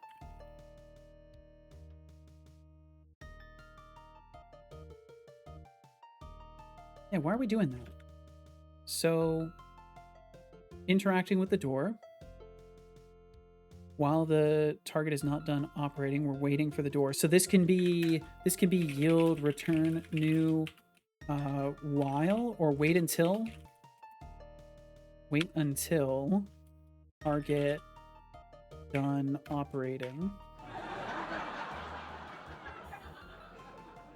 Can I do that? Does that work? It does. Okay, so we can do wait until target operating instead of all of this. Then move to the location. Then we wait until this path is complete, remaining distance. So maybe this is just happening too fast and we're not updating our path correctly. And then interact action. Once we get there, wait a half a second, wait for the door to finish operating, and then we walk away.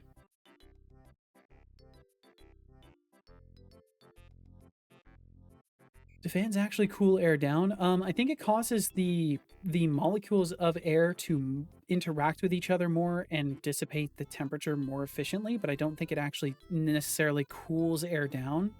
It just causes the circulation that leads to thermal, like, exchange or whatever. I don't know. I'm no thermodynamicist. Cools the air off faster and then blows the cool air on the warm air that came out of the case. Might run a bunch of benchmarks for an hour. Heat up the room a bit. Jeez. Oh, that's right. Cause like these new things, they actually are refrigerating, right? Like they are, but no, because there'd be a heat sink. I don't know. I'm no thermodynamicist, but it doesn't make sense. Yeah, the heat doesn't disappear. More efficient cooling means more heat is being moved from the PC to ambient air. Yeah, so I don't know.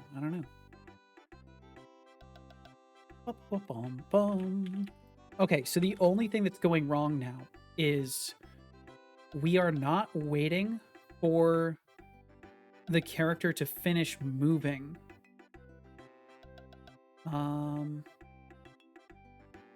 Oh! That's why. We need to update the route. We needed to update the route to the new one that we've just defined here from moving to location. And now everything should play nicely. It should wait until the door is open, go to the other side of it, and then close the door and then walk away. And maybe it'll actually work now, please, because that'd be so nice. Opens door, goes to the other side. It's instantaneously closing it. Why are we...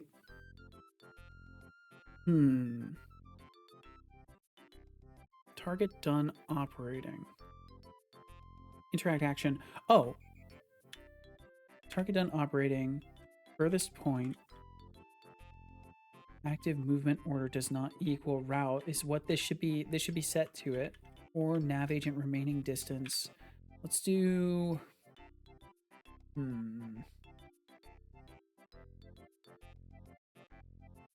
Let's do a wait. Let's do a wait for a second, half a second. Let's do that instead of a singular frame, and just see if that makes a difference. Faster air allows for faster heat dissipation, which means that the air is slower. There's more heat being put out into the room at once.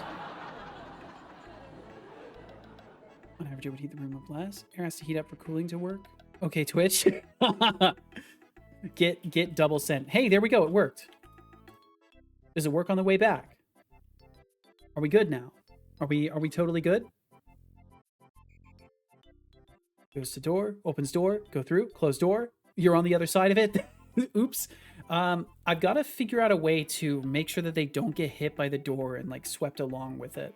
So I think while we are, maybe I could now, because I can't deactivate their collider. Either way, it's working, but unfortunately they sometimes get swept by the door. So we need them to stop further away from the door. Is basically what needs to happen. We need them to stop like outside of the range of where the door is going to hit them. So technically this one is fine. This one needs to be further back. Needs to be like right there. Or maybe we could put the point to the side like this. And they'll move to the side of the door, open it. There we go. There we go. That would work. Maybe I'll put both sides like that in the end. But this works. Because then we're outside of the sweeping angle of the door. Opens, go to the other side. There we go. Yeah, that's great. That's great. That works. Okay, and now, finally, after all day, after literally all day, after literally all fucking day, we got the one thing. We got the one thing going.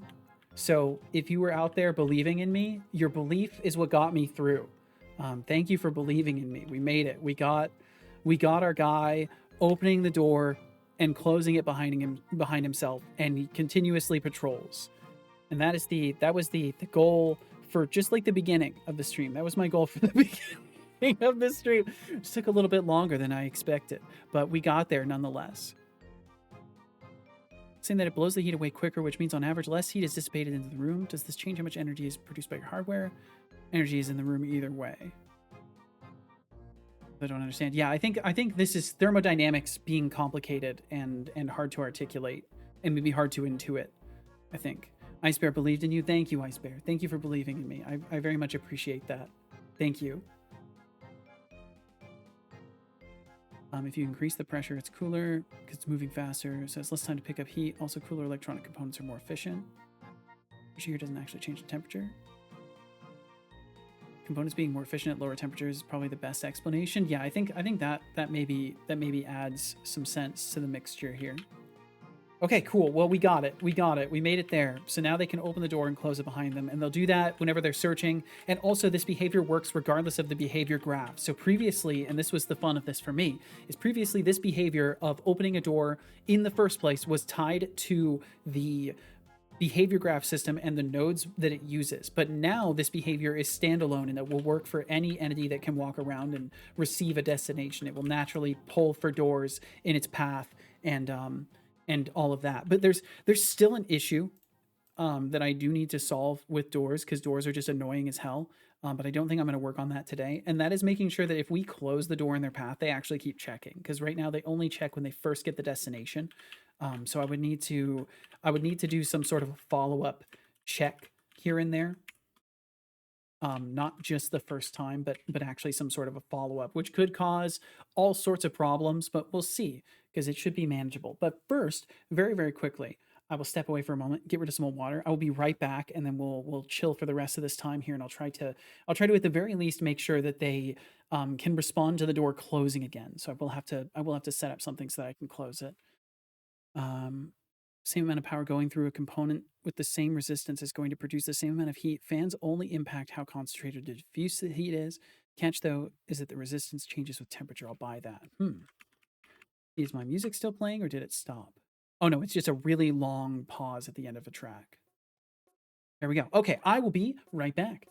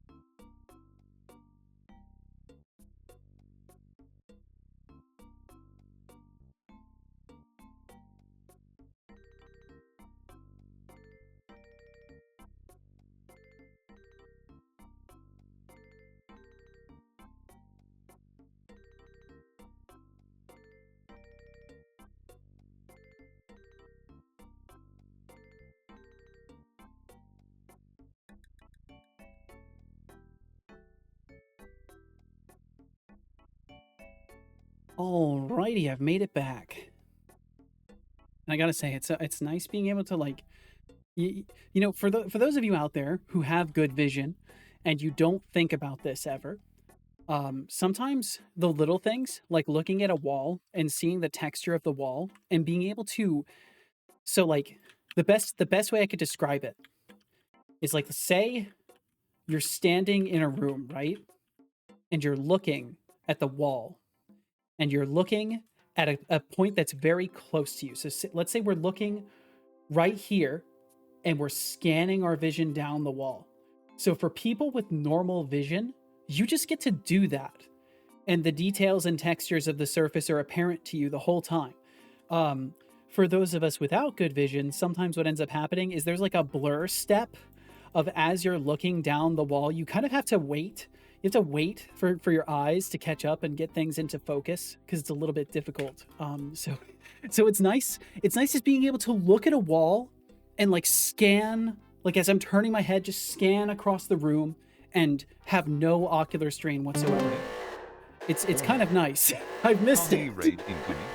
Preach. Yeah. Repeat, Oh, Connie you know raid the incoming. ways. You know the way, Ice Bear. Are you also visually challenged? It sucks, but I also really like glasses, so I can't complain too much. Connie.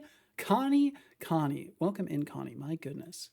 Thank you, Connie, for the raid. Thank you, Raiders, for joining with Connie. If you didn't already, and if you're hanging out here, you should consider following Connie and hanging out with Connie Dev. If you enjoy Godot development or just dev streams in general, and you like VTubers and you like people that make their own art from scratch with their hands, then Connie right there. Connie is an excellent choice. You should go and hang out with Connie sometime. How was your stream? What were you doing? What have you been up to lately, Connie? I see you're in the art section. Are you working on, let's see, what's your title say? Fixing the otter. Ooh, are you working on a model for Tempty? And in general, I hope you're doing amazing, Connie. If you need to get rest, get rest. If you need to step away and get water, get water. If you want to sit in the corner for the rest of the stream and chat with me, you are more than welcome to do so. Whatever you like. Thank you so much for swinging through in the first place. I will drink some water. And the same goes to you. Drink some water, Connie. You're done streaming, so you gotta hydrate. Drink water. Also, don't let a cube tell you what to do ever. I don't believe you. Good job. I hope you enjoyed that water. It's the best life advice I can give you is don't let cubes tell you what to do. Took the things I learned last year and applied them to Temptic. Yo, nice! Fix his whiskers, ears, and tail, and stupid funny little bonus. Ooh, that's always nice. Little bonus details are always nice. Connie, I gotta say, like the setup that you have for the avatars, I don't know how you do it with the body tracking stuff, but it makes such a huge difference. I've always appreciated the care that you put into your avatar. I strive to at least have a level of expression and like detail to my characters that you kind of naturally manage to imbue yours with. I think a lot of it goes from like you actually took the time to like texture paint everything. You know, you've put that level of intimate detail into things. Whereas with mine, you know, I'm using like material, like what's it called? PBR. What's the dang term for the for when you don't UV unwrap? The for some reason the name is escaping me, even though I've used it all the time. But either way, like I've used a lot of like that kind of stuff without using UVs, and it's less personal. The painting detail really makes a difference. Ooh, we got a little MP4 here. Oh my god, it's so cute! It's so cute. Hold on. I should say Temptic is so cute. That's just the chat box. That's great. Let me try this one though. This one's not the chat box. There we go. That's the one I wanted to share. So cute. The whisker physics look so good. Oh man, Connie.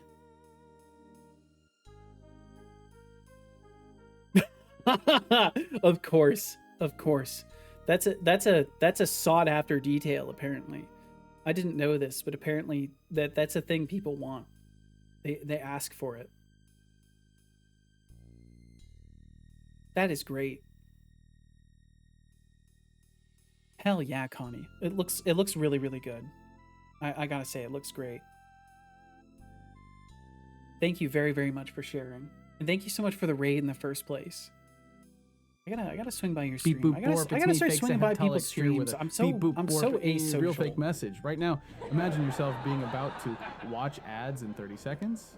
Thankfully, you're in the reality where that's not happening. I bet you're thinking, "Wow, that Hotolix guy is so cool. He hates sounds ads like I do. He's throwing his make me watch voice them." a little bit. Or golly geez, I'm so happy there's no Golly ads. geez. I'm gonna tip this streamer on Stream Elements and join their Patreon and follow and subscribe on all the platforms and watch like every day now. Wow, you don't need to do any of that. Thankfully, you don't have to. Tongue took me a lot of time and needed to trick around a lot. Yeah, it seems like something that probably would be easy on the idea, but then it turns out there's a lot of configuration and stuff to do. And yeah, I'm still working on the Thief game, so I'm working on Locks and Larceny. And today I've been oh, let's see. Oops, the cup is it's empty. The cup is empty. The cup is alive. but I can show this here. So I've been working on like NPC behaviors and patterns for basic things that I want repeatable. And also, welcome in Katameo. You will not eat my code though. My code is inedible. It's gross. I don't even season it. You wouldn't want it. But yes, I'm working on specifically making sure that when NPCs pass through doors, they close them behind them, and that this pattern, instead of being a part of the behavior graph, is just a standalone behavior of all of my entities that can move. I've been really trying to, like, in general lately, I've just been trying to make everything as reusable as possible, because I think one of the biggest mistakes I've been making in my game dev, and why I've failed at so many jams to complete anything, is because I've never built a library of actually, like, I am happy with this, I can follow the pattern I've laid out for myself and what I've built, reusable components. So I've been trying to completely reapproach the way I'm building this project, because that was the initial, like, wishy-washy idea I had in mind, was I want to make something reusable out of this, but I didn't know how to do it. So in the process of learning that, it's become a huge thing where now I'm like trying to actually build testing scenes and little playgrounds for individual mechanics and stuff like that, and really develop each thing in a vacuum so that it can be then mixed together with other things to make complete games. But yeah, that's a long way of saying I'm fixing some basic mechanics today. And I've just gotten to the point where the NPC can now walk out of the door and then walk back through it. And in both cases, they will always close the door behind them unless they were to get distracted by something, in which case they'll leave the door open. But yeah, it's been fun, and I've been trying to get better at behavior graph and all sorts of things.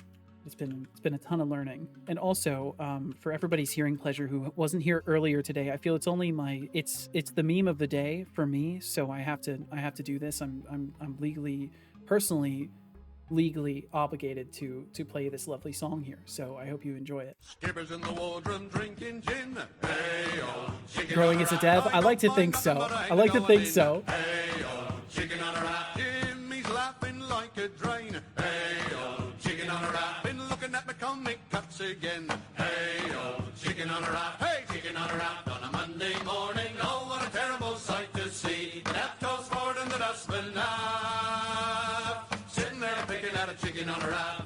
So yeah, if you like that, that's chicken on a raft. That's pretty good. Atrisa showed me that today, and now that's one of my favorite things.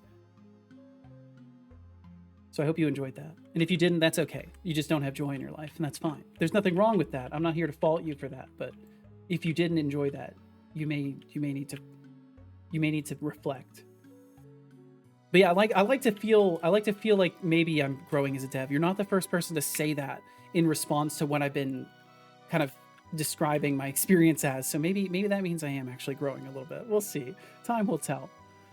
Tongue was glitching out when it was in the head the whole time. Oh, now he has two tongues. One that is scaled to one vertex and blends into the full one with physics. Gotcha.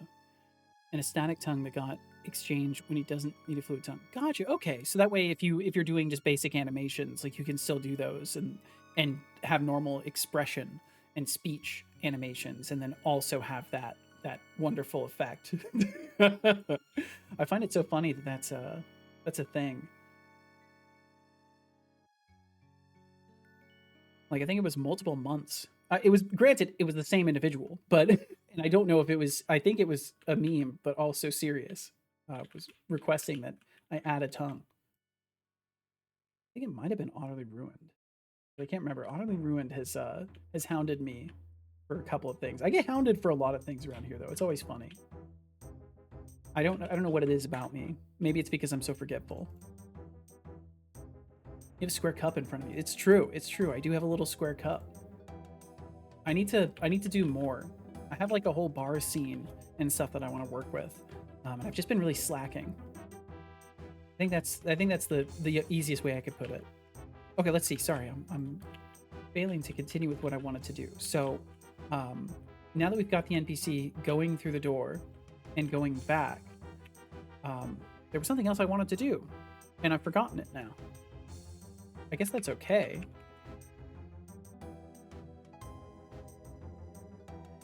So we just got this coroutine done. And also, Connie, please don't let me keep you. If you do need to take care of business, take care of business. I will not fault you a single bit if you gotta fly. Thank you again for even hanging out after your raid. And I appreciate you checking in with me over here. Thank you for the raid in the first place.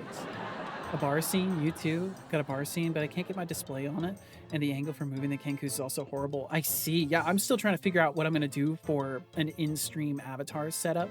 But yeah, one of the things I've done is I replicated the layout and general floor plan of the coffee bar from Animal Crossing Wild World, I think it is.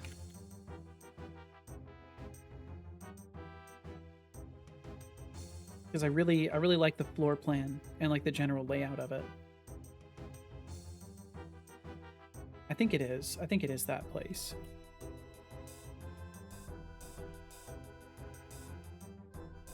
Yeah, it's sort of in the same layout. Stay the last 20 minutes. I just got finished and had nothing anymore to model. Well, hey, thanks for choosing to hang out. I appreciate it. Yeah, let's see. I can show it really quickly. Bum, bum, bum, bum. Yeah, what I want to do is I want to figure out. I was gonna go with like kind of a little like walking cubes with screens on their faces look, but I might try for something else. I'm still pretty happy with that overall aesthetic, but it's gonna be tricky figuring out like all of the scenes and stuff like that. I think what I'm gonna do, instead of going full immersive like you have, which I really think is very cool, I'm gonna try and do some sort of a main screen like this still, but then also have side scenes that can be shown. So like the idea would be maybe we can walk out of this scene and walk into like a nice warmly lit bar by simply going through a doorway, right? So I would just walk off the screen. Let's see. I would just walk off the screen this way, and then the camera could pan with me, and maybe we'd be entering some sort of a bar scene, and then the whole camera perspective can change and stuff like that. But that's the realm I'm thinking in. But it's been on the back burner for me for a hot minute because I've just been working on other stuff, and I've been trying to learn how the texturing with things like, what's it called, Instamat works. But it's been interesting.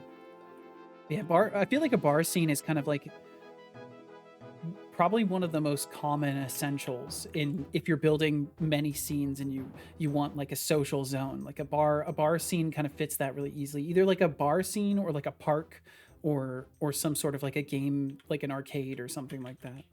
Well, thank you. But let's see. So what was I gonna do? It was important to me. To your advantage, you can actually have the avatar in engine. Yeah, I do have that benefit of I've got full control over 100% of all of it, and my character is actually like a game ready asset that could be used. Like I could take this avatar, and put it into any of my games if I wanted. It would be a little bit weird, but I could do it. What bars you from doing so, Connie? I always thought that to be honest, I always thought that your avatar was directly in the engine. So it shows what I know. Okay, so then if we've gotten patrolling and opening and closing doors working, what would be another kind of natural behavior that I might want to have? I mean, I do need to have a character that will, or maybe we could experiment with interrupting the, well, no, there's no need to interrupt the door process. I think everything is good for this one, and maybe we can do a sub behavior of the contemplative variety. So this character here, while it is running, it incrementally basically goes and in so doing, I'm creating like an opportunity for other behaviors to interject. So right now I'm not doing anything with it, but theoretically I could expose this as a subgraph and let us actually do something inside of that subgraph. So I think I'll give that a try. If anything, we'll replace this with a run subgraph. I think that's what I'll do. The avatar is a VRM avatar. I could put them anywhere like VR chat, etc. But for having it in Godot, I would need to implement the whole tracking layer at some point. Oh, gotcha. You know, Connie, I've just always to be real with you, Connie, I've always figured you so capable from what I've seen you work on that I just natively assumed that you did all of that work and like built your own layer for. I'm sure you could, but it's just a matter of like time and is it really worth building your own thing just to get that in. But you know, one way to think about it, Connie, is if you don't feel like you already have too much work to do just in maintaining Twitcher 2, then you could always make it an asset and release it for people, and then you could have even more work to do in case you needed it. You know, something to consider. That needs some, exactly, yeah.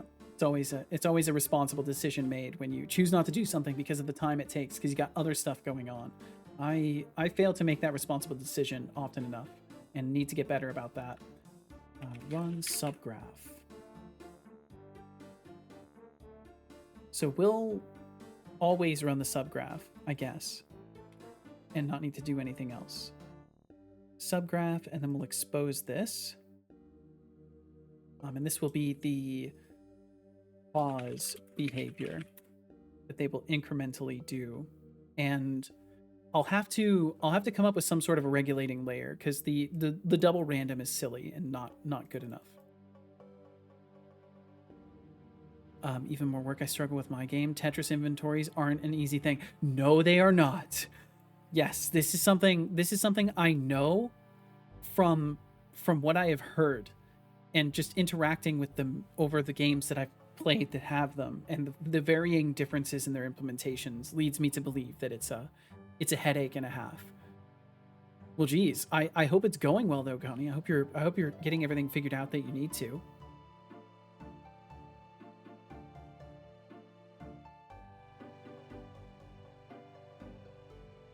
Let's see, because like I can think of ways that I would maybe start to accomplish a Tetris inventory, but I couldn't sit here and like plan it out in a single session. That's for damn sure, and I would definitely get it wrong. Okay, so what we want to do here is have a controller. So I'm gonna need to create a new little system for this to work. So we'll put a conditional branch. And then, oh, let's see. Yeah. Oh, I've done it backwards. So this goes here. We run the pause behavior. We do this. We'll wait between 1 and 3 seconds afterwards, and then we'll resume. And then otherwise, this is a wait for seconds, or wait frames 10. I wish it would auto field into the text fields. Maybe I should try my hand at looking at what I can change in the editor stuff. Meanwhile, the working one, but it still has so many corner cases and edges that it breaks. Yeah, that's one thing that I think extends my dev time so significantly for everything is I keep hunting down edge cases. I'm scared. I'm scared of edge cases. I don't want somebody to run into an edge case and have it ruin their time. So yeah, I totally get that. So run subgraph, pause behavior, and then wait for 10 frames on the other side. And then this condition is going to have to be referring to a new system that I'll build, I think. Because we specifically, or I could use the patrol. I think I would rather... I think I could build the logic for this. Actually, you know what? I think I can build the logic for it on the graph itself. Maybe, okay, let's see. I've got an idea. So let's copy this guy. Let's copy all of this. And then go back. We must go back. Go back. Further back. There we go. I'm going to keep the double random, but I want to use it for a different thing. Oh no, we've gone too far back. We've gone too far back.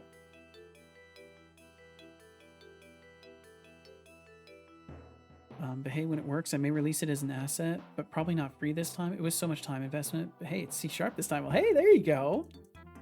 Yeah, it's definitely, you know, releasing things for free is a noble act. Absolutely.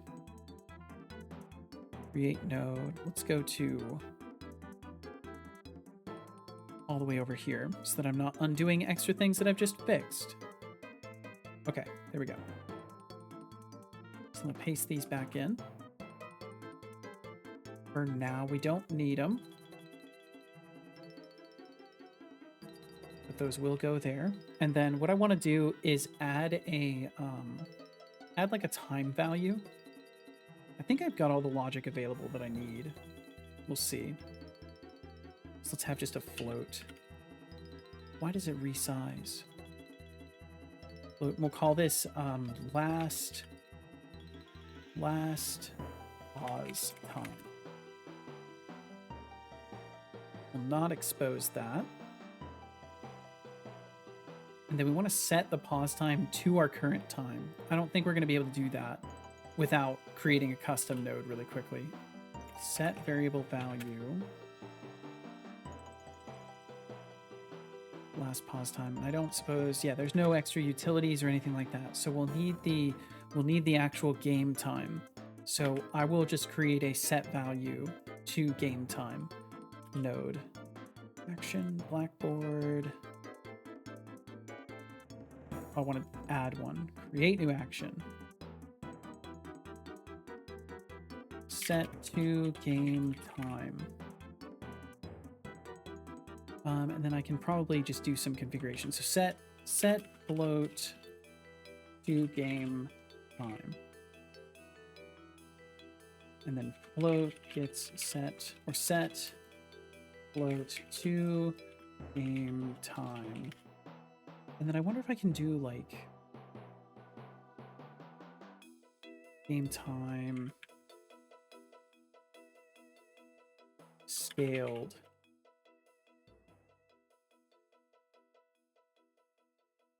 So that way we can get the scaled game time if we need it. Set float to game time scaled, so then float. And create that. Yeah, I've been really tempted to give Godot another shot at some point, or just like messing around with their C#, because the dang engine's it's good. It's good. Conditions, graphs. We getting an X track here? Behavior graph, actions, Blackboard. Set float to game time action.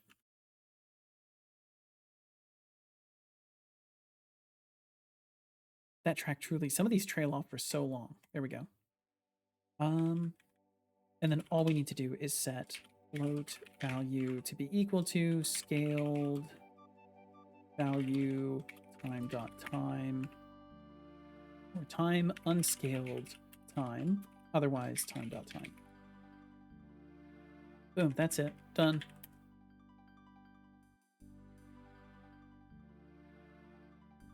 I kind of wish there was a more minimalist way to expose like individual methods from like a cluster to this instead of having to build nodes for everything. But it's fine. It's obviously like it works as it is. This is a small amount of code to have to write. It's okay. I would say it's more manageable regards of all the features. Do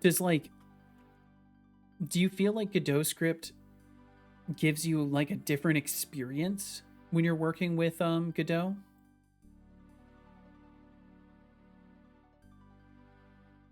Or is it like the same general experience and just sometimes there's no documentation for the C# stuff? But I assume there's documentation for everything. I'm sorry.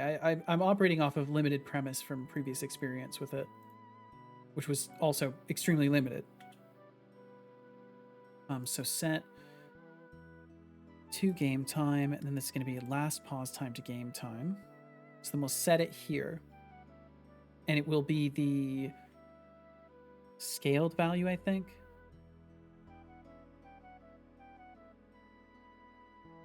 Scaling equals, or scaling scaled.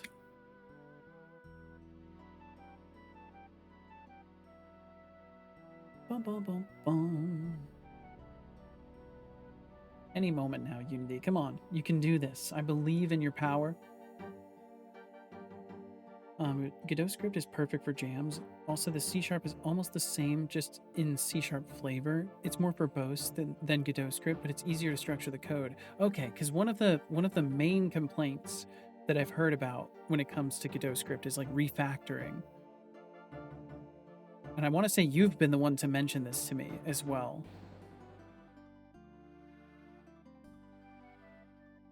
But beyond that, yeah, I've been increasingly curious about maybe trying to use it for smaller projects and just seeing if I could get used to throwing like mechanics that I develop in a way that is not directly bound to Unity alone, and like get practice like moving a system between two engines, like building a fundamental set of things that I could then build like the engine layer for, because I think that would be neat to have like certain mechanics that just work.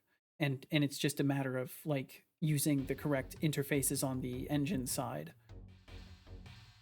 But that's probably not something that would be wise to spend my time on, you know, so that's how it goes, I guess. Let's put this up here. Okay, so I then bet we you want haven't drank to a single cup of water have yet. scaling Maybe set to start true. sipping. I will sip some water, thank you. Good job. I hope you enjoyed that water. Mm-hmm.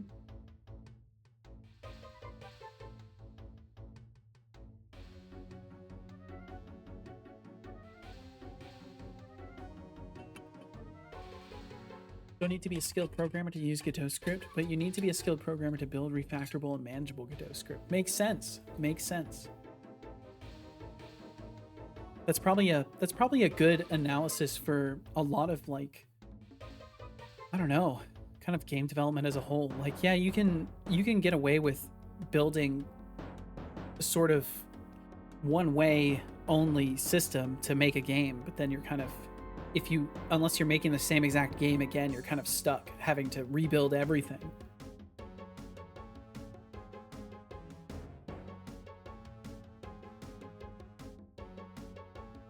Boom, boom, boom, boom. Okay, let's see. So then we're setting our time, and then what I want to do is, instead of doing this first random, we're going to do another, well, we want to do a branch here. That's where it is. We want this section here to be a branch. Can I actually drag these off? No. I wish I could to disconnect them. So then we want one more branch, which will copy from this.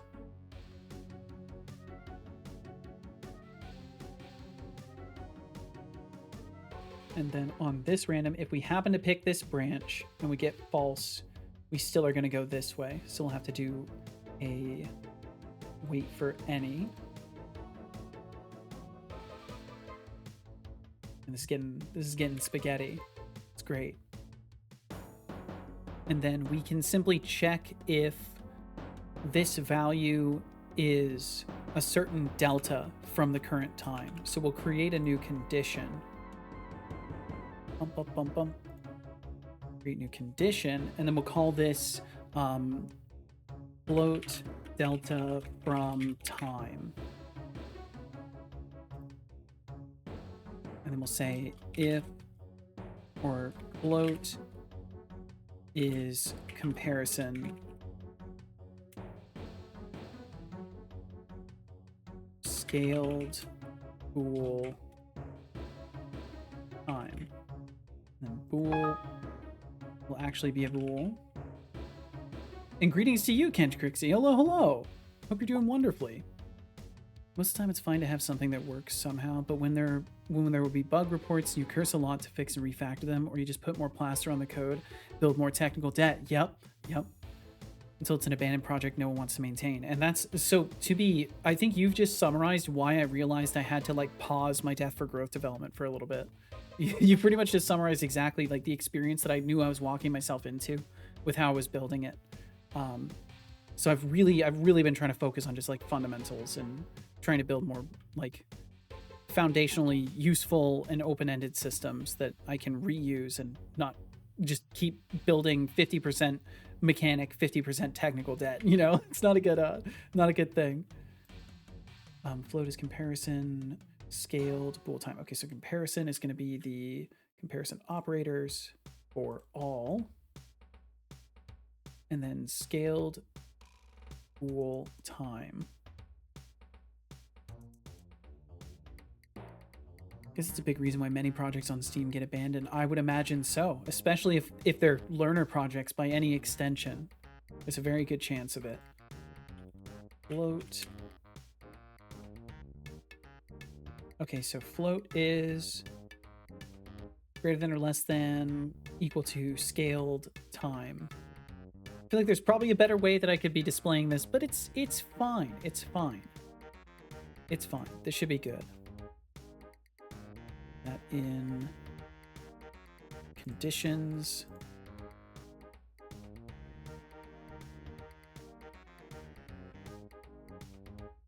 Okay, and then it's going to be a switch of comparison value.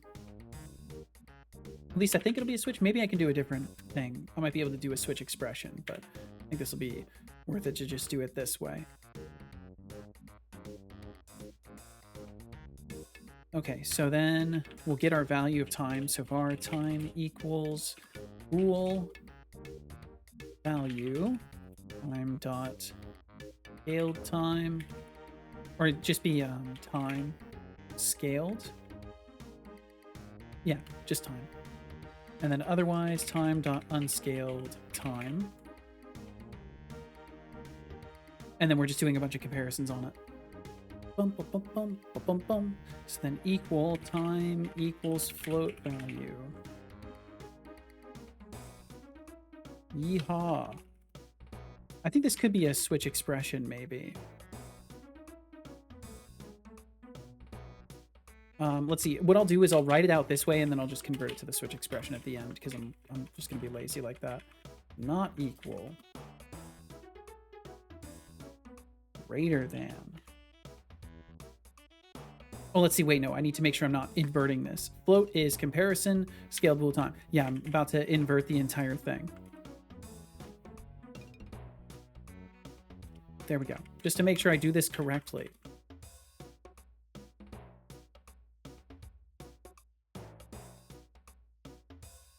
Greater than time. The issue many dev teams seem to run into is that they don't actually prototype. Yeah. I mean, I have this problem too, but I'm in this weird, like, I'm developing mechanics and trying to prototype, but then I never actually build the prototype, and I just keep mechanic building. So I'm trying to break that with this project at least. But yeah, I think that's probably a pretty astute observation, pretty accurate. Which is to say, once you make a thing and it works the way you refactor it, so it makes sense, the first implementation is the prototype instead of just, oh, I got it working, shipping. Gotcha. Okay, I understand. Yeah, and that's something I think about sometimes when I see games that are like already out there and they seem so broken.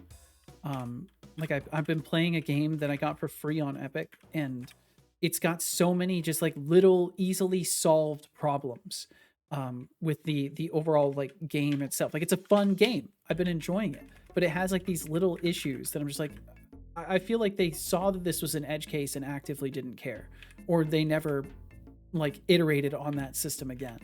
And it's like no critique to the developer. They actually finished their game and put it out there. Like, good for them.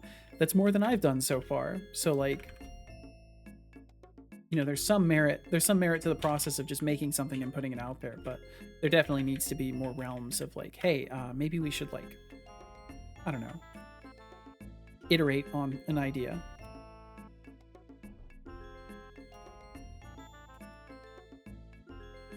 I should have just done this in the start anyways. So it's going to be switch, curly brace. That's right. And then let's just do this way. Add missing cases.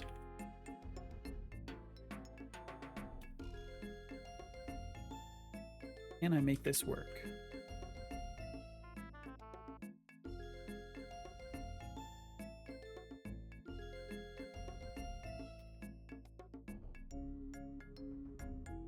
Okay, completely Help me, unnecessary to Father, have for ended up I doing have- it that way, Wait, but it what? works. You're not my pastor. Anyways, I'm not your pastor. Fake Twilix here. In order to best represent the interests of Twitch, I will make a pre-approved statement as follows. This stream is great. It is literally the best stream. You are the best community on Twitch. And we all bleed purple here because we're so real and valid and based or something like that. Pogging, champing. Hogging, champing. That's those are my words. I wrote those. I feel that. The size of your prototype decides how closely the technical debt resembles Infinity. Many dev teams that ship their prototypes to the final game would have never been able to properly refactor it. That's probably a much healthier way to look at it too, in the grand scheme of things. It's like because it's so easy as like a consumer to look at something and be like, I don't know how they didn't finish this. What the fuck, right? And then when you actually look at the big picture of it, maybe it does make more sense that it's like, well, they'd be working on it forever. They wanted to work on something else. They wanted to not be, imprisoned by the same project for 100 years. And sure, there's things that can be said about, like, oh, well, maybe if they built it differently. It's like, yeah, well, sure, maybe a lot of things. But I think that's a good, healthy way to look at it, to avoid, like, overindulgence and kind of shitting on somebody for not having, like, a perfect concept. In many cases, a solid dev team is one that can very effectively patch the parts of the game that are basically prototypes, but also that the entire game isn't a prototype. Makes sense. Yeah, there should be more polish than prototype for sure. These are things I need to embody. So then the new condition that we've got is our time. Float delta from time. So if our last pause time is greater than, oh yeah, we have to do the actual delta. That's right. So this needs to be, if delta float is delta. Float delta is comparison sealed bool time, and then time itself needs to be another float.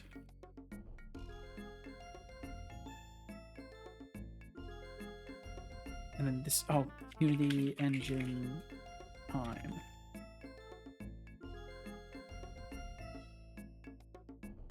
And then all we need to do is, instead of this, we need to get the delta. So we need to do our delta equals our value, or I think it'd be time subtracting our value subtracted from time. So it'd be time minus float value.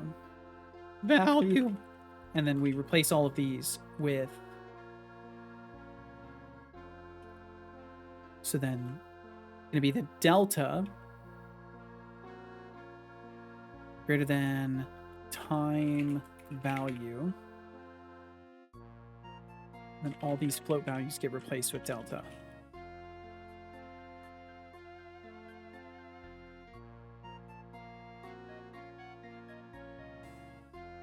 Okay, we can do that, and then I think that is what I actually want.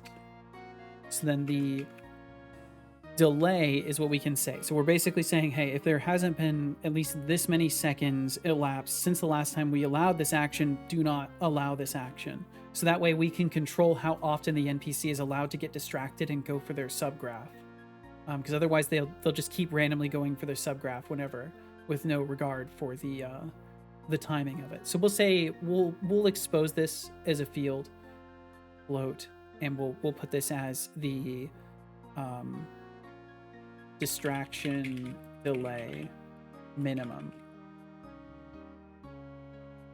Could that be less wordy? Probably, but it's fine. And then we'll say the minimum is naturally going to be, we'll go with 10 seconds. And the problem is we want to set it, oh yeah, you know what? And they'll still,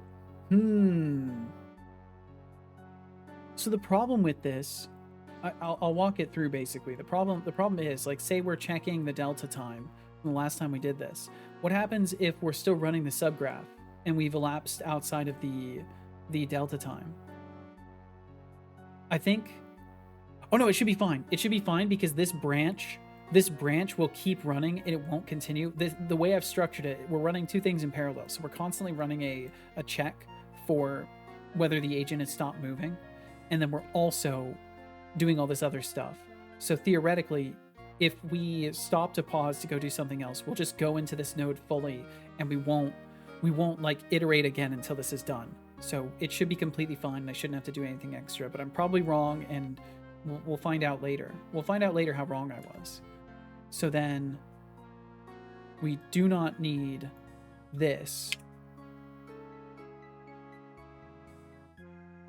And we should be fine. And this should be, I should have used the frames. Let's get rid of that guy. Use frames instead, wait for 10 frames. And then if true, if our delta is greater than the scaled time, like if the scaled delta time is greater than our value, this is terribly arranged. I'll have to rearrange that. Then we'll do all this, and then we'll run our subgraph.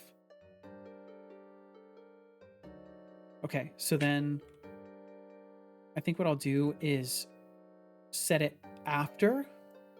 I think it makes more sense to set it after we've performed the distraction, so that it's not like, but then what if they get canceled? I guess that's fine, because then they might just get distracted again afterwards anyway, so we'll not worry about it. But yeah, I can't help but obsess about edge cases. Okay, so then let's take the simple just patrol with behavior graph. Let's dupe this one out. And move you over. And you are now going to be patrol. Oh wait, no. This one's fine. We don't need to dupe it because we're changing the baseline of what patrol does. So this guy now has a subgraph that's available, and we'll just build like, we'll build something that legit all it does is debug logs and waits. Because I just need to test that this concept works. So let's see. Behavior graph. Subgraphs. Oops, can I learn to click? Can I use a cursor? Behavior graph, graphs, subgraphs. And then I'll just make a test folder so we can keep like some baseline test templates. And we'll just create, oh my goodness, my click accuracy has gone to hell. Behavior, graph, and we'll do this as a debug, wait, debug. So we'll do a log message, we'll say starting subgraph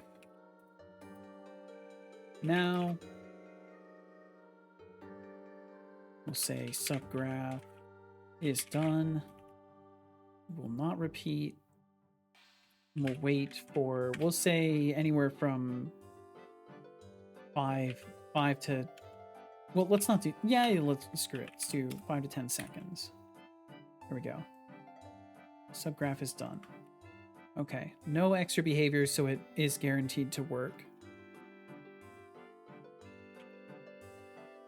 Debug. Save that. Okay, and let's see if it works. So what should happen is it'll wander around, and then it will randomly decide it's gonna do something else. So it's wandering. It made it all the way to the second point without deciding to get distracted. And then it stopped, and it started the subgraph. It says starting subgraph now. Waiting. Subgraph is done. It waits a few more seconds, and then it resumes. And now it shouldn't do it for 10 seconds. It shouldn't get distracted again for at least another 10 seconds, which it looks like is working. We got to our 2 points. We should probably be able to, oh, and there we go. Got distracted again. They're waiting. Subgraph is done. They resume.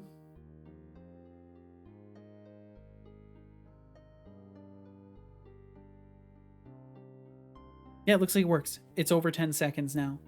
So if it goes off again, yep. Okay, cool. It works. Awesome. Very, very cool. And that's the basic premise. So then I can take this and set it up for any NPC that I want to patrol around and have a sub behavior. And this could ideally not be nested. I don't want to end up with multiple nested things. So what I'm probably going to do is a multiple behavior graph agents approach, where I have like a few different profiles of things that I want it to do, and then I can switch the profile by changing the main behavior graph agent that is active. But yeah, either way, that gets us well toward it.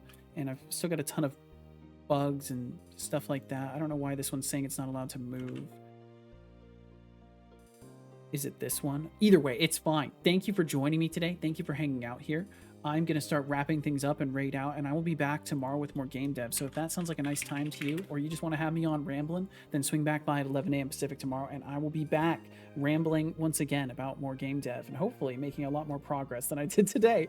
But what's important is I got things fixed that very much needed to be fixed, and the pathing should be more reliable. Traversal with door awareness is now built into every NPC, so everything can open doors if it needs to, and I can easily just add some configuration to make it so they will ignore doors or whatever. But yeah, either way, thank you for hanging out. We'll start wrapping up. And let's see, I think the music might be a little bit louder for the wrap up side. Now I will wrap up the stream by thanking everyone. First and foremost, a special thank you to any lurkers who are here now, or whom have passed through. We truly hope you enjoyed your stay, and thank you so much for your viewership. Thank you for hanging out. During Thanks for January, being around. Some folks provided extra support on Patreon: Avadavi, Kilted Ninja, Thorulf, Mars06, This is true. Nordmang, TBD Gamer, Cubix, Jonathan Carrot, Maxis Field, George Smiley Face, MKJ, Bloody Valve, Code Void, Azaga, and Arnie Han Shard. You all have our gratitude for keeping the lights on. Thank you. A special thank you all thank very, you very to much. lovely folks who decided to raid our channel. Thank you to Nerdy Nerds for raiding with 15 intriguing people, and thank you, Carney, for raiding with 3 cool people. And hey, thank you all again for We the may be raids. ending Thank now, you very much. but perhaps you'll swing by again sometime. Perhaps they will. Thanks for joining. Perhaps. Have a good night, everybody. You too, There's Kench some Crixie. Thank subscribers you again we for gotta swinging thank through. real quick. Expanded Cubo with 26 months, Apex Pixelated with 1 month, and Ravio with 43 months. Enjoy My the God, nerds and have free 43 viewing, months. And thank you for helping us keep streaming. Well, if it isn't one people trying to cheer some bits, and probably thinking they could get away with One it, people? Mars06 tossed out 10 bits. How dare you, Mars? Folk How like dare you help you? carry How dare the you be stream. kind? Thanks for the help and kindness. Thank you. Hopefully you know how much we appreciate you. Time to thank our lovely chatters: Expanded Cuba, Hildun, Wardstone Studio, David Lockerson, Mars06, Apex Pixelated, RGB Productions Games, Nordmang, Propspard, Cubix, Harpajo TSM, Mikori, Slackdefuse, Kilted Ninja, The Iron Shark, Avigrail, Itrisa, Geofracture Games, TypeScript Tea Time, Cozy Gamer 341, Maxis Field, Kilo 88, Fighting Annelids, Quirty, Hermit on the Heap, 2 Nerdy Nerds, Fody Gamer Dev, RTSNet, Foul G, Not SHXDW, Hexidev, Ravia, Louis Zaki, Lullange 98, Ice Bear, Frosty in Canada, Carney, Oh, I got a Kente gifted Mayoman, sub to Pirate and Kench Software. Quixie. Huh. Thank you so very much for chatting with us now, being kind, and for That's being interesting. you. Ah, look at you all showing up and sticking around like clockwork. I Like suppose clockwork. I should say thanks for being part of this circus today. You keep the digital gears turning, and the chaos mildly entertaining. Mildly, Don't mildly. get too comfortable though, there's always more madness ahead. True. But Too damn seriously, it's good to have you here. It is. Now, Thank you for hanging what out. trouble are we stirring up next? No, we're ending the trouble of the day, Finally, son. to inspire you all, I will recall a quote pulled from the glorious wonderland known as the Internet. Step into every challenge with unwavering focus, dismissing the shadow of defeat. Harness your strengths and channel your energy into your powers, not your problems. Your powers. Let confidence be your guide, and resilience your armor. Damn, that was very symbolic. Every end of trouble is the start of new trouble. Adapt and conquer. I like that. That's better. He should have said that instead. Thank you all so much for hanging out, though. I appreciate you. Whether you're here for a second, a minute, an hour, the entire stream, out there watching the VOD, anywhere in between whatsoever, thank you for deciding to point eyes and ears towards this little cube right here. Because if it weren't for you guys hanging out, there would be no purpose in me doing this. I would just be quietly toiling away at my games and not having as much fun doing it as I do doing so here. So thank you from the bottom of my heart for the opportunity to entertain and yap away while you work on things and while you play your games, and maybe while you just sit and chill and watch this guy struggle to make a video game someday.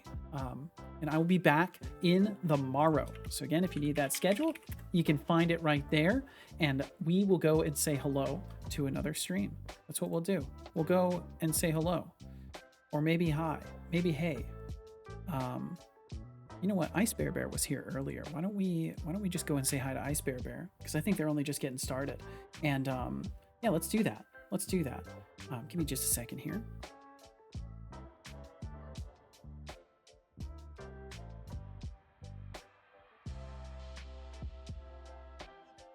Okay, let's see. Let me start this raid really, really quickly here. Let's do that. Let's go over 2 buttons that push things and send this raid out. Raid. Let's go say hi to Ice Bear Bear. So thank you all very, very much for being here. I'll be back in the morrow. Take care of yourselves. If you want to send a message in the raid, feel absolutely free. Otherwise, no worries, no expectations from me. And thank you for even hanging out.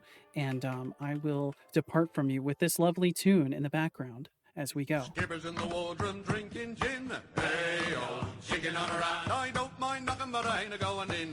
Hey-oh, chicken on a rack. Catch you later. He's laughing like a drain. Hey-oh, chicken on a rack. Been looking at my comic cuts again. Hey-oh, chicken on a rack. Hey, chicken on a rack on a Monday morning. Oh, what a terrible sight to see. That goes forward in the dustbin now. Sitting there picking at a chicken on a rack. I may have to replace you soon if you can't remember to drink some water. Chicken on a wrap, oh, chicken on a wrap. They gave me the middle and the forenoon too.